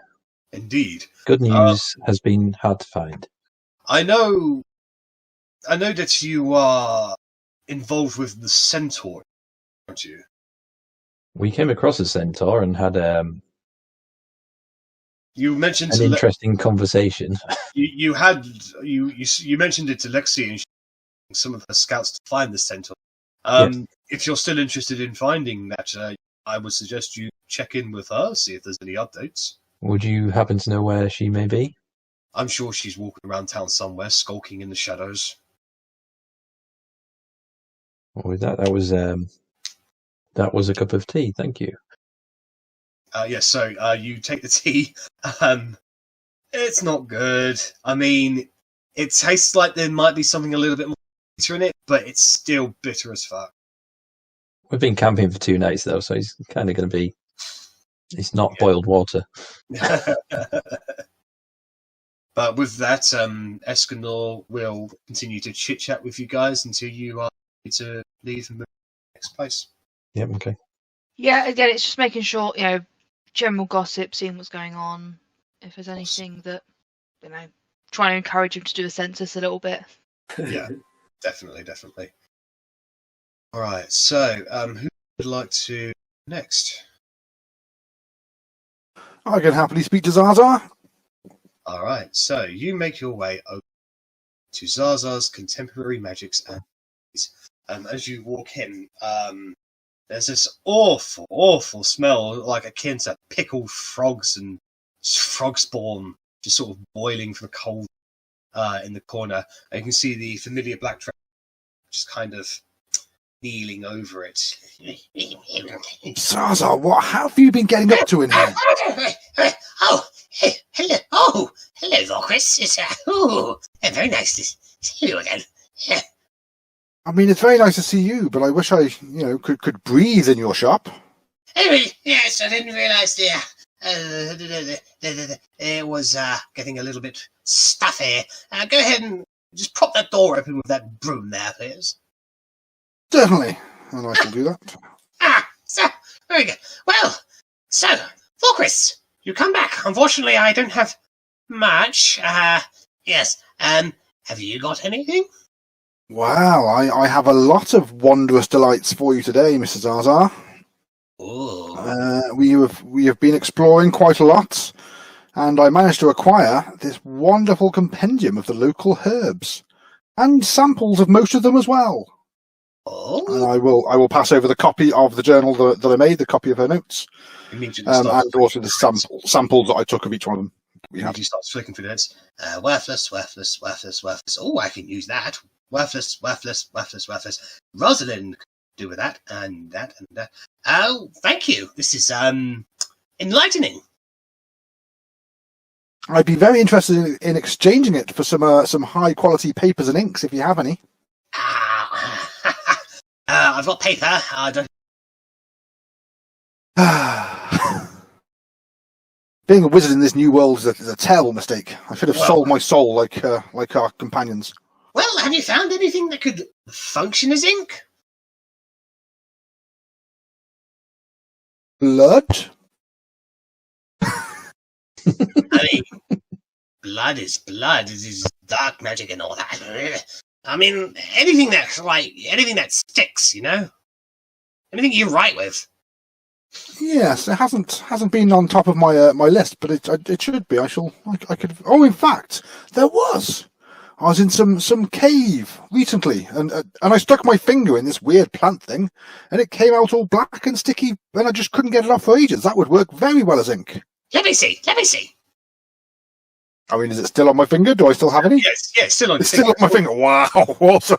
Okay, I just hold out my finger to it. This is equivalent to permanent marker. Well, that explains why I can't bloody well get it off. It's a good job I'm a black dragonborn. Hold on. I've got something that will. He basically just takes you by the finger, not even paying attention to what it's connected to. Brings out a jar of some greenish liquids with a couple of eyes bobbing up and down in it, and you just shove your hand in there.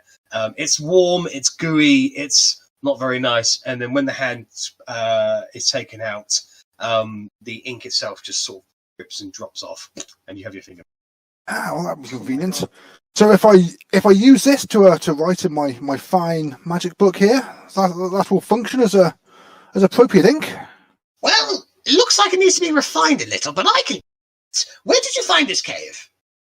I'll give him directions. It is quite a while away, I'm afraid. It was up by it's quite close to Stars Stars Unity, as it is now called. Can you give me precise locations? I mean, possibly. How good is my memory? In terms of a wizard, you know, it's basically talking about teleportation. Okay. Yeah, I mean, if I remember exactly where it is, I'd tell him. If not, I could speak to Isaac, who obviously got directed there by his patron. So No, I could. you're intelligent enough to remember, basically. Happy days. So yeah, I'll describe exactly. Yes, it was this far up, and it was just half a mile east of New Euriniam, and it's this little cave and this little copse right here. Blah blah. Hold that thought. He snaps his fingers and he cracks out of existence. You wait about a minute, 2 minutes, and then there's another crack in the shop, and he reappears and he's completely covered head to toe in this stuff. It's really good stuff. I guess you put more than your finger in. I hope you enjoyed diving head first into that plant. It was really, really fragile and sensitive. But no, I know the location. I can definitely refine that stuff into good working ink. So thank you very much. You have supplied New Euriniam with good ink that I can use for all kinds of arcane stuff. Oh, fantastic. How long will this refining take? Oh, no more than a few hours. Oh, that's perfect. I can come back and see you in a bit. I've found a few new spells that I wish to keep track of, you see. Certainly. It's been a busy old time. Here you go. He pulls out a small satchel to you. 50 gold pieces. I mean, is that it? This wondrous compendium of all the plants in the local area? Well, it means that you'll be able to start buying spell scrolls from me. So the magic that you can't find out there, or the magic that you need immediately, I can supply to you with spell scrolls. How about, instead of the gold, you give me 100 golds worth of paper? Make a persuasion roll.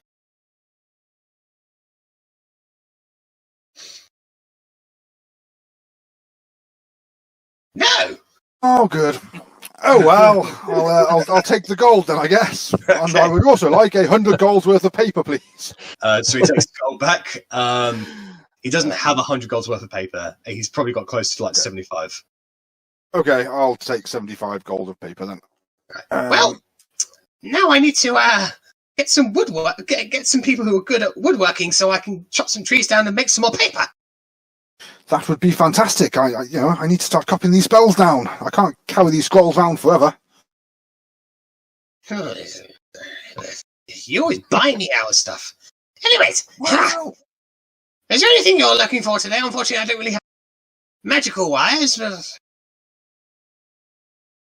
I think I have enough spells to keep me going for now. It's just a case of recording them. I don't think I have anything else for you at the moment either. I'm just checking through my bags. Oh, I do. I have. Have you found anything that makes you go, what the fuck is that? Well, actually, I found several things that made me go, what the fuck is that? But a fantastic little cleric. Cleric. Fantastic cleric in our party has managed to work out what some of them are. And I will take out, so I have a yellowish mushroom with black spots, which is an edible food. A red petal flower with yellow stem, which cures diseases, apparently. I'll take that. And I have a solidification of some kind of wax, which is a flavour enhancer. So I'll probably take this to the tavern and let I'll take the one that I'll take the one that's got the healing problem in it. Certainly. What would you like to offer me for that? Well, do you know where you got it? Do you know where I can get more?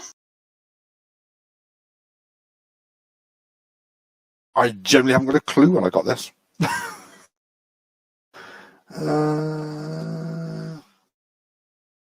No, I generally haven't got a clue, so that's my fault for not writing down where I will take better notes of where I find these things.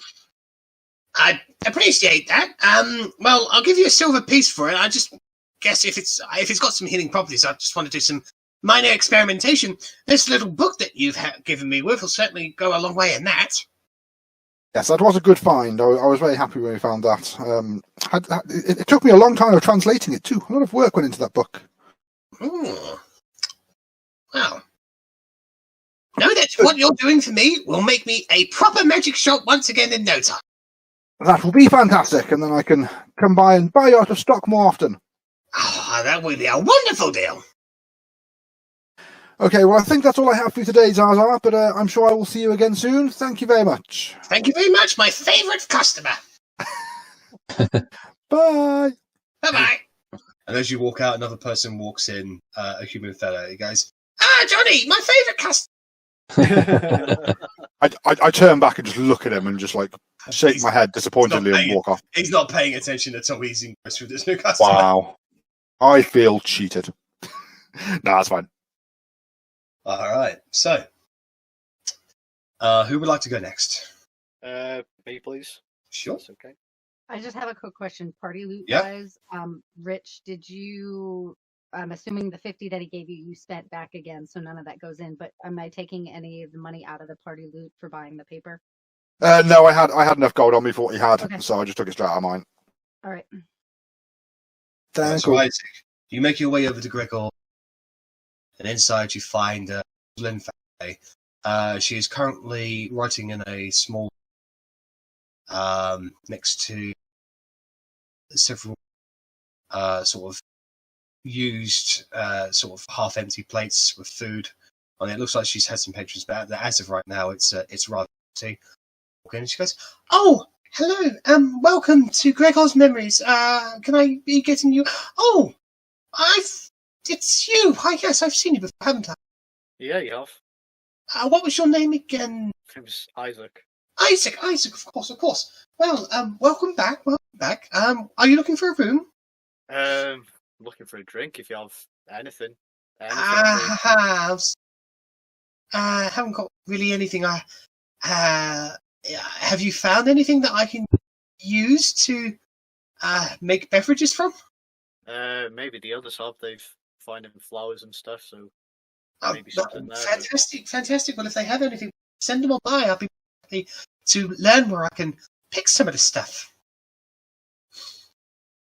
So there's no alcohol available. None came in on any of the ships Unfortunately, or anything. it was all everything that came in on the ship was drunk in the first couple of nights. Unfortunately, Yeah. we had a bit of a dry spell. I fixed that up right and proper. Fortunately, didn't leave anything left. Well, you seem pretty good at cheering people up. I certainly try. Well, I'm a bit down in the dumps at the moment. It feels like every decision I seem to make goes from bad to worse. Oh, don't feel that. You have come to the new world. You are seeking a new beginning and a new you. There's nothing bad about that. Well, it's ever since I came here, then decisions started to go worse. Excuse me, Mr. Isaac, but when you first came here, I believe we were under constant attack from predators. Do you know when the last time I heard the alarm bell go? I'm not too sure. We've been out of town. Weeks ago. I believe it was actually the very same evening that you rushed off to help those people by the windmill.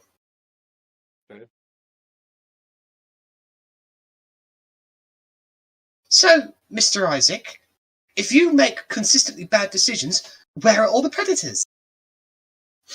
I don't know. I feel like the people I'm travelling with, they seem to not take kindly to some of the decisions I've made. And Well, friends fight, don't they not? I guess we can't all have the same. Tell outlook you on things. what, and she comes up to you and basically just puts her arm on your shoulder. Let me cook you a nice, good home meal. I do have some stuff. Yeah, you know, I quite like that. All right, well, you park your bum right there, mister. And she basically gets you to sit down. And I'll be right back in 20 minutes. And she rushes off. 20 minutes later, she brings out, effectively, roasted pheasant, part of it. She goes, I had this one cooking for a little while. I hope I got the seasoning just right. I'm still experimenting. Yeah, I'll gladly eat it up. It's all right, actually. Yeah, you know what? I do feel a bit better. Good. Sometimes it's just a good meal is all you need. Now, she sits down opposite her. I want you to tell me everything that you have seen outside in the world. And you'll basically spend, if you choose to, you can spend the time just regaling of adventures. Yeah, I'll do that. Sit there and reel off what I've seen and stuff. Yeah. And she laps it all up like it's a good book, basically. Was there anything else you wanted to do with Rosalind? No, that's it really. Carrie and I were both like, No. keep it PG. Keep it PG, guys. Come on.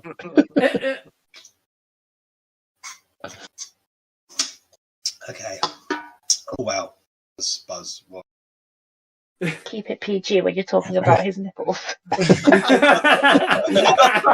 irony. His nipples. He showed his nipples. Oh, it's on him. I didn't even realise because I have my camera covered up, so I can't see myself. So Hey, I'm the one that's infatuated with him, and I can refrain about talking nipples. So, Cora, so Kristen, Kerry, back off, bitches. Carrie, guys, I have my name is Carrie. Hi. First time's free. I think you should have another one of those monsters, Jack. OnlyFans, right? Play until 2 a.m. All right. So, Emron and Cora, you guys head off to Caius's shop, Strong Arms. As you're getting closer and closer to it, you can hear the familiar clang, clang, clang. That is Caius whacking away at his anvil. And as you walk in, carrying the gigantic dead bird on your shoulders, Cora, he looks up and goes, "Oh, what you got for me there, lassie?" I'm gonna look at him and say, this unfortunate creature is called a plane runner, and I don't know how dangerous it was or was not, but it may serve some use in maybe protecting people in the future. Let me have a look at it then. Dump it right there. So I'm going to very gently put it down, and He raises an eyebrow as you do that. as I do, I'm just going to ask him for a moment, and I'm going to kind of feeling a little guilty that I'm offering this creature up, but receiving a little bit of solace knowing that it could potentially protect somebody. I'm going to take a handful of feathers from it, and then I'm going to just hold them in my hand and say, "Here you go," and gesture at this. Thank you very much. He basically kind of nudges you out. This bird. He nudges me out of the way. Yeah. I'm sorry, no, look, see. I mean, he's only like 4.5 feet tall, so he's basically like somebody half your size. He just kind of pushes you away a little. He has a quick look up and down it. Hide's not particularly tough. Feathers are fluffy. Fluffy if you want. No, what you got me here is a lovely cushion. I can take the feathers and I can apply silk and some sheets to it. I can make some new pillows and some new covers. The hide itself ain't really much, but if you take this thing to Rosalind, I'm sure she could turn it into some a few good meals. Poor Chris. So I'm gonna kind of put my head down a little bit. Not even the horse part of this creature. Well, this thing's got 4 legs. It's got its bird-like legs. They're real long things, and it's got these tiny little horse-like legs at the front on its back, on its chest. And well, if it were alive, I suppose I could strap some horseshoes to it and make a saddle, and it might do well as a steed. But well, it's dead, so nothing ain't really not worth much to me. I mean, what you're looking at here, madam, is little more than food. I see you. So I will kind of look at Emron and just kind of heavily sigh and go, "Okay, do you want us to help you harvest the feathers? Not that it's really our job." Oh, no, I can take that. No, want me to later if you don't want to carry this thing around anymore. I'm more than happy to bring it to Rosalind if you need. I don't love me. But speaking of which, you know that location He's turning towards you, Imran. You know that location that you and yours told me of near the waterfalls with the iron? Yeah. Near the cave that we went to. That's right, yeah. Well, I've been sending a couple of lads out there, and we've been smithing some stuff, and I can safely say that I have most weapons available for sale now. So, you're looking for any new weapons? Well, what I am looking for is, I'm wearing some hide armor here. Is there anything you can do to toughen up even a bit more? I can apply some metals to it. Have you got any kind of alternatives? Metal's not really my thing. Sorry, I don't really have any hide. If any creature's tough enough, like if you find some creature that have got some generally good tough hide and you skin it and bring it to me, I can do wonders with it. Hell, you bring me some. I mean, I know they're extinct, but I've always wanted to find some dragon scales. If you bring me some dragon scales, I'll make you something real special. Oh, I wish to find some as well. It's a pipe dream. We all know they're extinct, so. We shall see. You do walk around with that black dragon. Oh, yes, but we. Black Dragonborn also does have some giant lizard scales on him, but now that you're talking about skinning him, he's not going to come and help. Okay, but I will share with our companions about the availability for weapons for sure. Well, wonderful. Well, it's all thanks to you, and of course, your discount applies. Thank you. That's very kind of you. Well. Cora, do you need any weapons? Do you need anything new or anything upscaled? I'm not sure, but out of character for a second, we have those Fey body glasses. Is Caius the person to talk to about these? Or Yes. Oh, yeah, from the element. Either or, actually. Either or. Yeah. So then I will look at Emran and I'll say, I think we have 2 more pieces maybe of information that we could offer you. And then I will tell Emran to open up the bag and I'll say, do you remember those fire spirits that we encountered when we were trying to stop the the hobgoblins. Yes. And then I go into the bag. Okay. Pull out one. There are hobgoblins, sir? Oh, that's what I want to show you. And I pull out one piece of that glass stuff from the fire elemental Fey thing that we encountered. Yes, Oriet. This is akin to dragon glass. Well, this is a mighty fine material. I can.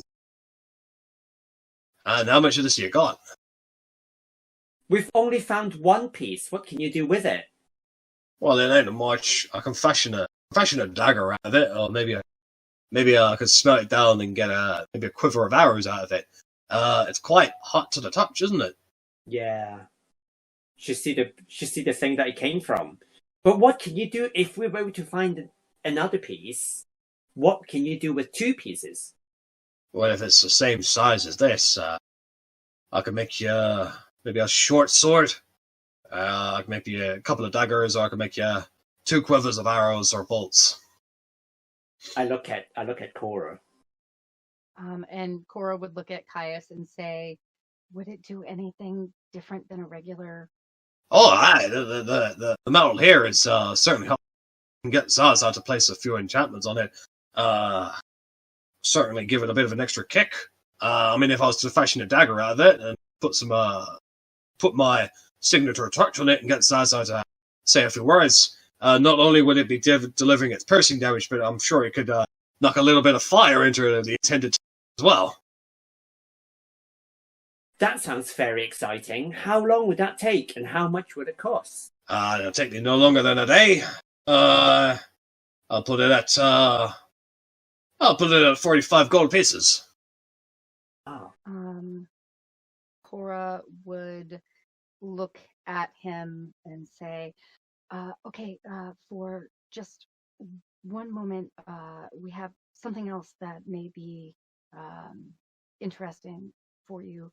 We have heard that there is some gold mining around here. Oh. Have you heard any of that? Well, I haven't. I have not, I'll be honest. So you know, the Fire Isles were common knowledge to this town. Yeah. Sorry, village, not city. Anything but city. Fire Isles were common. It's right to say town because election. Okay. So there are the fire isles, right? And we found a map, and it shows that there are actually more isles to the west. And in one of those islands, there's been some gold mining set up. Oh, well, if you can find where these islands are and locations, I can get some gold mining sorted. And then she'll kind of sheepishly go, and how valuable is that kind of information? Well, if you ever find me the exact locations, pay them and give them to me, I'm talking gold here, so it's a significant find. Depending on how well set up the information this mining outpost is, I've been more than willing to I've been happy to pay let's put it at a solid 300 gold pieces. So I think our friend may even have had a map. So I will be back for this bird to bring it to Rosalind after you're done harvesting all of the feathers, possibly with more information for you. The map itself doesn't show the exact locations as to where.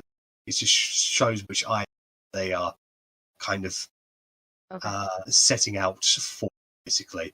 So, effectively, Caius won't be able to go to them and new order there.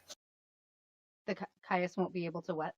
Caius won't be able to go to those islands until you deal with It ain't that easy. Well, I think we've got to go there first to, yeah, like we did with the caves. Yeah, like you need to find the locations and get the exact locations so that they can send people out, basically. Okay. Mechanically, in what he's offering with classes, make one short sword that deals an additional 1d4 fire damage, or 2 daggers that deal an additional 1d4 fire damage, or a quiver of bolts and arrows where each arrow and each bolt do a +1 fire damage. Yeah. Okay. And that was for the two. Two. We only knew that. Yes. Yeah. Two. Yeah. I mean, we walk. I suppose I'll take the piece of glass and put it back in the bag of holding because we're going to come back anyway to get the bird, right?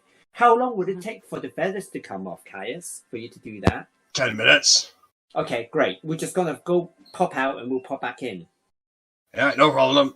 And he goes back to start plucking the feathers. Yeah. The skin of the creature is surprisingly spotty. Wow. In a notable way, or just for your that's peculiar sort of. Okay. I'll make a mental note of that to pass along to Agnes to write down in the book. Okay. And I'm going to say to Cora, it may be worth getting a short sword done with 2 pieces of glass, because I'm sure one of us would definitely make use of it. Yeah, or even if we offer him the third, who knows, he may be able to come up with something. A long sword or something. Yeah, that's true, actually. Let's see. He mentioned Zaza. Do you think that it's worth showing these to him, or since they're working together? I personally think at this stage, weapons probably what we need than magic stuff. She would be looking down at her fistful of feathers and say, I don't know why I felt like I needed to keep some of these, but could you put these in the bag, and I'm gonna hold one, and then I'm gonna say, as a sign of my appreciation for standing by me and respecting the creatures around you, can I put this in your hair? Absolutely, feel free. So I'm gonna braid it into his hair, so he's got this. Let me stop playing the love music. So much love today. Wow, thank you. And then I feel like a bit of a native Indian, whatever they are. Native American. Yes. Sorry. Carry on, Cora. And then I'll kind of touch my head and be really sad that I don't have hair to braid mine into. Hopefully I've got little fuzzies starting to come back, but still It's very sensitive, and I'll just hand him the rest and ask him to put in the bag of holding. Okay. All right. So you're all to see particular people. Eventually, you end up in the center of the square. What would you guys like to do next? I'd like to Time ask. of day is it now? What time of day is it? It's still like pretty much midday, so you still got. Okay. I feel like we need to locate Hunter Lexi. Yes. Borgus. Yeah, I'd just like to ask Cora if she can remember where we found those little red petal flowers from, which I know you've already told me, but this is just an in-character thing. So yes, I now have the information and may go and see Zaza later, but it would also help for the wax when I go and see Hunter Lexi. So, yay! Thanks, Cora. All right, so you begin walking around the streets, asking for if you've seen her, and you eventually direct to over where the sea is, where the ocean is. Find Hunter. She seems to be taking a break. She has her shoes off and she's just in sand, looking out the ocean. She sees you coming. She quickly gets her feet out, easily puts her shoes back, readjusts her hood, and comes up to you guys. You don't need to stop relaxing on our account. Everyone is deserving of a break every now and then. What's the issue? No issue. Just reporting in. Oh, well, hello. Good to see you again. Was your mission to the Stars settlement successful? Success is one word for it. In a manner of speaking, yes. It was eventful. I got your message, Sir Sparhawk, from retainers. I was prepping my huntsman for a possible attack, but we were a little worried because obviously we don't have a lot of. And presumably, since then you've had a messenger from the village. I'm aware that it was quite a terse and short message, but I didn't have much time to write. No, we've received no word. Did no one come and summon my retainers back?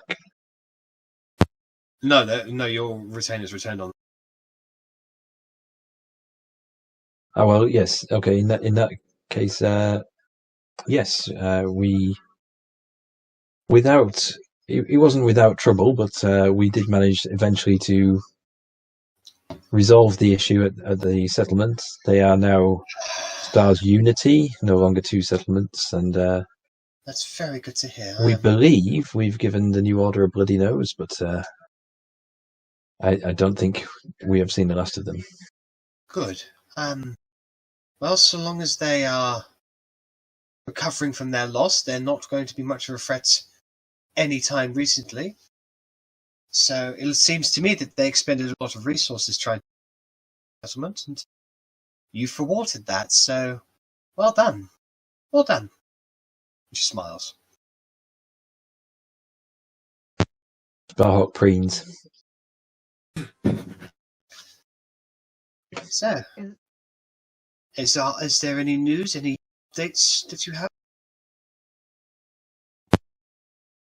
We found a few creatures, and Agnes here has been drawing some beautiful pictures of them.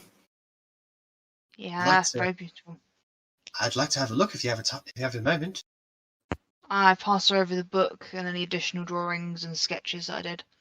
All right. So, just for the sake of brevity, vision of her so far equates to. Sorry, could you say that again? You're kind of out a little bit. Sorry. Just for the sake of brevity, with all the information that you've creatures so far as well retrieved from the new order, is akin to 35 gold pieces from Lexi. So she will happily hand that money over, whilst making copies of your notes, basically, so that she can better prepare her hunters for such creatures. Okay, you said we're next to the sea, didn't you? Pardon? Sorry, Agnes. What were you saying, sorry? We're next to the sea, aren't we? Yes. Okay, so I know Escanor said don't show anybody it, but I'm going to show her the hag's head as well.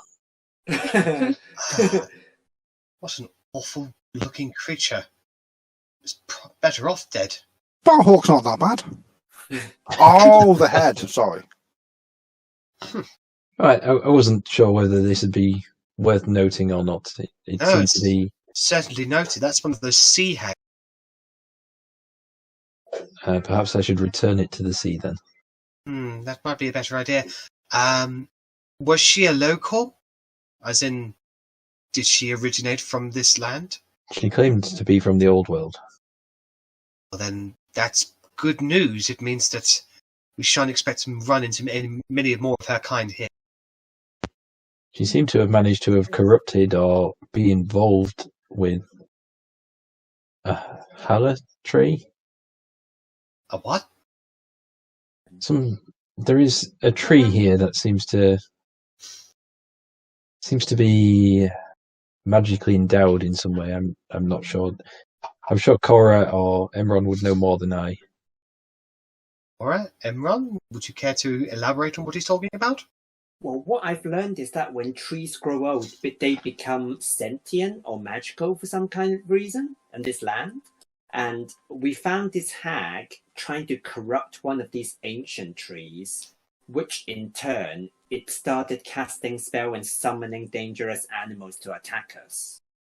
And that hag actually mentioned that she had sisters, but, we haven't encountered her sisters. We've not had any hag attacks, so it's all new information to me. Yeah, to us as well. Talking about new information, have anyone told you what became of Gareth that you sent to Star Settlement? No one's mentioned him. Spit on the ground at the mention of his name. So, I think that document...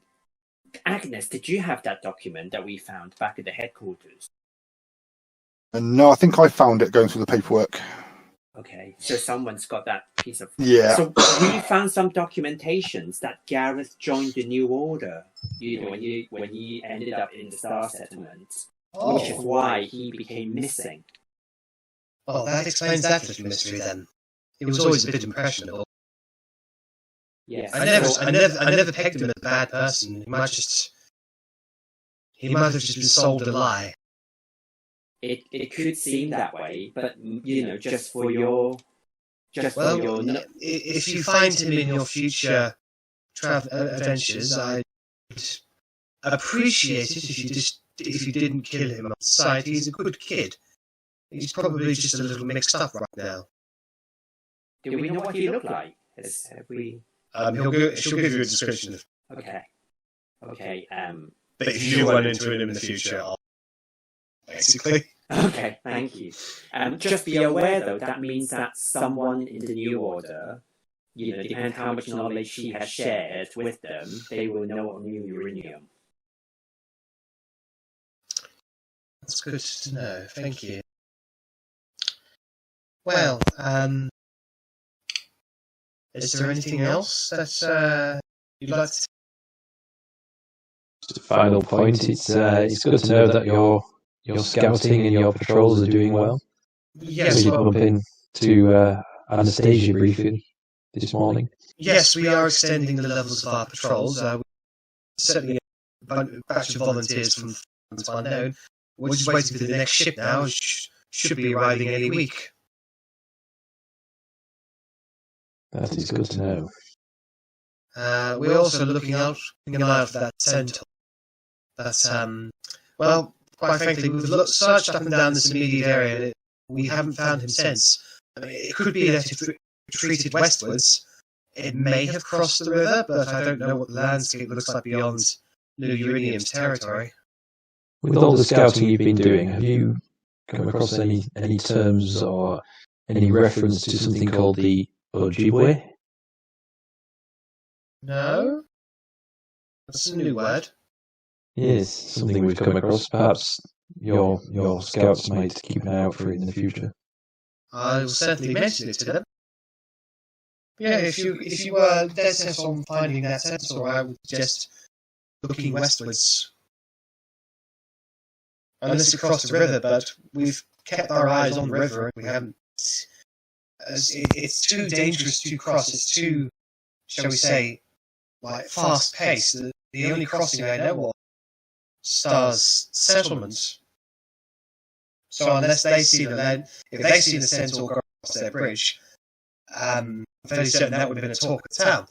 So unless there's a crossing I'm not aware of, or anyone's aware of, he could just have moved just west.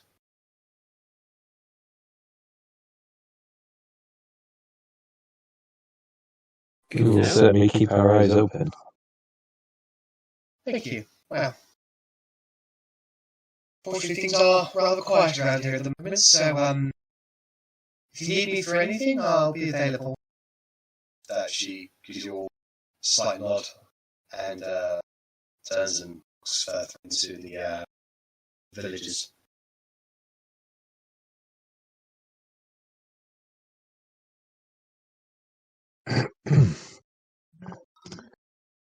I left Gloria at the paddock. I need to go and make sure he's settled correctly.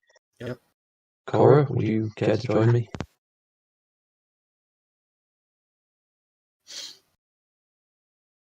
I think you muted. Sure. Can you hear me now? Yep. Yes. Yep. Great. Sure. Okay. So, Cora and Sparhawk head off towards the paddock to go see Gloria.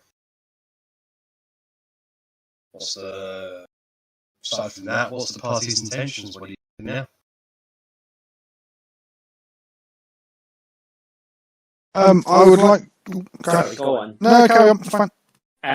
As Cora walks away, I'll just say, I'll meet you back at Caius's, when you're ready to pick up that bird. And I'll just go over to Caius's place, go back there. Okay. I'd like to go to the tavern and just discuss the waxy flavour enhancer that I found. Let her know. Okay. Well, she's happy to.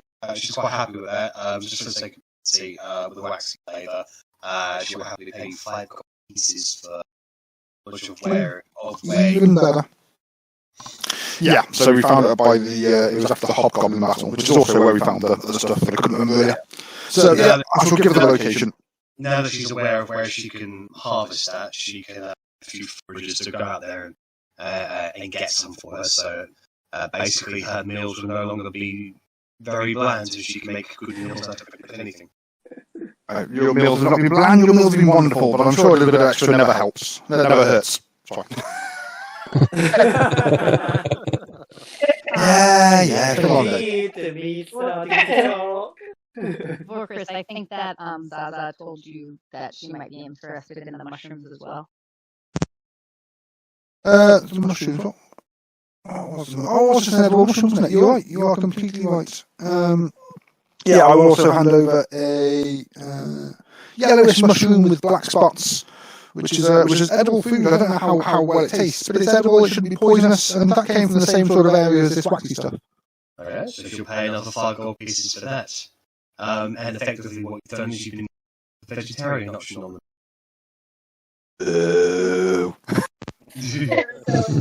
However, on the other hand, if there's a vegetarian option, all the weird vegetarian people can eat that and leave more meat for me. Yes. Win-win. Well, there's only so much they get that hunters local wildlife, so the more natural things you can grow and harvest, the better it is for everyone, really. So basically, it's not just, you find the food, you're actually feeding people, like a lot of people, so. Yeah. We've had a long rest, I'm assuming, from the night that we... Yeah. You've had 2 long rests, so. Oh yeah, everything is going back up. Oh yeah, I forgot to mention it every single time you have a so I need to mention it, so. What would you like to do with Kaisis, everyone? So I'm going to take out all 3 pieces of that glass and give it to Caius to make... what? So now with 3 pieces, can you make a longsword? He can make a longsword, it'll still be... Oh, you just cut out there. Say that again. Yes, you can make a long sword. It will be with an additional 1d4 fire damage. That's great. If I can leave that with him. Yep. If you want him to create that for you, that will cost you 45 gold pieces. Yeah, I will take that money out of my personal inventory. It'll take him. It will take him a day to do. So. Okay. And I'll just wait there until Cora comes back. Actually, no. It wouldn't take him a day. It'd take him about 4 hours. So by tomorrow. Okay, by tomorrow. You're still cutting out really badly, Jack. Yeah. You literally just go silent for about a second. And it's what is wrong with this? I don't know. I don't think it's the mic, because it doesn't make a lot of difference if you've got it down or up. It's just I live out in the middle of the countryside, so it could very well be that. So unfortunately, good old internet. But it's normally good enough to work out what you're saying. It's just not the clearest thing. yeah. Well, that's so good. I paid for this microphone so that I'd be as clear as a whistle. It's also the fact that every time you did how many hours it was going to take, it just cut out. Yeah. Four So it times. takes It'll take you. 10 hours. It'll take him about 4 or 5 hours to get. So by tomorrow, it will be ready. Thank you. Who's with us? Who's left now? Who's not gone anywhere? Well, it's basically up to the party now, really. I assume you're going to be staying the rest of the day and the night in New Euriniam. I was just wondering if I could go to a little shoppy shop. What kind of shop? Preferably an alchemist if there's one. That'll be Zaza's. They do. He's a lovely guy. What would you like to do with? What are you looking for? I like to browse the potions, and preferably if they have any health potions or anything that's related to healing. He's all out of health potions. A strange party came along and bought all of those. There's Okay. Can I talk to Zaza about the strange party then? Oh yeah, no, it was weeks ago. Never mind. Like he's not had Okay. he's not had anything that can substitute as healers as ingredients to make healers potions. So Wait, so you mean that?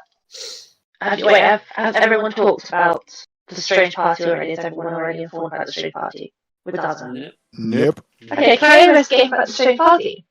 yeah, just for the sake of brevity, he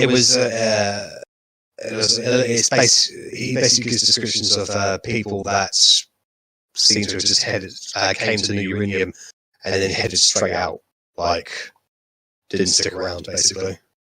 Much like us, or Yeah, a bit like you, basically, but they're how many? probably about 5 people or so. And what's that Goliath?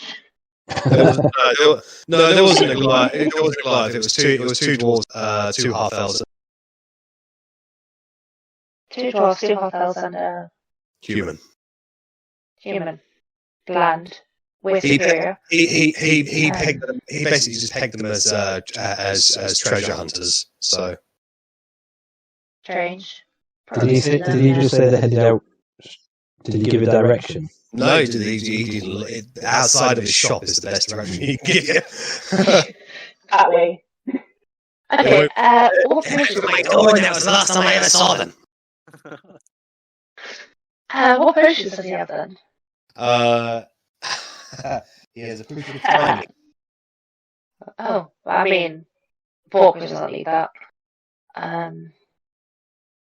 Yeah, That's the only potion he has. Yeah, no, unfortunately, he's a magic shop, but he has nothing to make anything with. He's a very new magic shop, and this is a very new world. So he's relying on you guys to find shit for him so he can start building this stuff. So you find it, and then Like I'll he'll pay for it, but then you go right back. no, he'll pay you for the locations.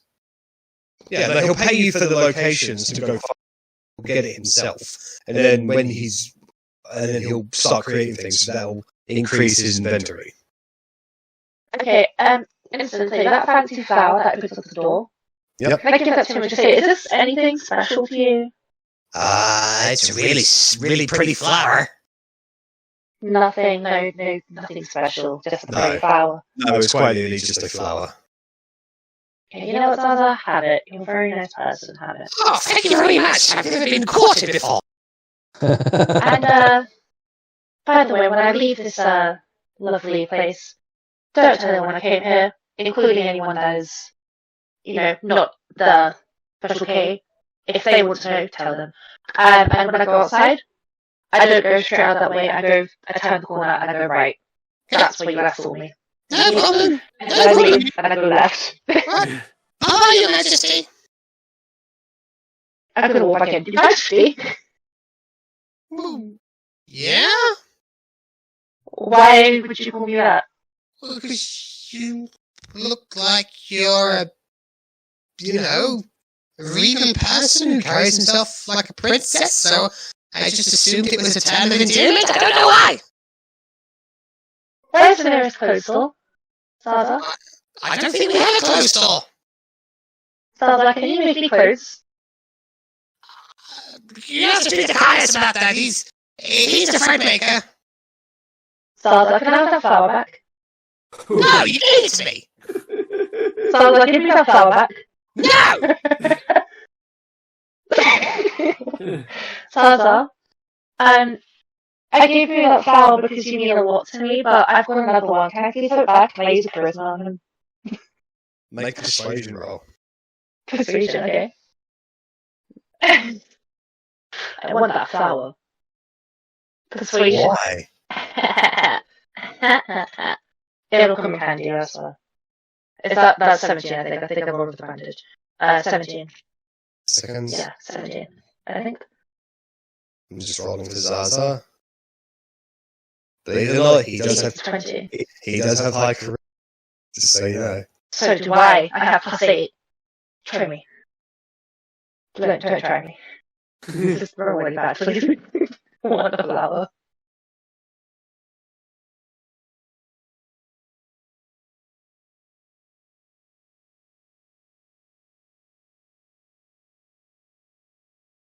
If you're as much as one, why would he key himself?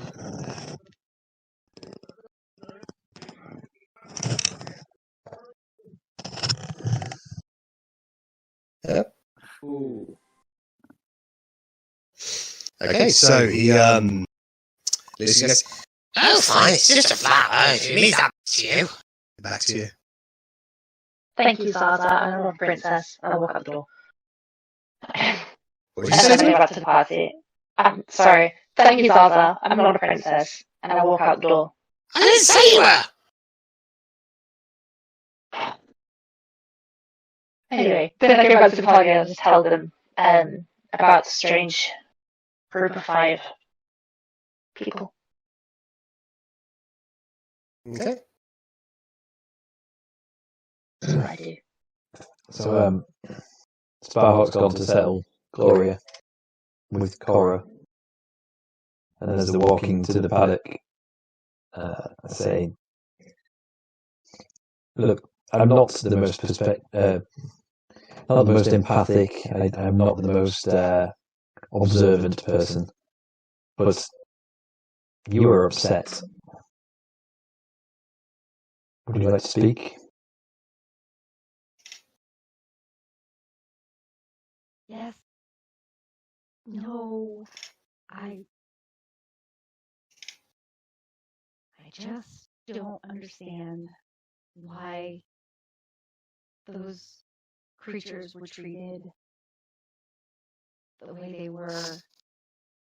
I was communicating, Emron was communicating, and instead of letting that happen, one told me to mount it and was trying to take me and protect me and bring me over so I could get more information. And it just, we're not better than them. And the way they were treated makes it feel like we think that we are. Can I give you an outsider's perspective from that situation? You appeared to be communicating in some way, and that communication seemed to go badly wrong. They appeared to be fleeing from you. There was distance. You fell from the back of one. I think we went into there with different expectations of what to get from these animals. I know to some they probably appear to be food. To myself, they appear to be possible domesticated animals that could be domesticated for other reasons. And for you, that's probably not, either of them are probably not something that gels well with you. You've been very open about your faith in your God and your relationship with nature. I'm a pragmatist. I saw those creatures and I thought there is an advantage if we can domesticate them. I think Volkris is a pragmatist. He saw those creatures and thought, nutrition, food. Perhaps we were wrong, and I apologize. So I'm gonna soften a little bit, but still look up through kind of glassy eyes and say, would it be pragmatic to skin me and sell me to the VTC? With respect, Cora, you are a sentient creature.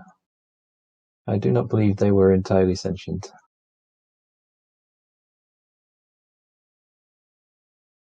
And there was no intention to kill those creatures, I don't believe. I have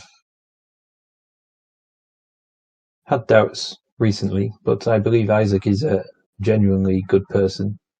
I don't think he intended to kill that creature. And I'll look down and say, maybe not, yet it's dead. And we're no closer to any information about that Holland tree because of it. True. Nature is savage. Creatures die. I can't turn back time. I just wanted you to know that I'm aware that you were upset, and I hope that we can make our differences Sorry to butt in, bearable. but I just want to point out the level of concern that is showing for beasts, basically. Same level of concern. Selkie beast. I just want to point out the stark difference between the two. Like, yours is just so much better.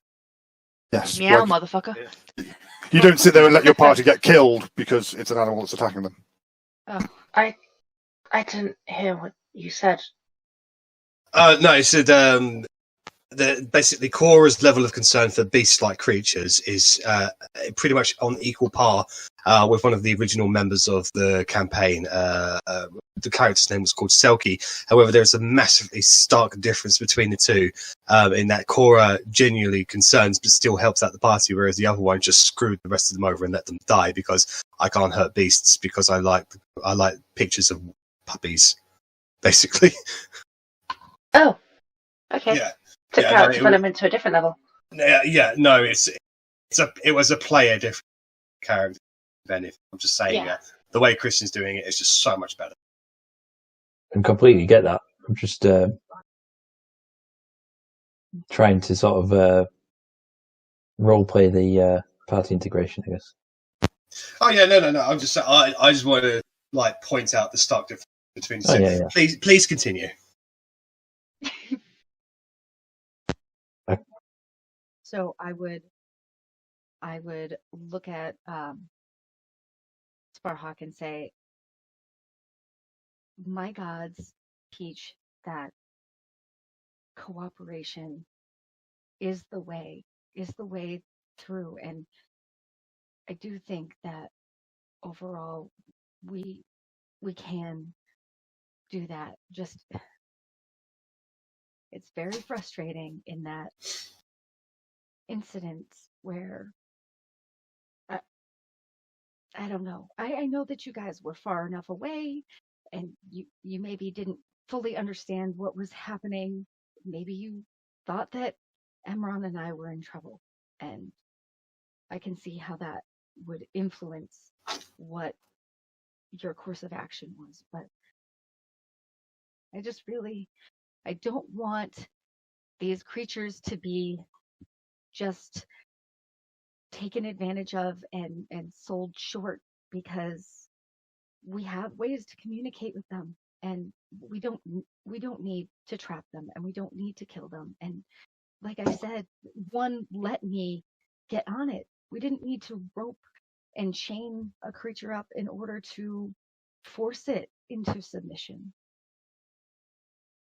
That's all. Just A lesson learned on all sides. Perhaps in the future we will understand better both yours and Emron's perspectives. just say, I wonder sometimes if you guys will look at me the way that you looked at those creatures.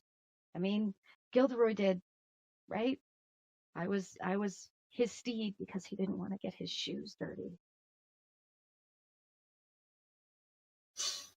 I can't speak for Gilderoy, but we would never look at you that way. Gloria, come here. Give Cora a hug. Gloria comes up to you and basically just kind of nudges his head next to yours. And I'm gonna put him down his muzzle and put my forehead down, and just kind of still some tears are coming out because I'm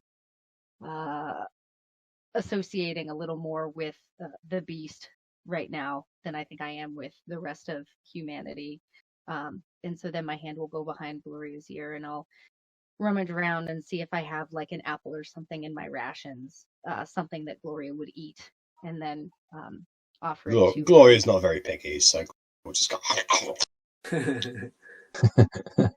And meanwhile, Sparhawk, he's extremely uncomfortable having talked emotions, and he's yes. Well, I'll just stand over here.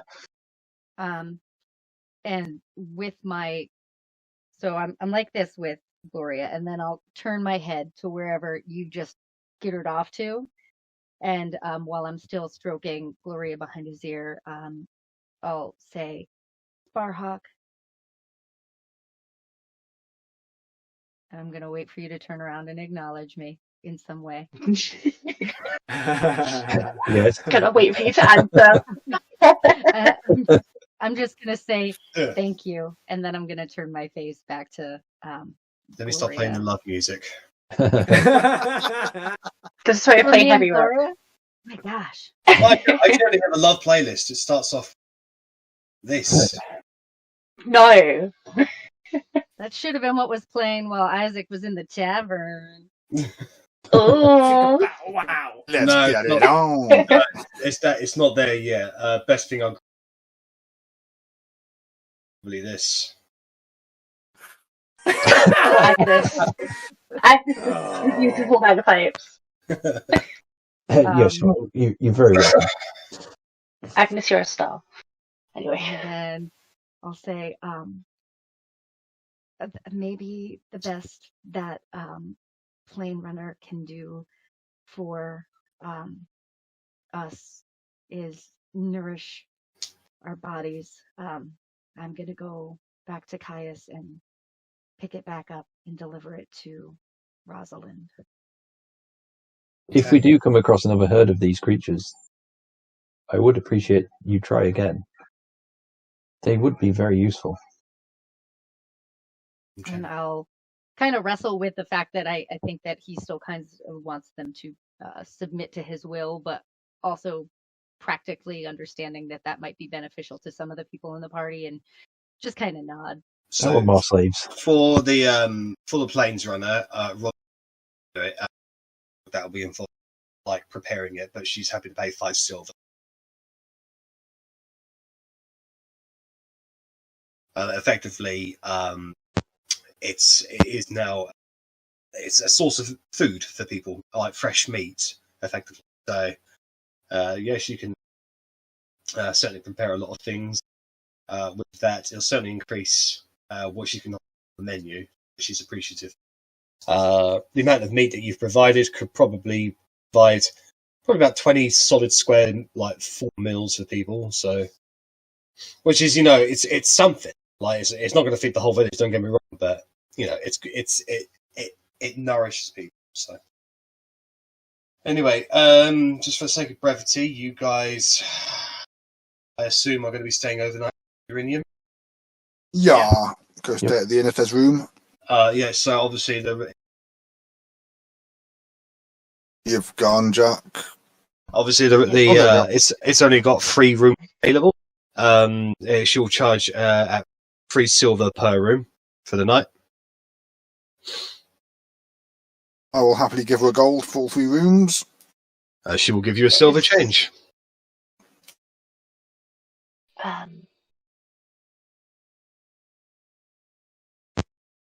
Okay. Cora will acknowledge that Carrie still wants to talk to her. Hi. Well, I'll say, as you guys are basically having your evening meals and going up to bed, Kerry flags Cora down, and you guys basically just go off to a part of the village that's relatively secluded. It's night time now, so there's not. You have your privacy. Rio talking. Me. If you guys are you guys okay with us talking about it again after, Sparhawk and Cora have just had their entire conversation about it? Are you guys okay with that? Because if not, we can just skip it and I'll write it down and just... No, it's fine. Need a conversation, you need a conversation. Okay. Anyway, hi. So, Kerry's just gonna go, Cora, I'm not the most emotionally, not stable, I mean that too, emotionally available person, that was very deep, out of everyone, but I did just want to apologise on my behalf, Walker's behalf, and everyone else that was involved in the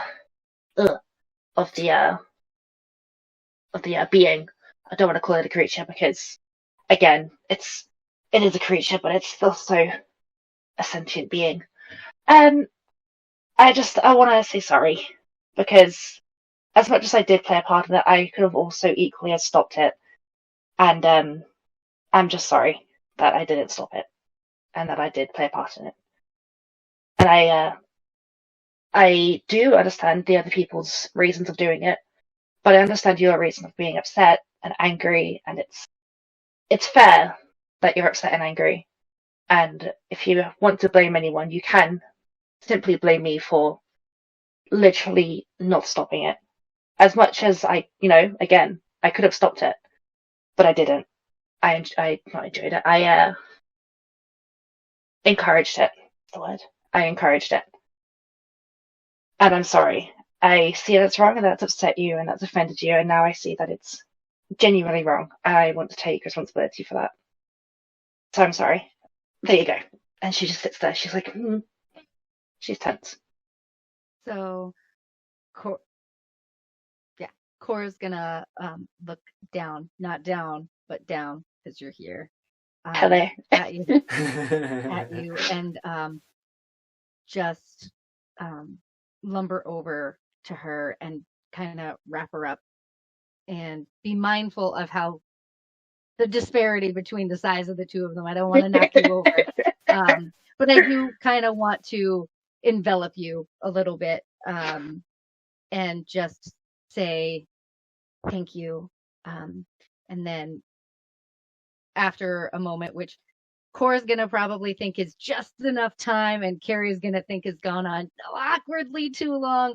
I'm gonna push you back a little bit, and kind of get a little stern with you, not because I'm a ton older maturity-wise than you, but just like as an older person, just look down, because I don't want you to feel like it's your fault. And I'll say, it's not your fault, and we all make mistakes, and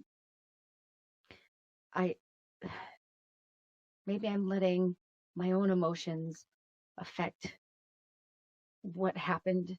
And I know that we were getting somewhere, maybe not where we wanted to get. And it's just very frustrating. And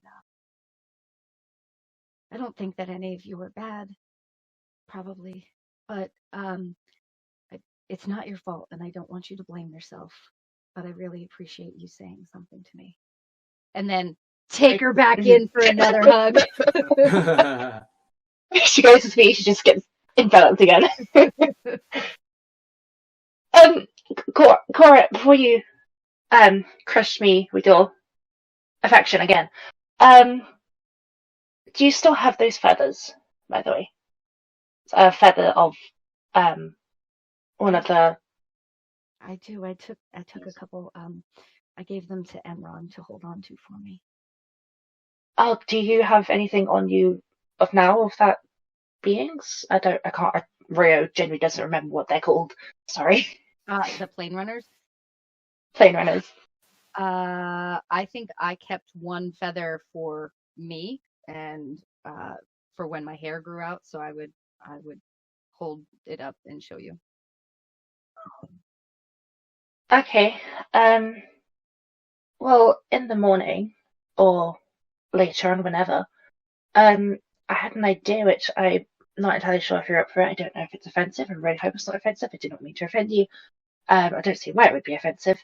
But if you'd like to get like a feather or a few, I could kind of burn it into ashes, and you can spread it as a sort of sign of respect and being like you're now free, considering that they did try to, domesticate it and, not essentially trap it, but trap it. And now you can be like, well, you're free and I'm sorry. But if that's what you would like to do, I'm completely up for it. And, So she'll look at you and say, yeah, I think that maybe that's an option. I'm gonna have a good long prayer to my gods, and hopefully the morning will put me in a better spot, and we can go from there. So okay, Cora ascends, goes back to the inn to offer a prayer to her god, and then sleep. Carrie contemplates until eventually sleep comes to you, and you also go to bed. We'll have a relatively peaceful, relaxing night. You've had your long rest. You wake up in the morning, you get your things together, and you consider what's next for the special case. I make sure I very obnoxiously greet Sparhawk in the morning. Ah, my lord, good morning to you. This happens forever. Good morning, milady. What the fuck is going on between you two? It's first thing in the morning. You have to speak normally. Apparently, I am speaking normally. I need some of that coffee plant. Too early for this malarkey.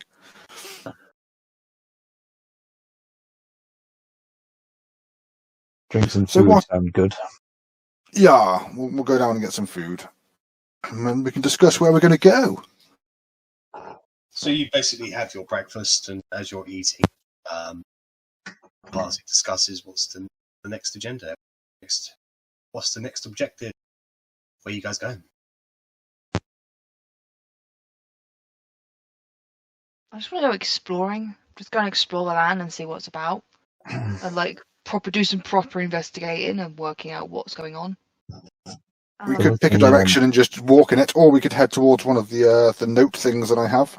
Yeah, so Cora would suggest, because something's been pulling on her memory with when Borchris was reading the notes, she would kind of suggest that maybe we go over them again now that we're settled and review the information and kind of see if there's anything that we're picking up that we didn't pick up the first time, or anything that's really pulling us to go in one direction. Well, you should have all the notes, Drusilia's notes, in your inventories. So They're all in the group notes as well. yeah, so you Thanks can to, read them at Kristen. your perusal. Are they in everyone's inventory, not just mine then? Yeah, they're Ah, so, okay. Cool. Can you see the big map again, so we can see how far we are from each Yeah, of other? course. Thanks. Darkness time. Hello, darkness, my old friend.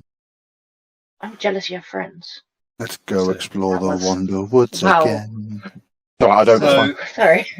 So Sorry. basically, as per what Lexi had said, the Centaur is not around here or these areas. She doesn't know of any crossing across the river except for the Stars settlement, and they haven't reported any sightings of the Centaur. So, as far as Lexi is concerned, the Centaur must have moved over here, unless there's a crossing somewhere that she's not. You Well, are Cora aware. You are aware of Fras's den up here. But basically, yeah, this is a. Was there a report of something heading out west, like almost directly west? Or did I mishear something? mean, there's Trying to buckles read on my it. notes. No. Yeah, there was there's a mine of some kind down there. Hmm. Or over Ah, the Butthole butthole. Yeah. Black hole. Booty hole. Where was the for Carrie and Cora? Where was the apex predator?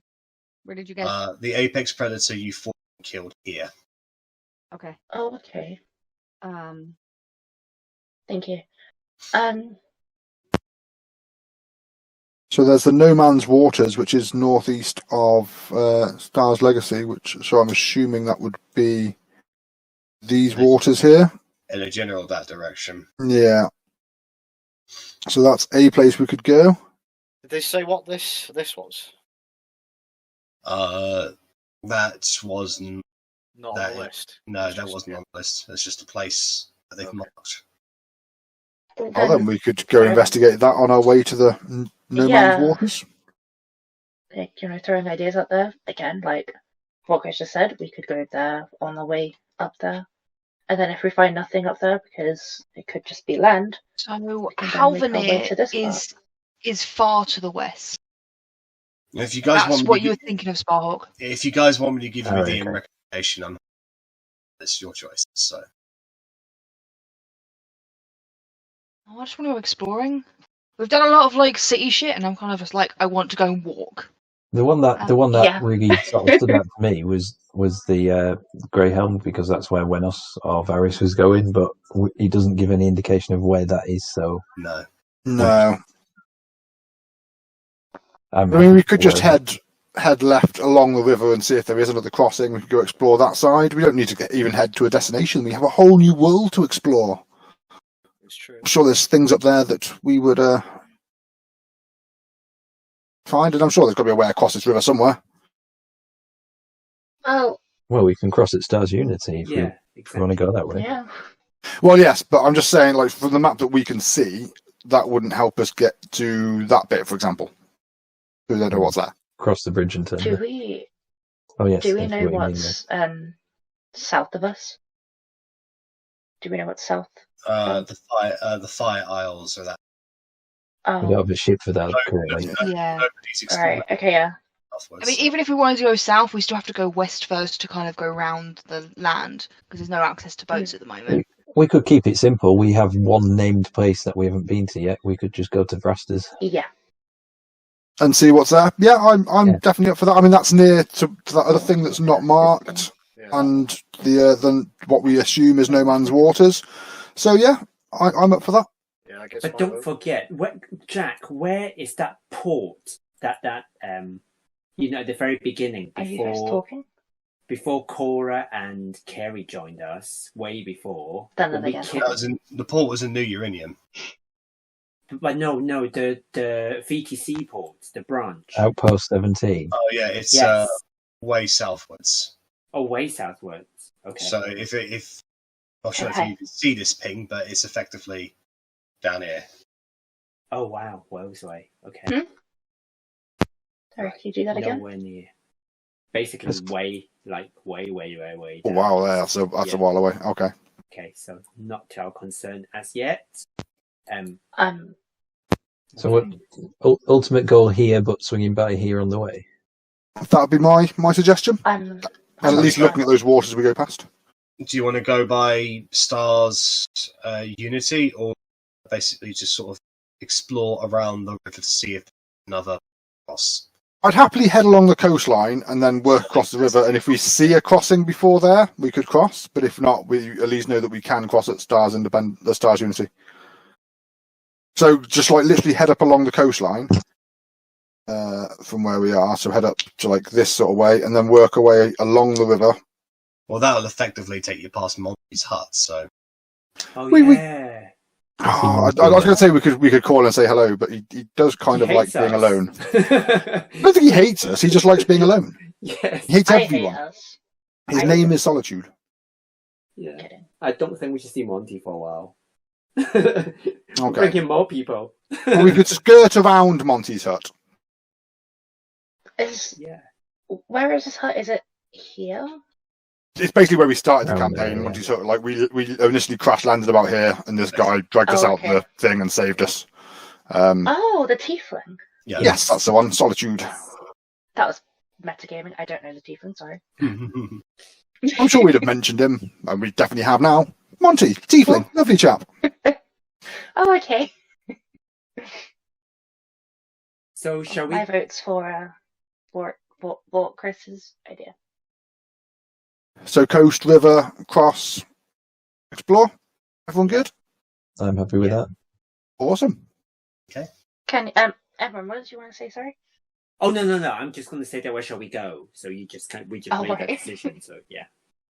Before we leave, can I go and pick up that sword, that dragon glass sword? Yes. So you've already marked out of your goal out of your inventory, haven't you? So yeah. Yes. So that means you now have a long sword that will additional 1d4 fire damage.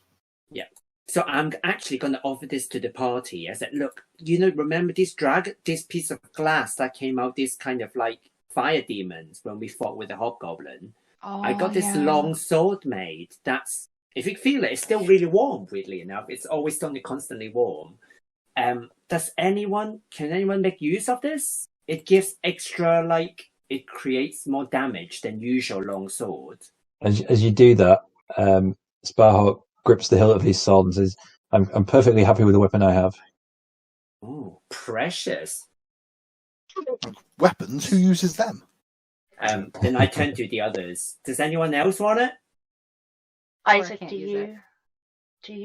Isaac, you're the paladin, aren't you? No, wait. No, Sparhawk is. Sparhawk's a paladin. Oh, this is awkward. Isaac, what are you? A long sword would be more of a Sparhawk weapon, I'd have thought, to be fair. I can use it, but I kind of like my rapier. Sparhawk has a white knuckle grip on the hilt of his sword. Oh shit! Yeah, you got that sword. Okay, fair. I would have taken it if it was a dagger, but otherwise, I'll just be swinging it around like I'd be swinging a stick around. So, have we just bought a pointless fucking sword? No, I can use it. I just want to offer anyone else before. Yeah. Okay. You have it. Yeah. I suggest it's yours then. Oh, yeah, I was gonna say if you've not got no melee, go for it. Yeah, I'll take it. Okay. Off we go. So I'll make an official. Can't hear you, Jack. Oh yeah, cut off that whole thing. I'll make an official handout, Kenny. But you can call it the Oriad sword. Oriad sword. Wonderful. Yeah, I'll wait for your official thingy. Thank you. But Sparhawk, why didn't you want that weapon? It seemed perfect for you. I have the perfect weapon right here. What is that? Sparhawk, It's like a boring, typical weapon. It's not. It's a beautiful sword. I think It will Sparhawk serve has me well. attachment issues. Let's have a look at Yes. it, Sparhawk. Give it over. Did anyone check out that No. sword before you took it? No. Because there were some This- notes. This that is my weapon, and I require it, and I will not hand With it over. Sparhawk, in the notes that I was reading in that hideout, they mentioned a cursed sword. This sword is blessed, not cursed.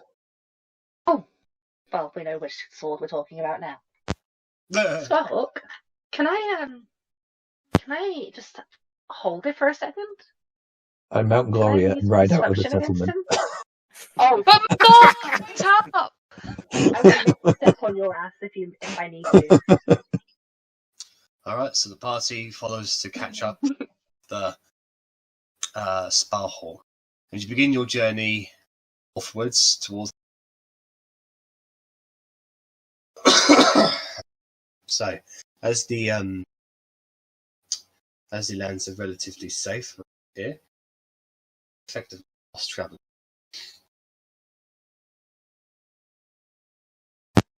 So You keep breaking. Oh, sorry, Jack. no, so I'm did- talking quietly. That's why. Oh, Okay, I did forget to say, Zach, sorry, in the long rest that we had last night, could I have copied a couple of spells into my book? Yeah, definitely, of course. That's cool. I will put them in now. Danke. Yeah, let's have a quick 5-minute. All right. So, as you guys are effectively taking the coastal path, over the course of the next 3 days,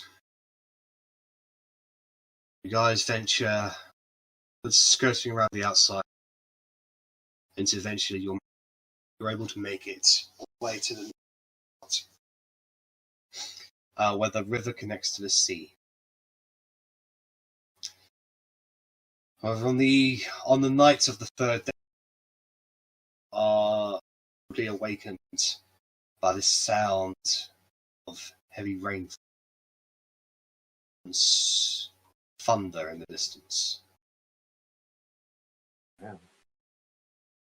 By the time morning comes on that day, it is pouring it down.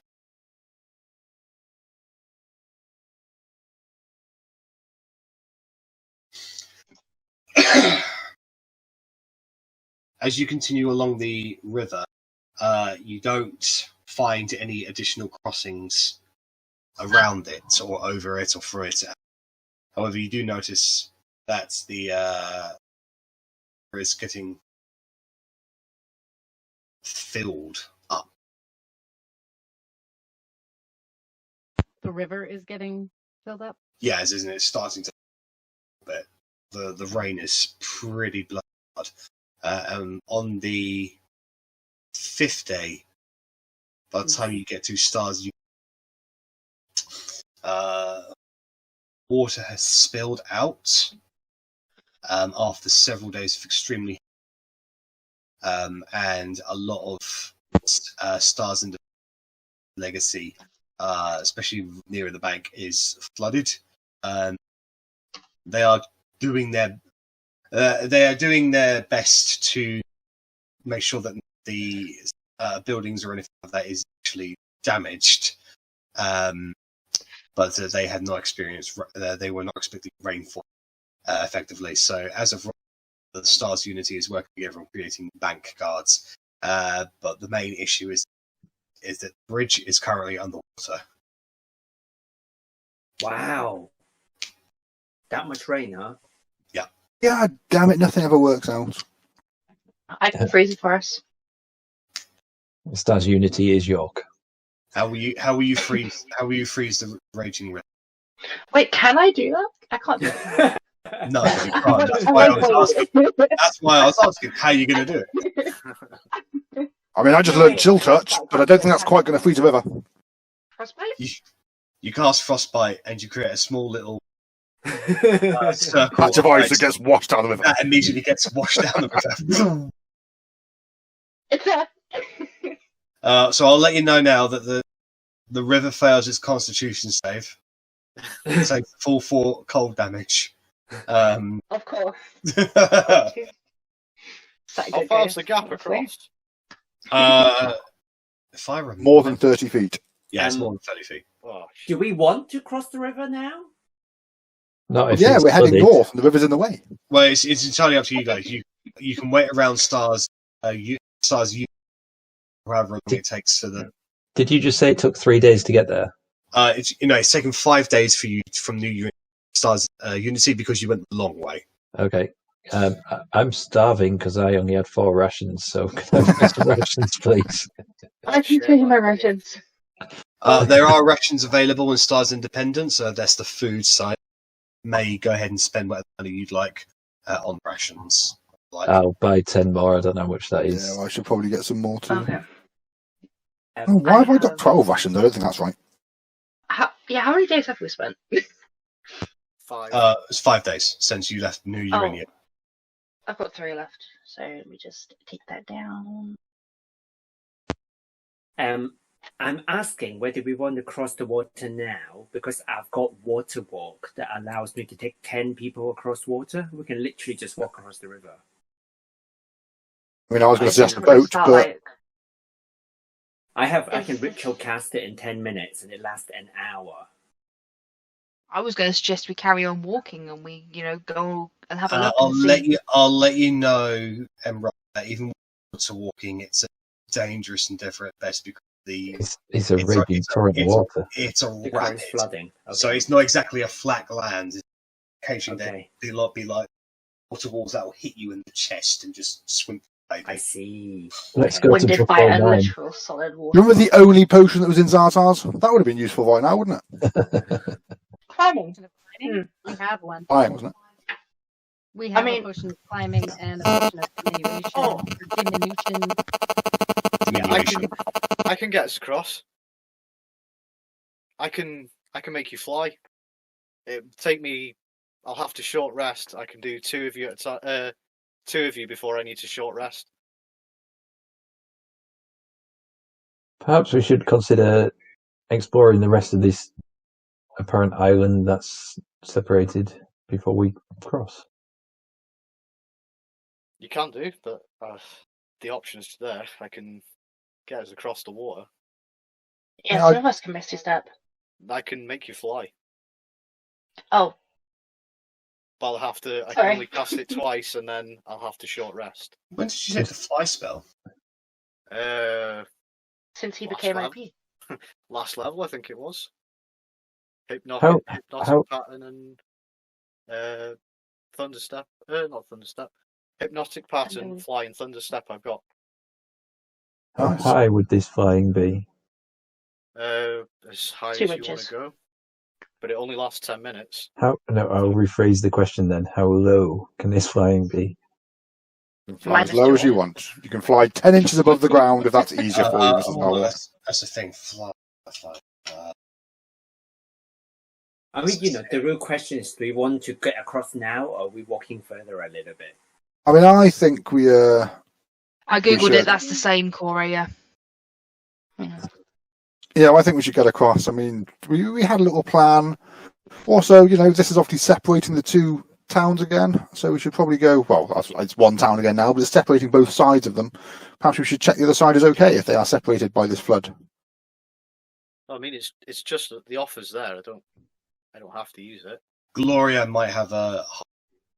I'll say, right. Turn to Pegasus without knowing.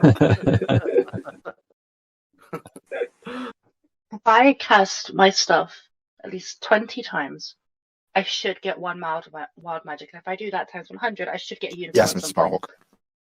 So, unicorn.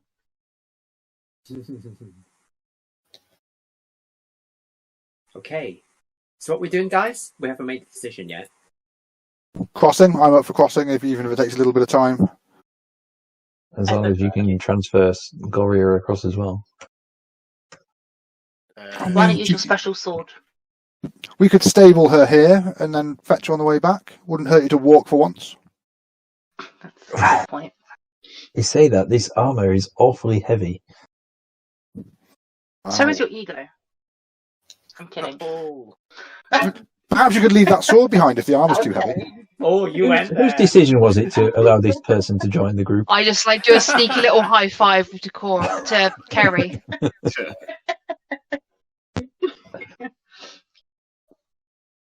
I say we just carry on walking. There's got to be a bridge around here somewhere. Yeah, I mean, the whole thing was to explore. We could just carry on down the river and see what we find. Okay. This just walk along takes the the equation of you needing a bridge, so we wouldn't need to use a bridge.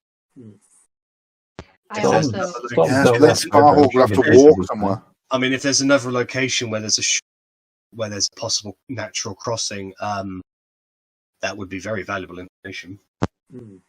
Ah, well, now I'm sold. when we walked from here over to where we are now, Yeah. we did not see this. No, it was way too wide, and if there was anything you didn't notice because it became more rapid as days have gone by. So This is basically England. So we Well, I don't continue have much walking. experience over there. Yeah. Well, this is what it's like. It's flooding everywhere. The info we got from the New Order, did that include all of this? We've got this for a reason, haven't we? So we know this thing is here. yeah, What is it was on their list. It was on their list of things. So While there is difficulty to cross the river, why don't we check out the Butthole Mine? butthole? Which we could do by following the river until we get there. Did you say Butthole Mountain? Is that what you said? oh my. Butthole Mountain. Let's Okay. let's make the best use of our time and do that. All right. So has everybody equipped up, ready? For I their, bought 10 days rations. Yes. As did I. I have like 14 days of rations now. Okay. So, the party decides to continue of going into a location that they have been. Moving quick. I like it. I would just like to make note that I know that Cora would be on the lookout for any of the herbs and plants and. I want you to make I would like you to make 2 nature checks, please. Can I help her to give advantage You can make 2 nature checks. as well? Okay. Yeah. To nature. Now that it's raining and flooding, does that count as difficult terrain and make us slower moving? Or Oh, nice. In some areas, Oh. yes.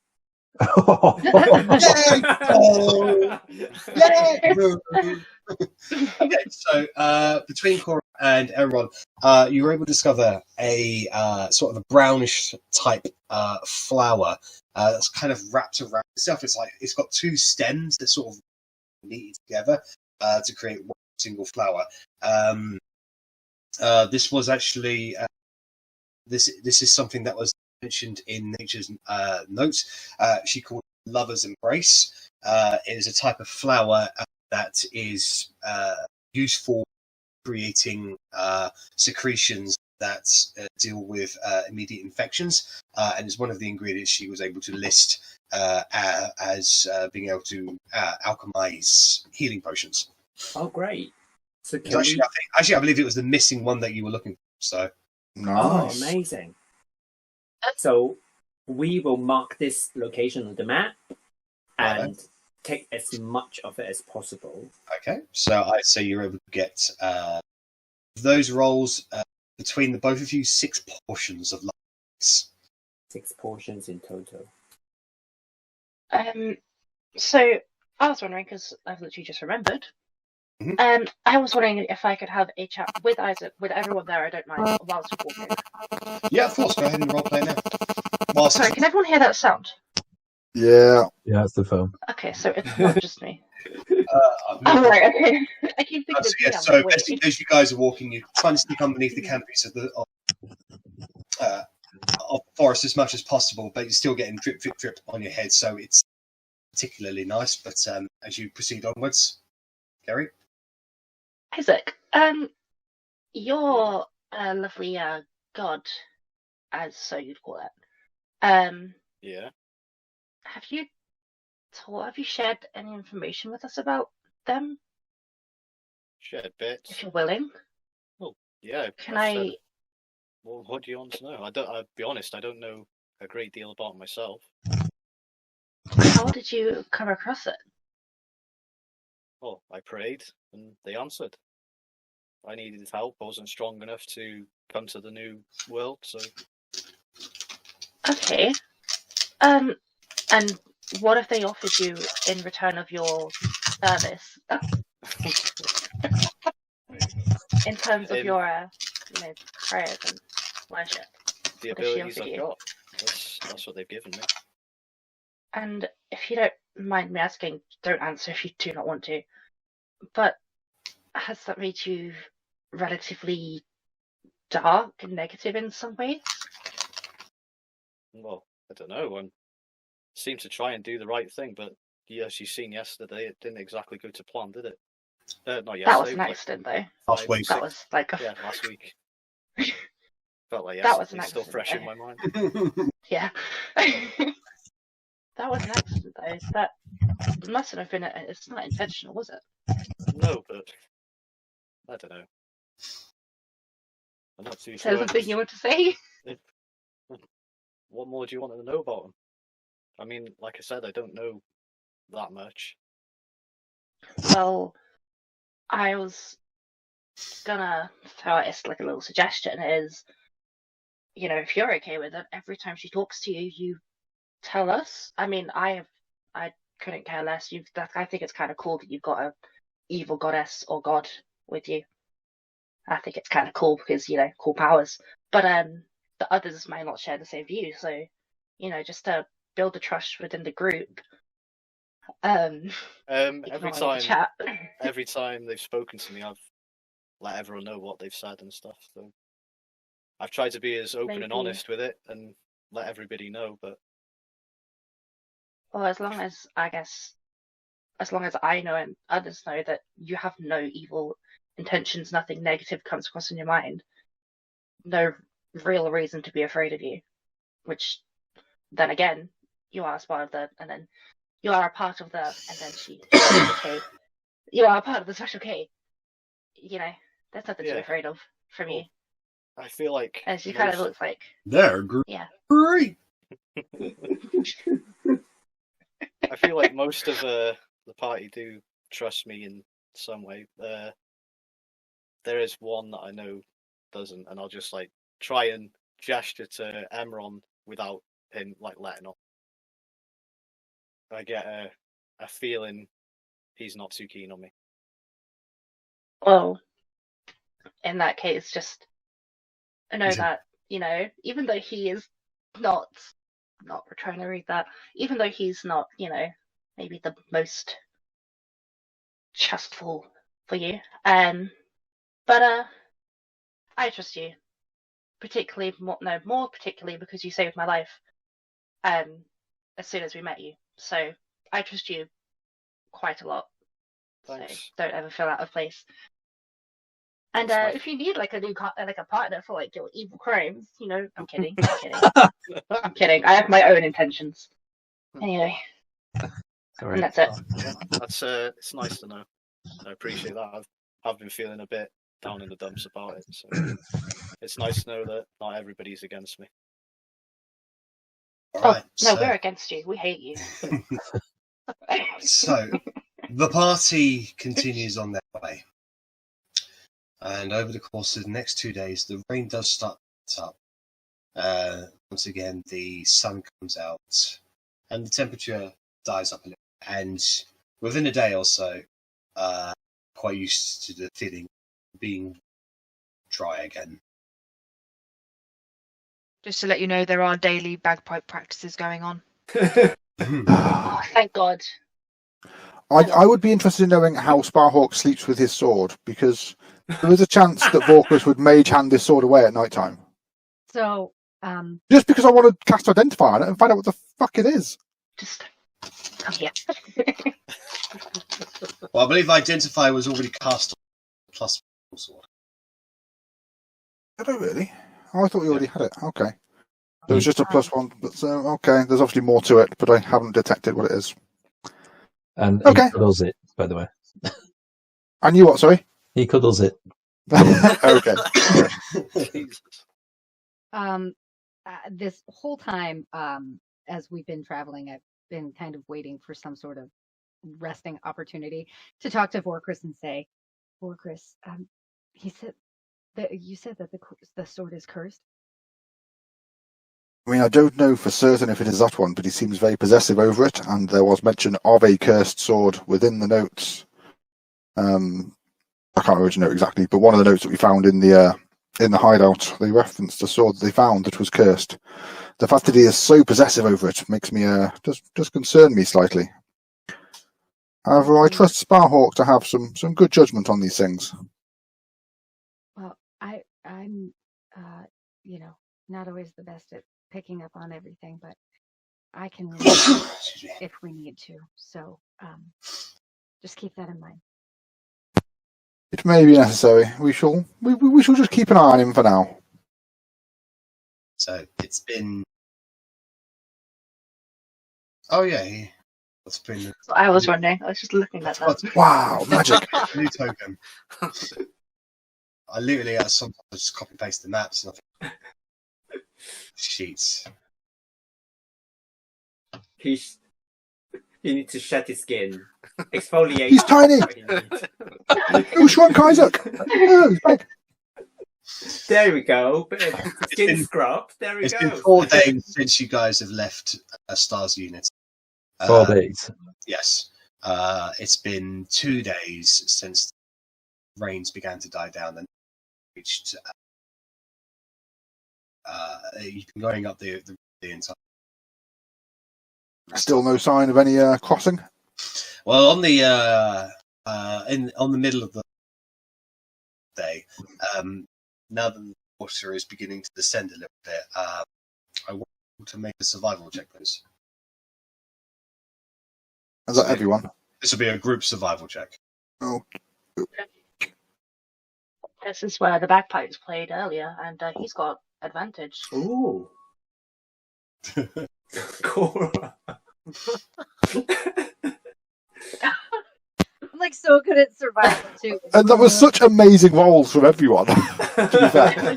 Apart from- We are like confident. We know what's going on. We are like, yeah, it's this way. She's got the highest. Cora just walking into every tree, just boom. Cora nearly falls into the river on a few occasions, actually. It's actually the 5th day as you sort of like just keeping an eye out. There is actually a big splash. You turn to see Cora has actually fallen into the river. But even though she's like a good 5 feet into there, because it's a steep bank, she's sitting up and like her bum, and her feet, and her hands are hitting the floor. So she's only minorly submerged.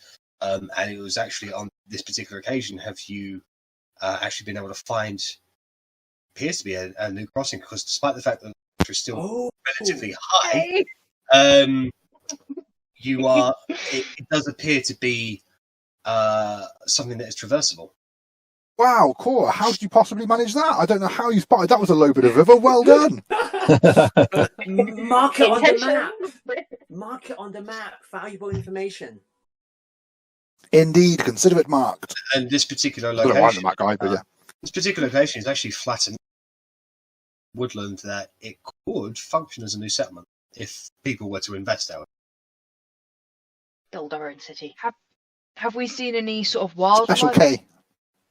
On occasion, but only in the distance. Since you were sticking to the coastline, the worst things, the most wildlife things you've seen is coloured fish.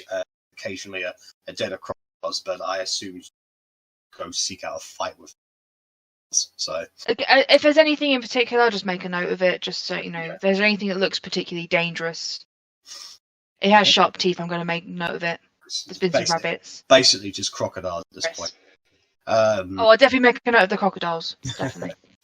And as you basically just sort of up out of their feet, and you just sort of this new potential crocodile, an arrow has launched its way into the beach, just by your feet. The opposite side of the No, embankment. your side. From our side. Yeah. It's over now. So I mean, I don't know if anybody else saw this, but I would say, look out, and then I turn to try and figure out where it came from. You turn, and over by the tree line, you can see a creature with a raised bow arrowing at you. Large creature with silver hair, a strange assortments. You can see a centaur. Have we all been spotted by this thing? Yes, he's pointing a bow at you. Just shot an arrow at us. I don't think it was just a lucky random arrow that just happened to hit the floor in front of us. Is this the one from before? It looks very similar, yes. Oh Okay, my god, we can't talk to him, can we? None of us could talk to him before. No, I can understand him.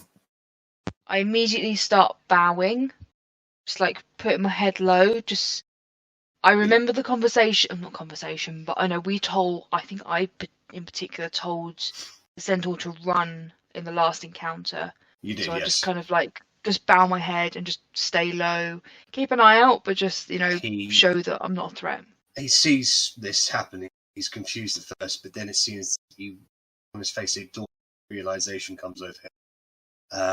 And it's at that point, Agnes, you realise this, and he doesn't point his bow at you, but his muscles do seem to relax in a little. But he's still very much on guard. Is he dangerous? Do we hate him? No. We fought him last time, but he did run away. He ran away when the apex predator came. But we do have like a bounty on him, so he is supposed to be caught. And it's because Lexi believes he's dangerous. Yeah. Mainly because of what we've told, to be fair. Also, he's strong. He can call animals to help him to attack us. He called loads of direwolves. He attacked us, but then the apex predator intervened and he scuppered. Yeah. Well, he thought we were hostile, and summoned animals to attack us. We tried to fend for ourselves, and then the apex predator appeared. We needed someone who could speak Elvish, didn't we? Or a language that Sylvian or something. Sylvan. Yeah. Sylvan. It didn't help that Bark's god was known to him, so Bark mentioned his god Obadai, but apparently he's a bad god over here, so that enraged him. No, as soon as you mentioned it, was for immediate hostility from this guy. Okay. I would look at Enron and say, "Is this the centaur?" Yes, this definitely looks like the same one we encountered. I'm holding my dagger out. And by the way that he is behaving to Agnes, it seems like it's the identical one. I'm gonna look at Harry. Blah blah. Look at Carrie and he stares at you, Carrie. Get her to put her dagger down. And I'm going to cast tongues. Oh, no, it's a touch. It's a touch. Yeah. Do you want to go up to him and touch him? Not yet. Not before I talk. Touch one of us so we could understand him. Hang on a minute, though. This spell grants the creature you touch the ability to understand any spoken language it hears. Can you touch yourself? Right. Can you touch yourself? What, in public, in front of everyone? What's wrong with you? Okay, so Cora, you cast tongues yourself. Okay. And the words he was saying basically change in your mind. Put your weapons down, or I will shoot you in your. He's saying this towards Kerry. So I will look at everybody and I'll say, he said, put his weapons down or he'll shoot. I put my weapons down right away. I mean, my staff is still on my back, but I don't really need weapons, so yeah, okay. What's Sparhawk doing? Sparhawk's sword is in his scabbard and he is keeping it in his scabbard. Okay, so everybody's got their weapons. Everyone's sheathed. Yeah. So. Okay. And then with that, he somewhat lowers his bow. So you do understand me. I do. I cast some magic to to try and be able to communicate with you. Magic.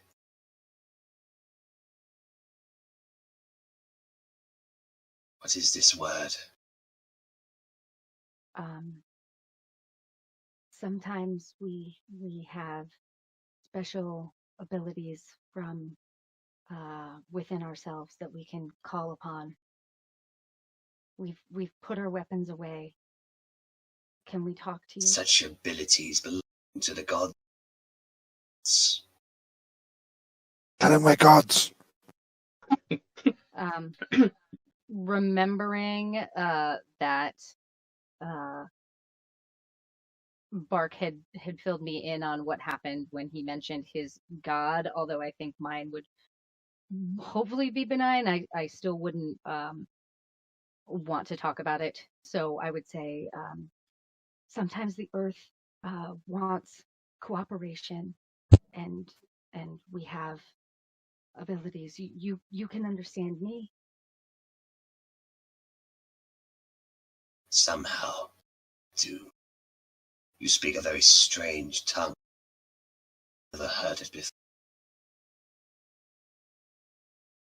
Why have you come all this way? I have left your lands, as was our unspoken agreement. Why have you come to mine? Is this your native land? Yes, this is where I hunt, where I feed, where I protect. This is where I live. What are you trying to protect? My home. I'll look at him and say, I came here because I was hunted. I was sought after and looked to be killed. And I don't think that any creatures really should be treated as such, especially just for existing. I mean, I do not know of what I do not know these rules and that you speak. Here I live off the land, feeds back to it. It's a mutual arrangement. The antelope eats the grass. Wolf eats the antelope. The dyers eat the wolves, and so on and so forth, until the apex, which you killed. A creature like that does not live in this land. A creature like that resides far to the west, past the mountains where the sands run rampant. It being here upsets the nature of it. However, it came because of you. Came because All of you. You have all disrupted balance of this land by your presence. You bring with you strange contraptions and strange structures, things that are not natural. I assumed that you originally came to invade my land. It is why I sought to enlist the aid of nature to try and drive you out. I thought that by attacking your settlements, you would leave, but you did not. Now you come to my lands. What am I to make of this? Which settlement did he attack? New Euriniam. New Euriniam. That was what happened before I got there. Yeah. Okay. Yeah. I will look at him and say, living off the land and respecting nature and protecting it is as it should be. And yet you build structures that are natural to the land. Truth be told, I assumed you came forbidden place. Assumed you came what? He assumed that you came from forbidden place. Came from the forbidden place. Okay. Yeah. From the forbidden place, which is, I'm sorry, is the forbidden place the old world? I do not know of what you speak. Forbidden place is it is a structure not far from here. It is made of stone, rock, and strange devices. It was similar to how you live. I assumed you are the same. Only evil and negativity has come to that place.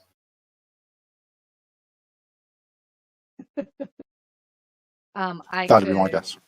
Yeah, I wouldn't describe it as Butthole Mountain, but I would do my best to describe the general direction and I guess look of the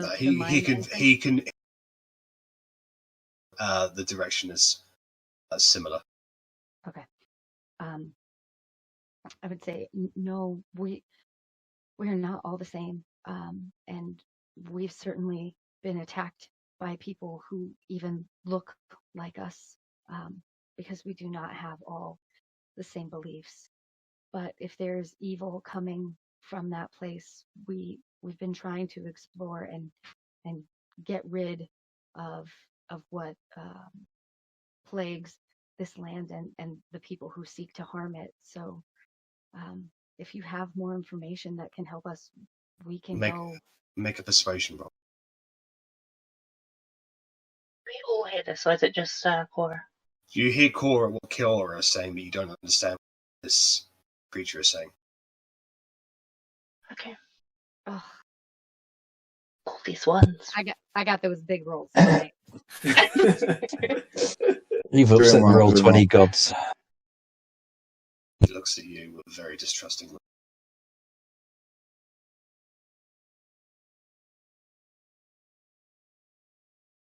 Come with me.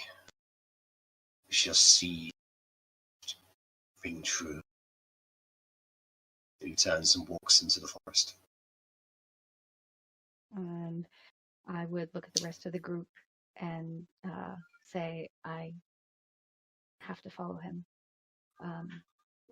And I don't know if I have time to explain to them what's happening, but if not, then I would just turn to go. Just you? Okay. I could ask him, excuse me, did you mean just me or all of us?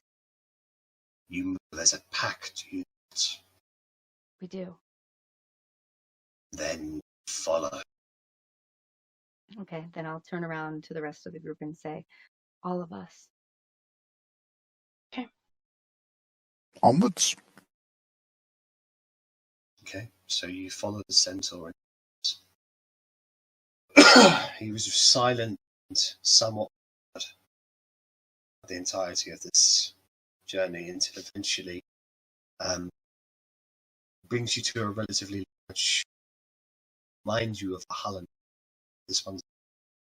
Oh, you keep breaking up, Jack, again. It reminds you of a Hallan tree. Oh, no. He has constructed a small sort of bridge. Sorry, a small what? Small wooden bridge that leads up to the base of this tree because it's on a bit of a plateau. And as you get up there, you can see that he has somewhat hollowed out this tree, built himself a door and a little bit of structure around. And it seems that he lives inside this tree. I would look at him and say, this reminds me of my home. It's truly lovely.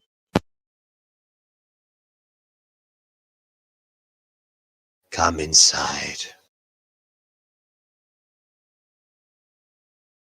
You would have had to have cast. It's been over an hour since you started following him. Oh, sorry, recast it? Is that what you said? Yeah. Okay. He leads you inside, and inside is an assortment of interesting oddities and knickknacks, potteries, artworks, strange, foreign, but a little beautiful in his own way. And they're made with the hands of a crafter, if anything. And it's odd because all of the furniture seems to be self-constructed and made for creatures with 4 legs. So it's not a place where you can find a comfy place to sit down or do anything really. You are the odd ones out in this place. I would Jinx. ask him. No.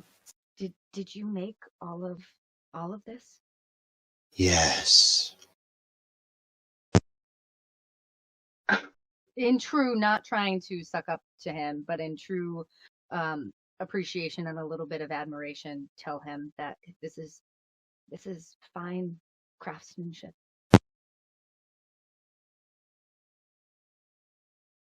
You know kind words. Do you know kind deeds, I wonder? Do you know where it is we stand? Dan, is this a Holland tree? So you do know the name Harlan. It means that you're not as ignorant as I thought. Yes, a Harlan tree is a tree that's connected to the first soul.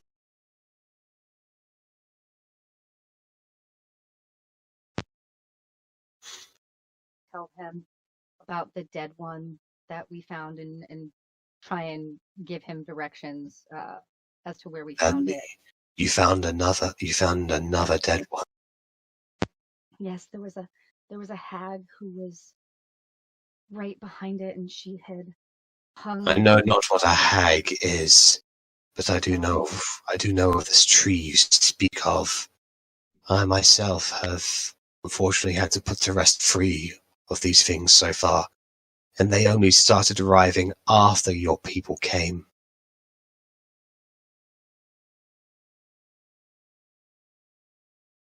I've spoken to the spirit in this tree, and it tells me that some of the trees are sick,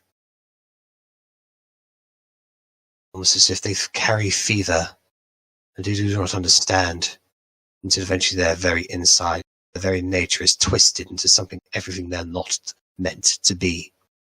I would describe what the inside of the dead one looked like to him, and say, I tried my best to remove the sickness within it, but I just didn't know how. I don't think it possible. I know not of the way.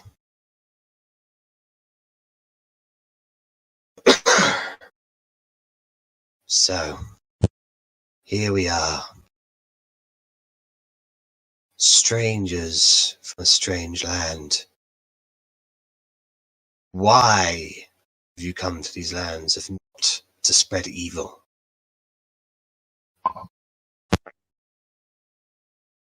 And say, if people want to speak for other people to RP, this says Cora translates. okay. Cool. I would first tell him that I came to escape being hunted and to try and heal the new world.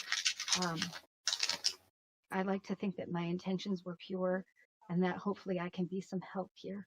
But I can ask my companions, and if you don't understand them, I can tell you what they've said.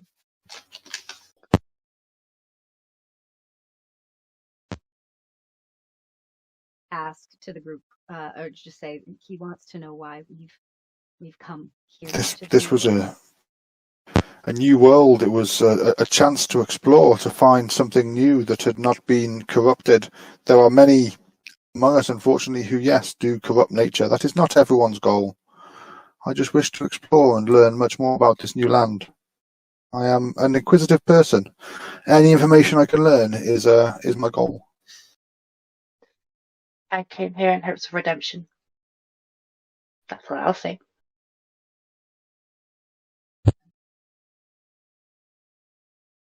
My commands were to protect the people that I travelled with.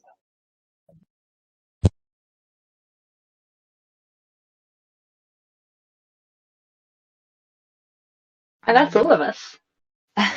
Kidding, sorry. I ran away from certain death and came to try and find a new life. I would have called you a coward, yet I saw you stand with me. So I know that is not the case.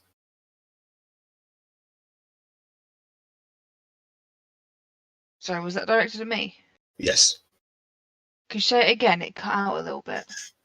He would have called you a coward, but he saw you stand with the apex of bravery on your face, so... case.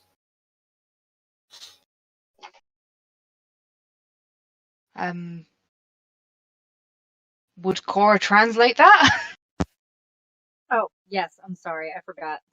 I would be just translating everything back and forth. Because of the wording of it, I was like, would Cora translate it word for word, or would she nice it up a little bit? No, Cora would not be nicing anything up. She would be translating everything word for word. A translator's job is to be accurate. That's fair. I kind of sit back in the corner and just like sit back and just don't say anything else. Cora, would you like to tell him maybe that the reason why the stuff might be corrupted might be because of the people we are fighting? They might have corrupted it, they might have magic of their own. It might not be us, it might be the others that came. Well... I think he treats us all the same. We're all new people. Yeah. Well, the corruption you bring is very similar to the story. Why we should never enter the forbidden place. Lest the world becomes sick.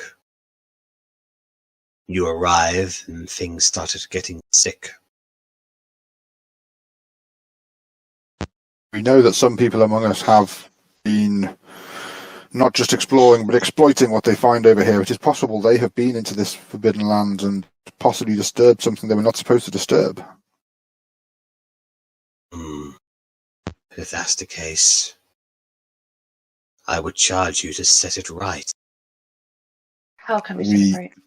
If your people came here and upsetted the balance of nature coming from within the forbidden place, then I would tell you you should go inside and fix what your kind broke. It's funny you should say that. That's exactly where we were going. I can lead you to its location, but I will not go inside. Understandable. All help would be appreciated at this point. I would. What do you call yourselves?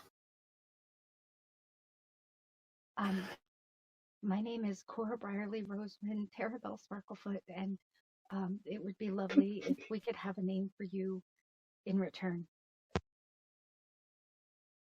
I'm Vorquist. My name's a bit shorter. But pleased to meet you.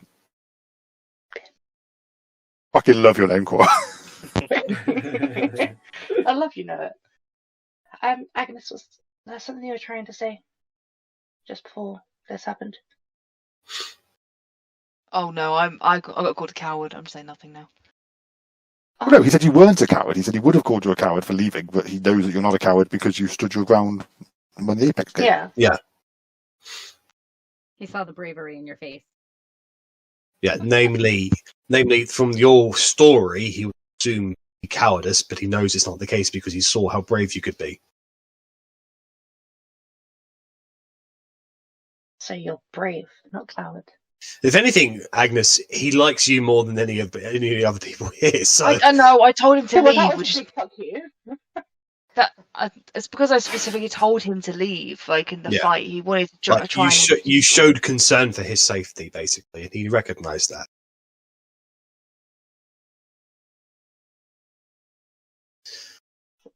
I have a name, but it's not been used in a long time. Rookie. Cora is going to kind of kneel down on one knee and bow her head and say, What is this custom you do? I'm just trying to show you that The top of it your is- head? And then I'm going to get very sad about the top of my head, which is still covered in my maple leaf beret. I'll say, no, and then I'll look up at his eyes and I just wanted to let you know it's been my honor to speak with you, and I really appreciate you, your willingness to communicate with us, and if we can help, we will help. He's staring at you very intently. He actually sort of trots up to you a little bit, and he kind of towers over you a little bit, stares at you very. You hide something from me?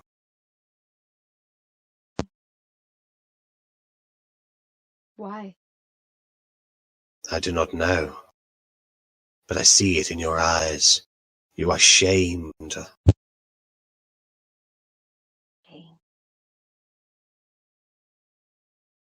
I'll look at him and say, the shame that you see is the shame that I feel for not being able to save my mother. And she succumbed to a sickness that I could not cure. And it is my goal to heal as much as I can while I can. That is my shame. And then I'll stand up, but be very... You sound like you've been alone for a while. My home was inside a tree, much like this, but with different furniture, much too small for me because my mother was not like me. But I have not I been too around. know this loneliness. And he walks away over towards a desk where there's a couple of what's the one that nestle and clay sort of thing?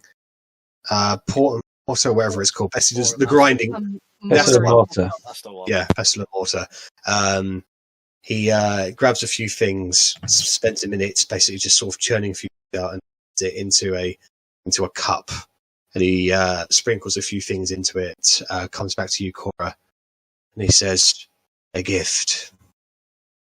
He takes the pot and he slams it on your head. And you get this kind of gooey sensation just sort of smears down your... Grand hat. And I would reach up. Do I feel anything? Does it burn? Does it tingle? Or is it just gooey, yucky? It's a gooey, yucky sensation.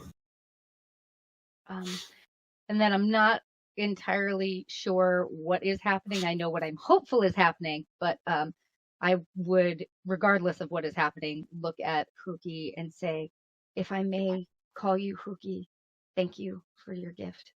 And then take my head down and hand down and wait. After about a minute or so, you feel slightly warm in the head, and the rest of you can see that her hair is growing at an extremely quick rate. It grows and grows and grows and grows and grows until it's gone past your shoulders, down to your back, down to your feet, and it keeps on growing. Oh, God. Can She I touch turns it? to Rapunzel. Can I touch it? Yeah, Can I touch it? it's fluffy. Cora, can I touch it? It's very fluffy. Is it that fiery orangey red as it was before? Or is it? It's your natural color. Okay. And then I would start crying, and I'd still adjust my hat because I'm so used to it at this point. But I would start crying and just look up and say, "That means so much. Thank you." And put my head back down with my very long hair. I thought you did not know magic. How is it possible you can make hair grow like that without magic?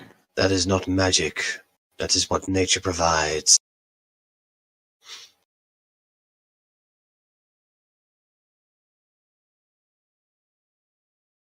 Anyway, come. I will show you to the forbidden place. He walks past you all outside of the door, walks off into the forest. I'm gonna. Your hair's still growing, by the way, Cora. Oh God. Now that survival comes in and she's getting I will trapped cast in trees. Mage Hand. Mage Hand, just collecting it all up behind. Yeah, just lifting this trail of hair behind you. Like train of a wedding. It's worth dress. money, that fur. I was nice. waiting for somebody to say that. But Farhawk. Well, you don't need this much, Cora. Farhawk. Eventually, it does stop. At this point, you've probably about 12 meters of hair. That would break your neck. The American is gonna quickly just look up what 12 meters is in feet. 12 meters a lot. Oh my god, it's like 40 feet long. Yeah. Yeah. That's 3 and a bit feet That from would, you. That's a in lot real of life, hair. that would break your neck in real life. Oh my gosh. That's why Mage Hand's helping. Some Looks like I only carry 5 pounds, he's not carrying much. A mistake. Sorry, Cora. Sorry, Cora.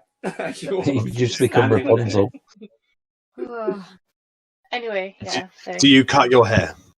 I mean, I would look at Fruki and say, this I don't want to be disrespectful or ungrateful. This amount is a little cumbersome to my neck and my back. Would it be allowable for me to cut a little bit of it? He looks back at you as he's sort of looks confused, and he says, "You could have stopped it at any moment. I assumed you wanted." So then I'll She kind of desperately go, wants as much. know how I would have stopped it. And then I will take out. Well, no. Somebody help me. Would you like some help? Yeah. It'll Basically, take forever with a dagger it'll take a couple of minutes with a dagger, just cutting through it. I'll just to say, for the sake of brevity, you're able to cut off it down to the length that you want it to be. And as soon as the hair that was cut off releases from you, it actually evaporates into dust, basically. Wow, so Okay. much for selling that. Yeah. Sorry, guys. Sorry. I'm going to. All right. Just try and, as we're walking, like braid it or something, because I kept it longer than it was, but I don't want it all over the place. So as Yeah. we're walking, braiding hair.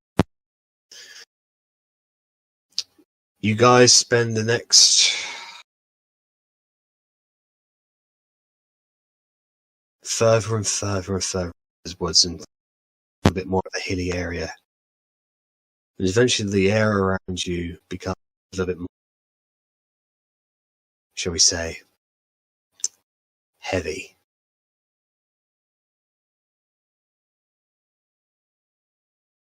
Gets colder.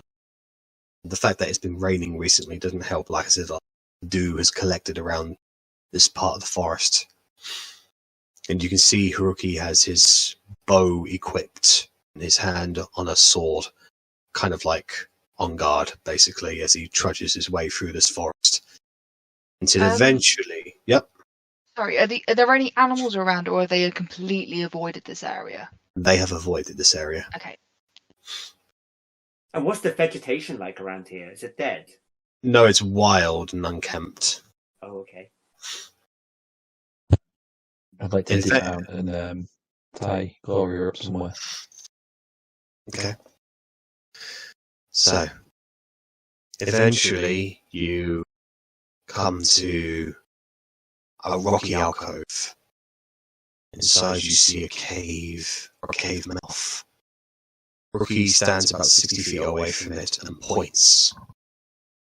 And unfortunately, the tongue spell has... So he's... basically just... he's speaking once again in the silver. It is the Gatlinisi. Points towards the cave entrance.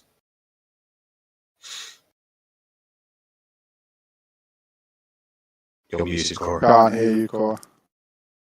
Put my hand over my heart and just kind of like nod my head toward him and look at everybody else. He cocks his head to the side again. He's confused why you keep on showing him Why I keep showing him what? the top Oh, of the your top of head. my head. Because she's proud of all her hair now. She's like, thanks for the hair. Thanks for the hair. Well, that's how he initially notices heads.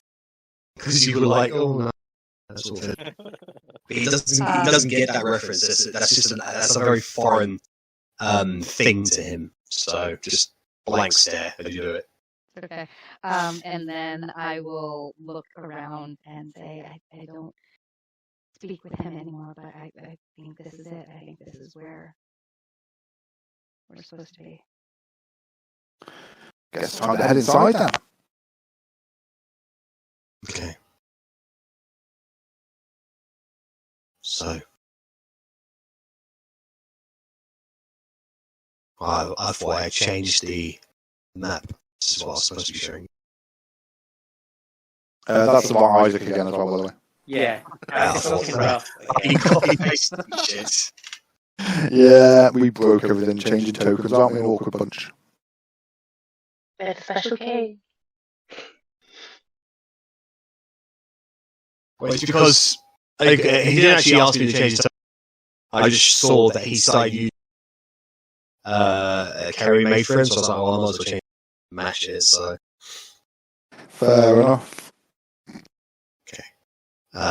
You don't understand what he says to you, but you get the measure of it along the lines of good luck as he starts backing away into the forest.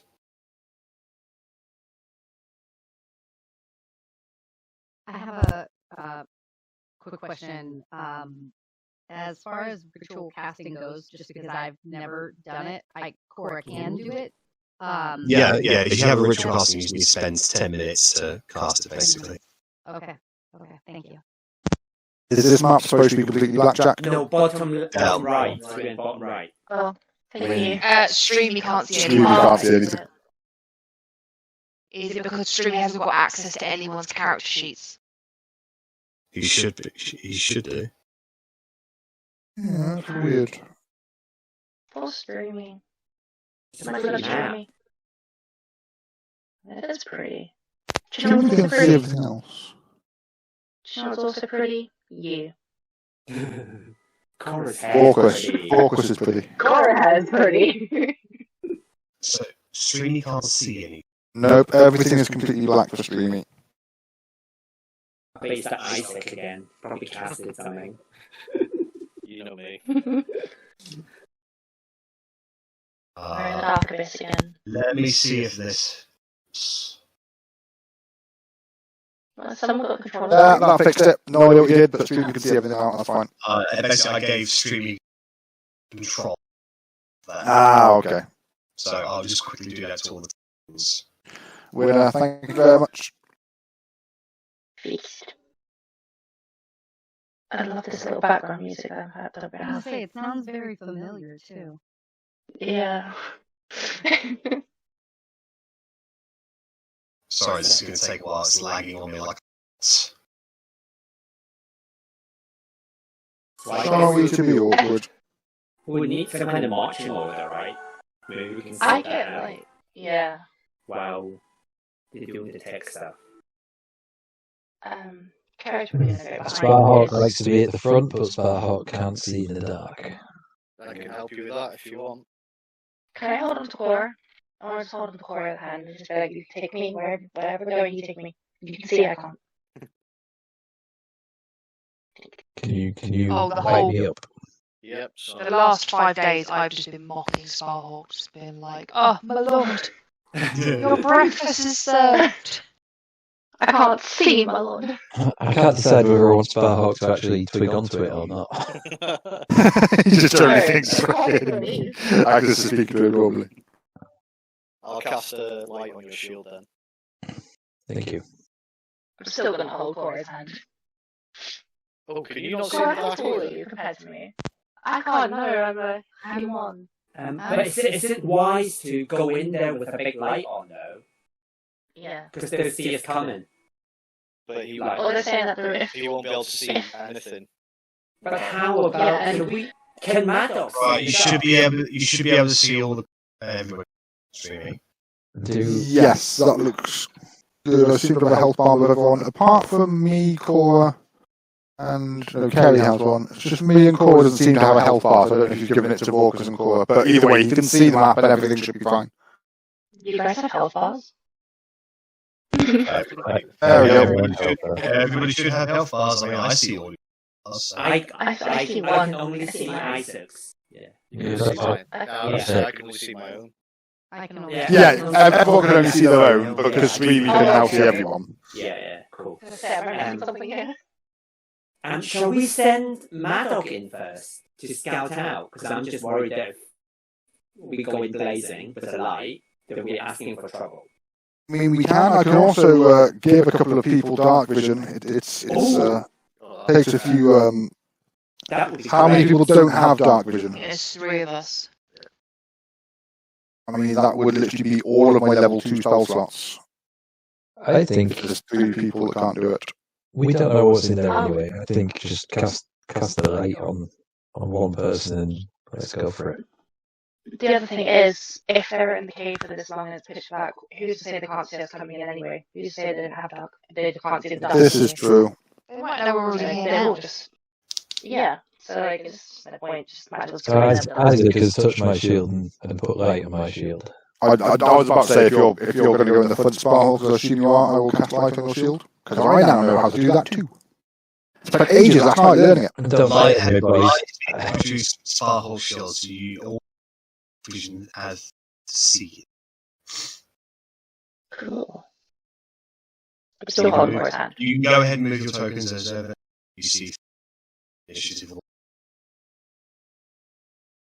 I'll follow Sparhawk in behind. So, Sparhole, as you walk inside, there are some strange structures around, a few bits of ancient equipment that discarded the floor, and strange kind of white rocks on the floor covered in dust and pebbles. Strange white. Rocks. They're on the floor covered in dust and pebbles. Okay. Like flower petals? Pebbles. Stones. Carry on forward. And as you come around the corner, Just look at the sign. Is that anything important? it seems to be some form of strange. Make out exactly what it is. It's font of some kind, but Sparhawk, as you turn around the corner, you immediately look to your right and you see hundreds upon hundreds of humanoid bones. Here. It's always bloody bones. And there is a Right. there is a structure to your left that is emitting a strange orange glow. This. Yes. What does it look like? It's kind of like a. Imagine if a flame had become solidified and it was just strangely pulsating in orange glow. It's currently like placed on a straight pole that's sort of embedded in the ground. Check. Sorry, can I do a history check on this object here? Just or Yeah. is like everything here just completely like okay. Well, all of this is completely new to you. Okay, so no like Well, even you if can it's use a history check to determine if any of this has ever represented anything similar to something in the old world, if you want. Yeah. Okay. History. Did that come through? Not yet. I pressed it twice. Okay, well, Um, we wait. True. You're quite confident that the design, it's a font of some may have produced water or something at that point, but its design, its structure is not anything remotely similar to anything in the old world. Does it Okay, well, look I just tell does them it look exactly. similar at all to my bag of holding in design? Yeah. Because my bag of holding was a bit weirdy looking. A little, yeah. Okay, so I'm going to point this out to the group. These funny structures around, statues and bits and bobs, they kind of relate to the similar design to the bag of holding we found in Drusilia's place. Just want to let you guys know. Interesting.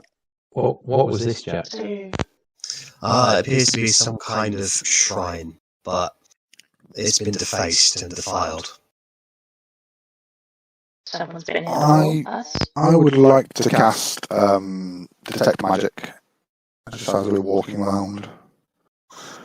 Focusing first on this big glowy orange thing. Is that orange thing is producing some kind of it's producing a mix of just a moment, actually. Abjuration and conjuration magic. Okey-doke. Shall I clean this up with prestidigitation? You cause all of the dust to blast away, and it's been scratched down to a very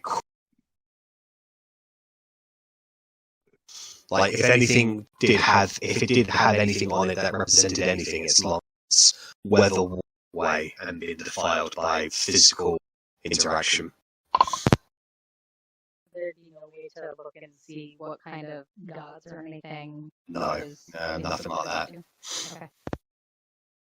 I'm going to step into where the bones are and see if there's So anything. you crunch, and that's when you realise that the white stones around out there are in fact bones themselves. Your best guess, Starhawk, there's maybe 200, maybe 300 sets of individual bones here. Might do an insight check to see how long they've, been dead. Just the bone. That would be a straight up intelligence check. Okay, can I try that? Yeah. Thanks. 12. Who knows how? Okay.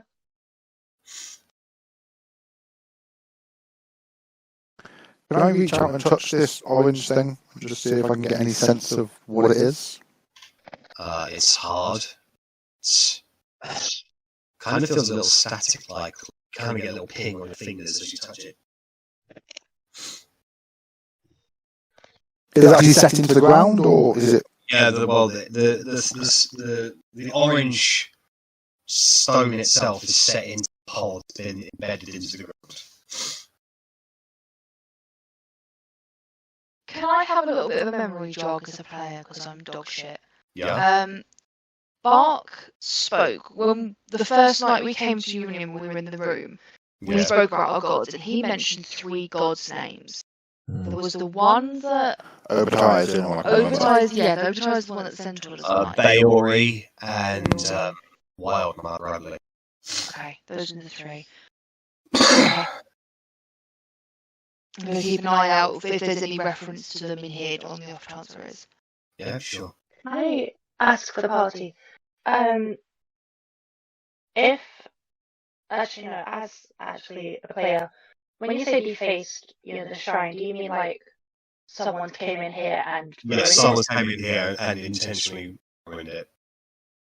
Okay, then I want to say to the party, if someone's came in here and ruined it, that means someone's not afraid to be here. Someone who's not came with us potentially to Disney World. So there might be another civilization here who are intelligent like we are. That's a warning. Maybe traps as well might be here from them. Just putting it out there. It's cold in here. Did Sparhawk have that spell about desecrated places? Is that you, Sparhawk? I have an ability to do that. Are you asking me to do that? Is there a good reason to do it here? I will use my divine sense. What do you focus on? The desecration or the sensing of things? So what it says is the presence of strong evil registers on your senses. You can open your awareness to detect such forces. Until your next turn, you know the location of any good or bad creature, basically. Within 30 feet of you? Within 60 feet, and within the same radius, you also sense the presence of any place or object that is being And conveyed is or it, displayed. and does solid stone block it off? Doesn't say anything about that. No.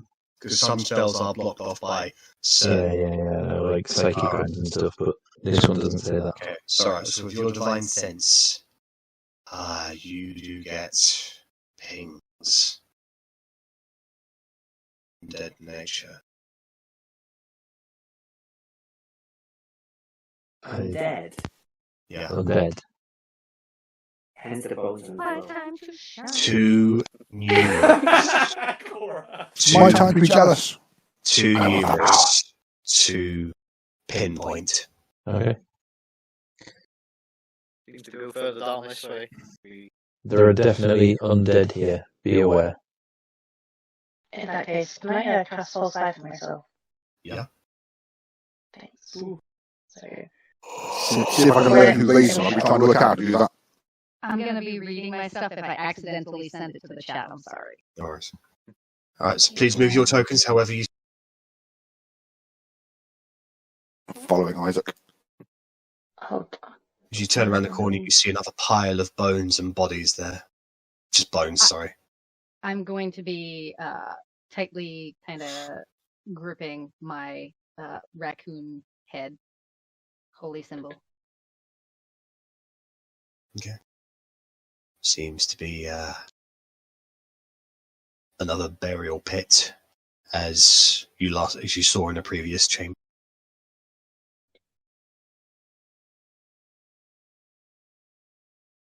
And as you turn around the corner of Sparhawk, you can see a large stone door. Stone door. Yeah. Would I be able to work out what type of bones these are from? Humanoid creatures, but it's odd. I mean, you can have a quick look at them. They appear to have 4 fingers instead of 5. They're a bit larger than most. The Simpsons. Can I examine the door? It appears to be sealed shut from this side. From this side? Yeah. Who is it These too? statues. Things. They are kind of just raised like stones where bodies have been sort of just been placed on there. Oh, what is core? This door appears to be being sealed shut from this side, as if to prevent something coming out. Yeah. I'm not sure. Volkrist, would you like to look? Oh, she's a... Yes, I will definitely have a look. I mean, is my detect magic still up? Is it only taking? Surely it's taking less than 10 minutes for me to walk around here. Yeah. Still getting this. Am I sensing anything from the door or the other side of it? Yeah, necromancy. Ooh. Don't be scared, guys. Necromancy is just a tool, just like anything else. And there also appears to be enchantment on the door itself. Okay, there is an enchantment on the door. I don't know if anyone can dispel magic. I can investigate it and see if I can work out how to shut it off, but I have no ability to destroy magic. Not my forte, I'm afraid. I have, but do we want to do this now, though? If I something mean, I would like to see what's behind it. Should we not do Well, that? in terms of unsealing it, there are basically several stone slides that you basically take. Looks like the door opens outwards, so you push it forward. Someone's got Mage Hand, right? Yeah, I mean, I've got it, but I can also just... I mean, we're here. I'm right next to it.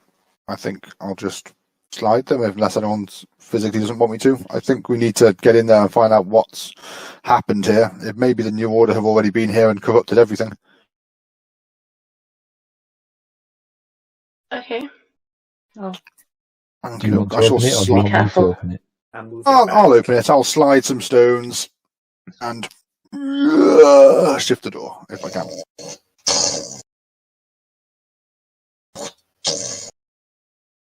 You go to push the door. It's quite hard. You have to put it back into it.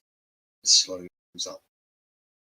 As you do, there's this tiny little blue sigil at the top of the door that just breaks.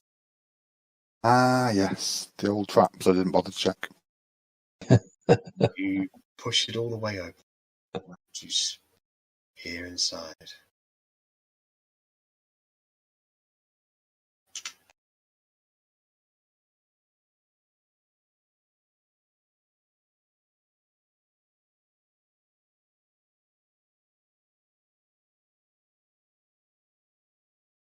More orange things. And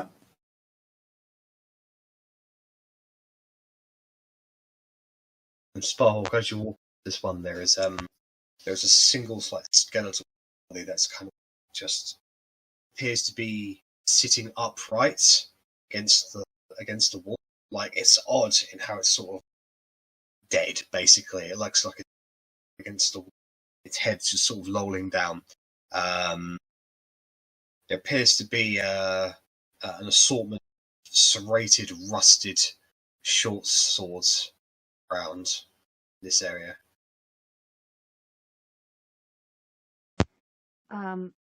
Where's the Isaac, body? Sorry. over here, It is here. as we're moving over, Isaac, did you say that you saw statues when you were over there? I thought there were statues, but Okay.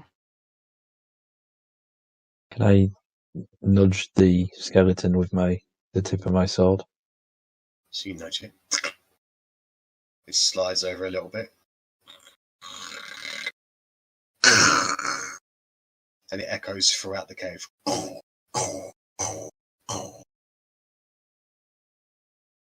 This is me. It was never going to be stealthy. I get Skyrim vibes from this. Can I look around that little crevice, see if there was anything on the skeleton, or? Yeah. So you go over to the immediate area, quick look, make an investigation check.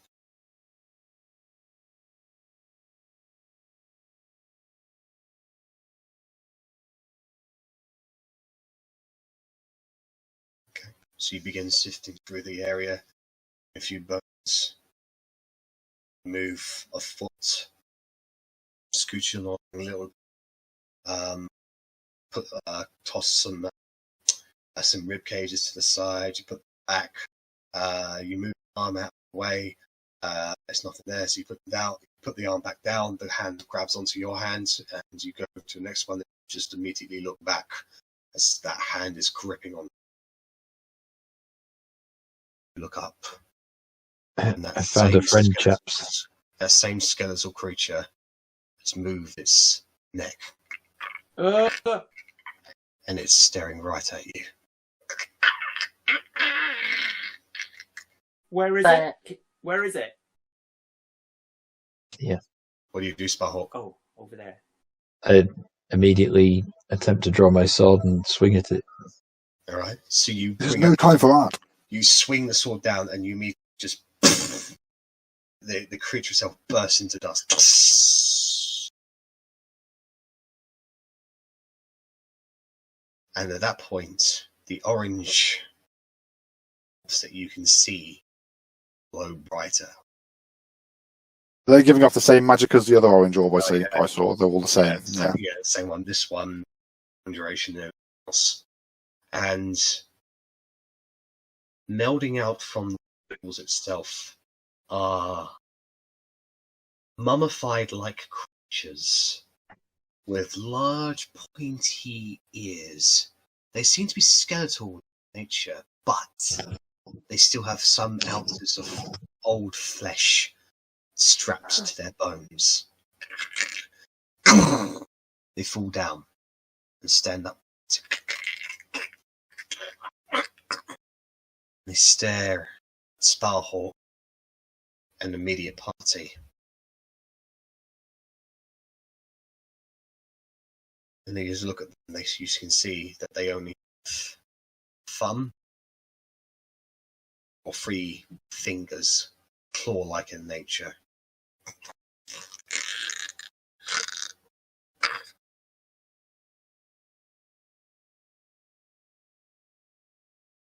And at that point, they all kind of go.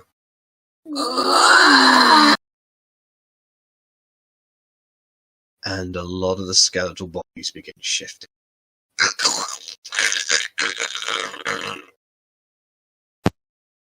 Whoopsie.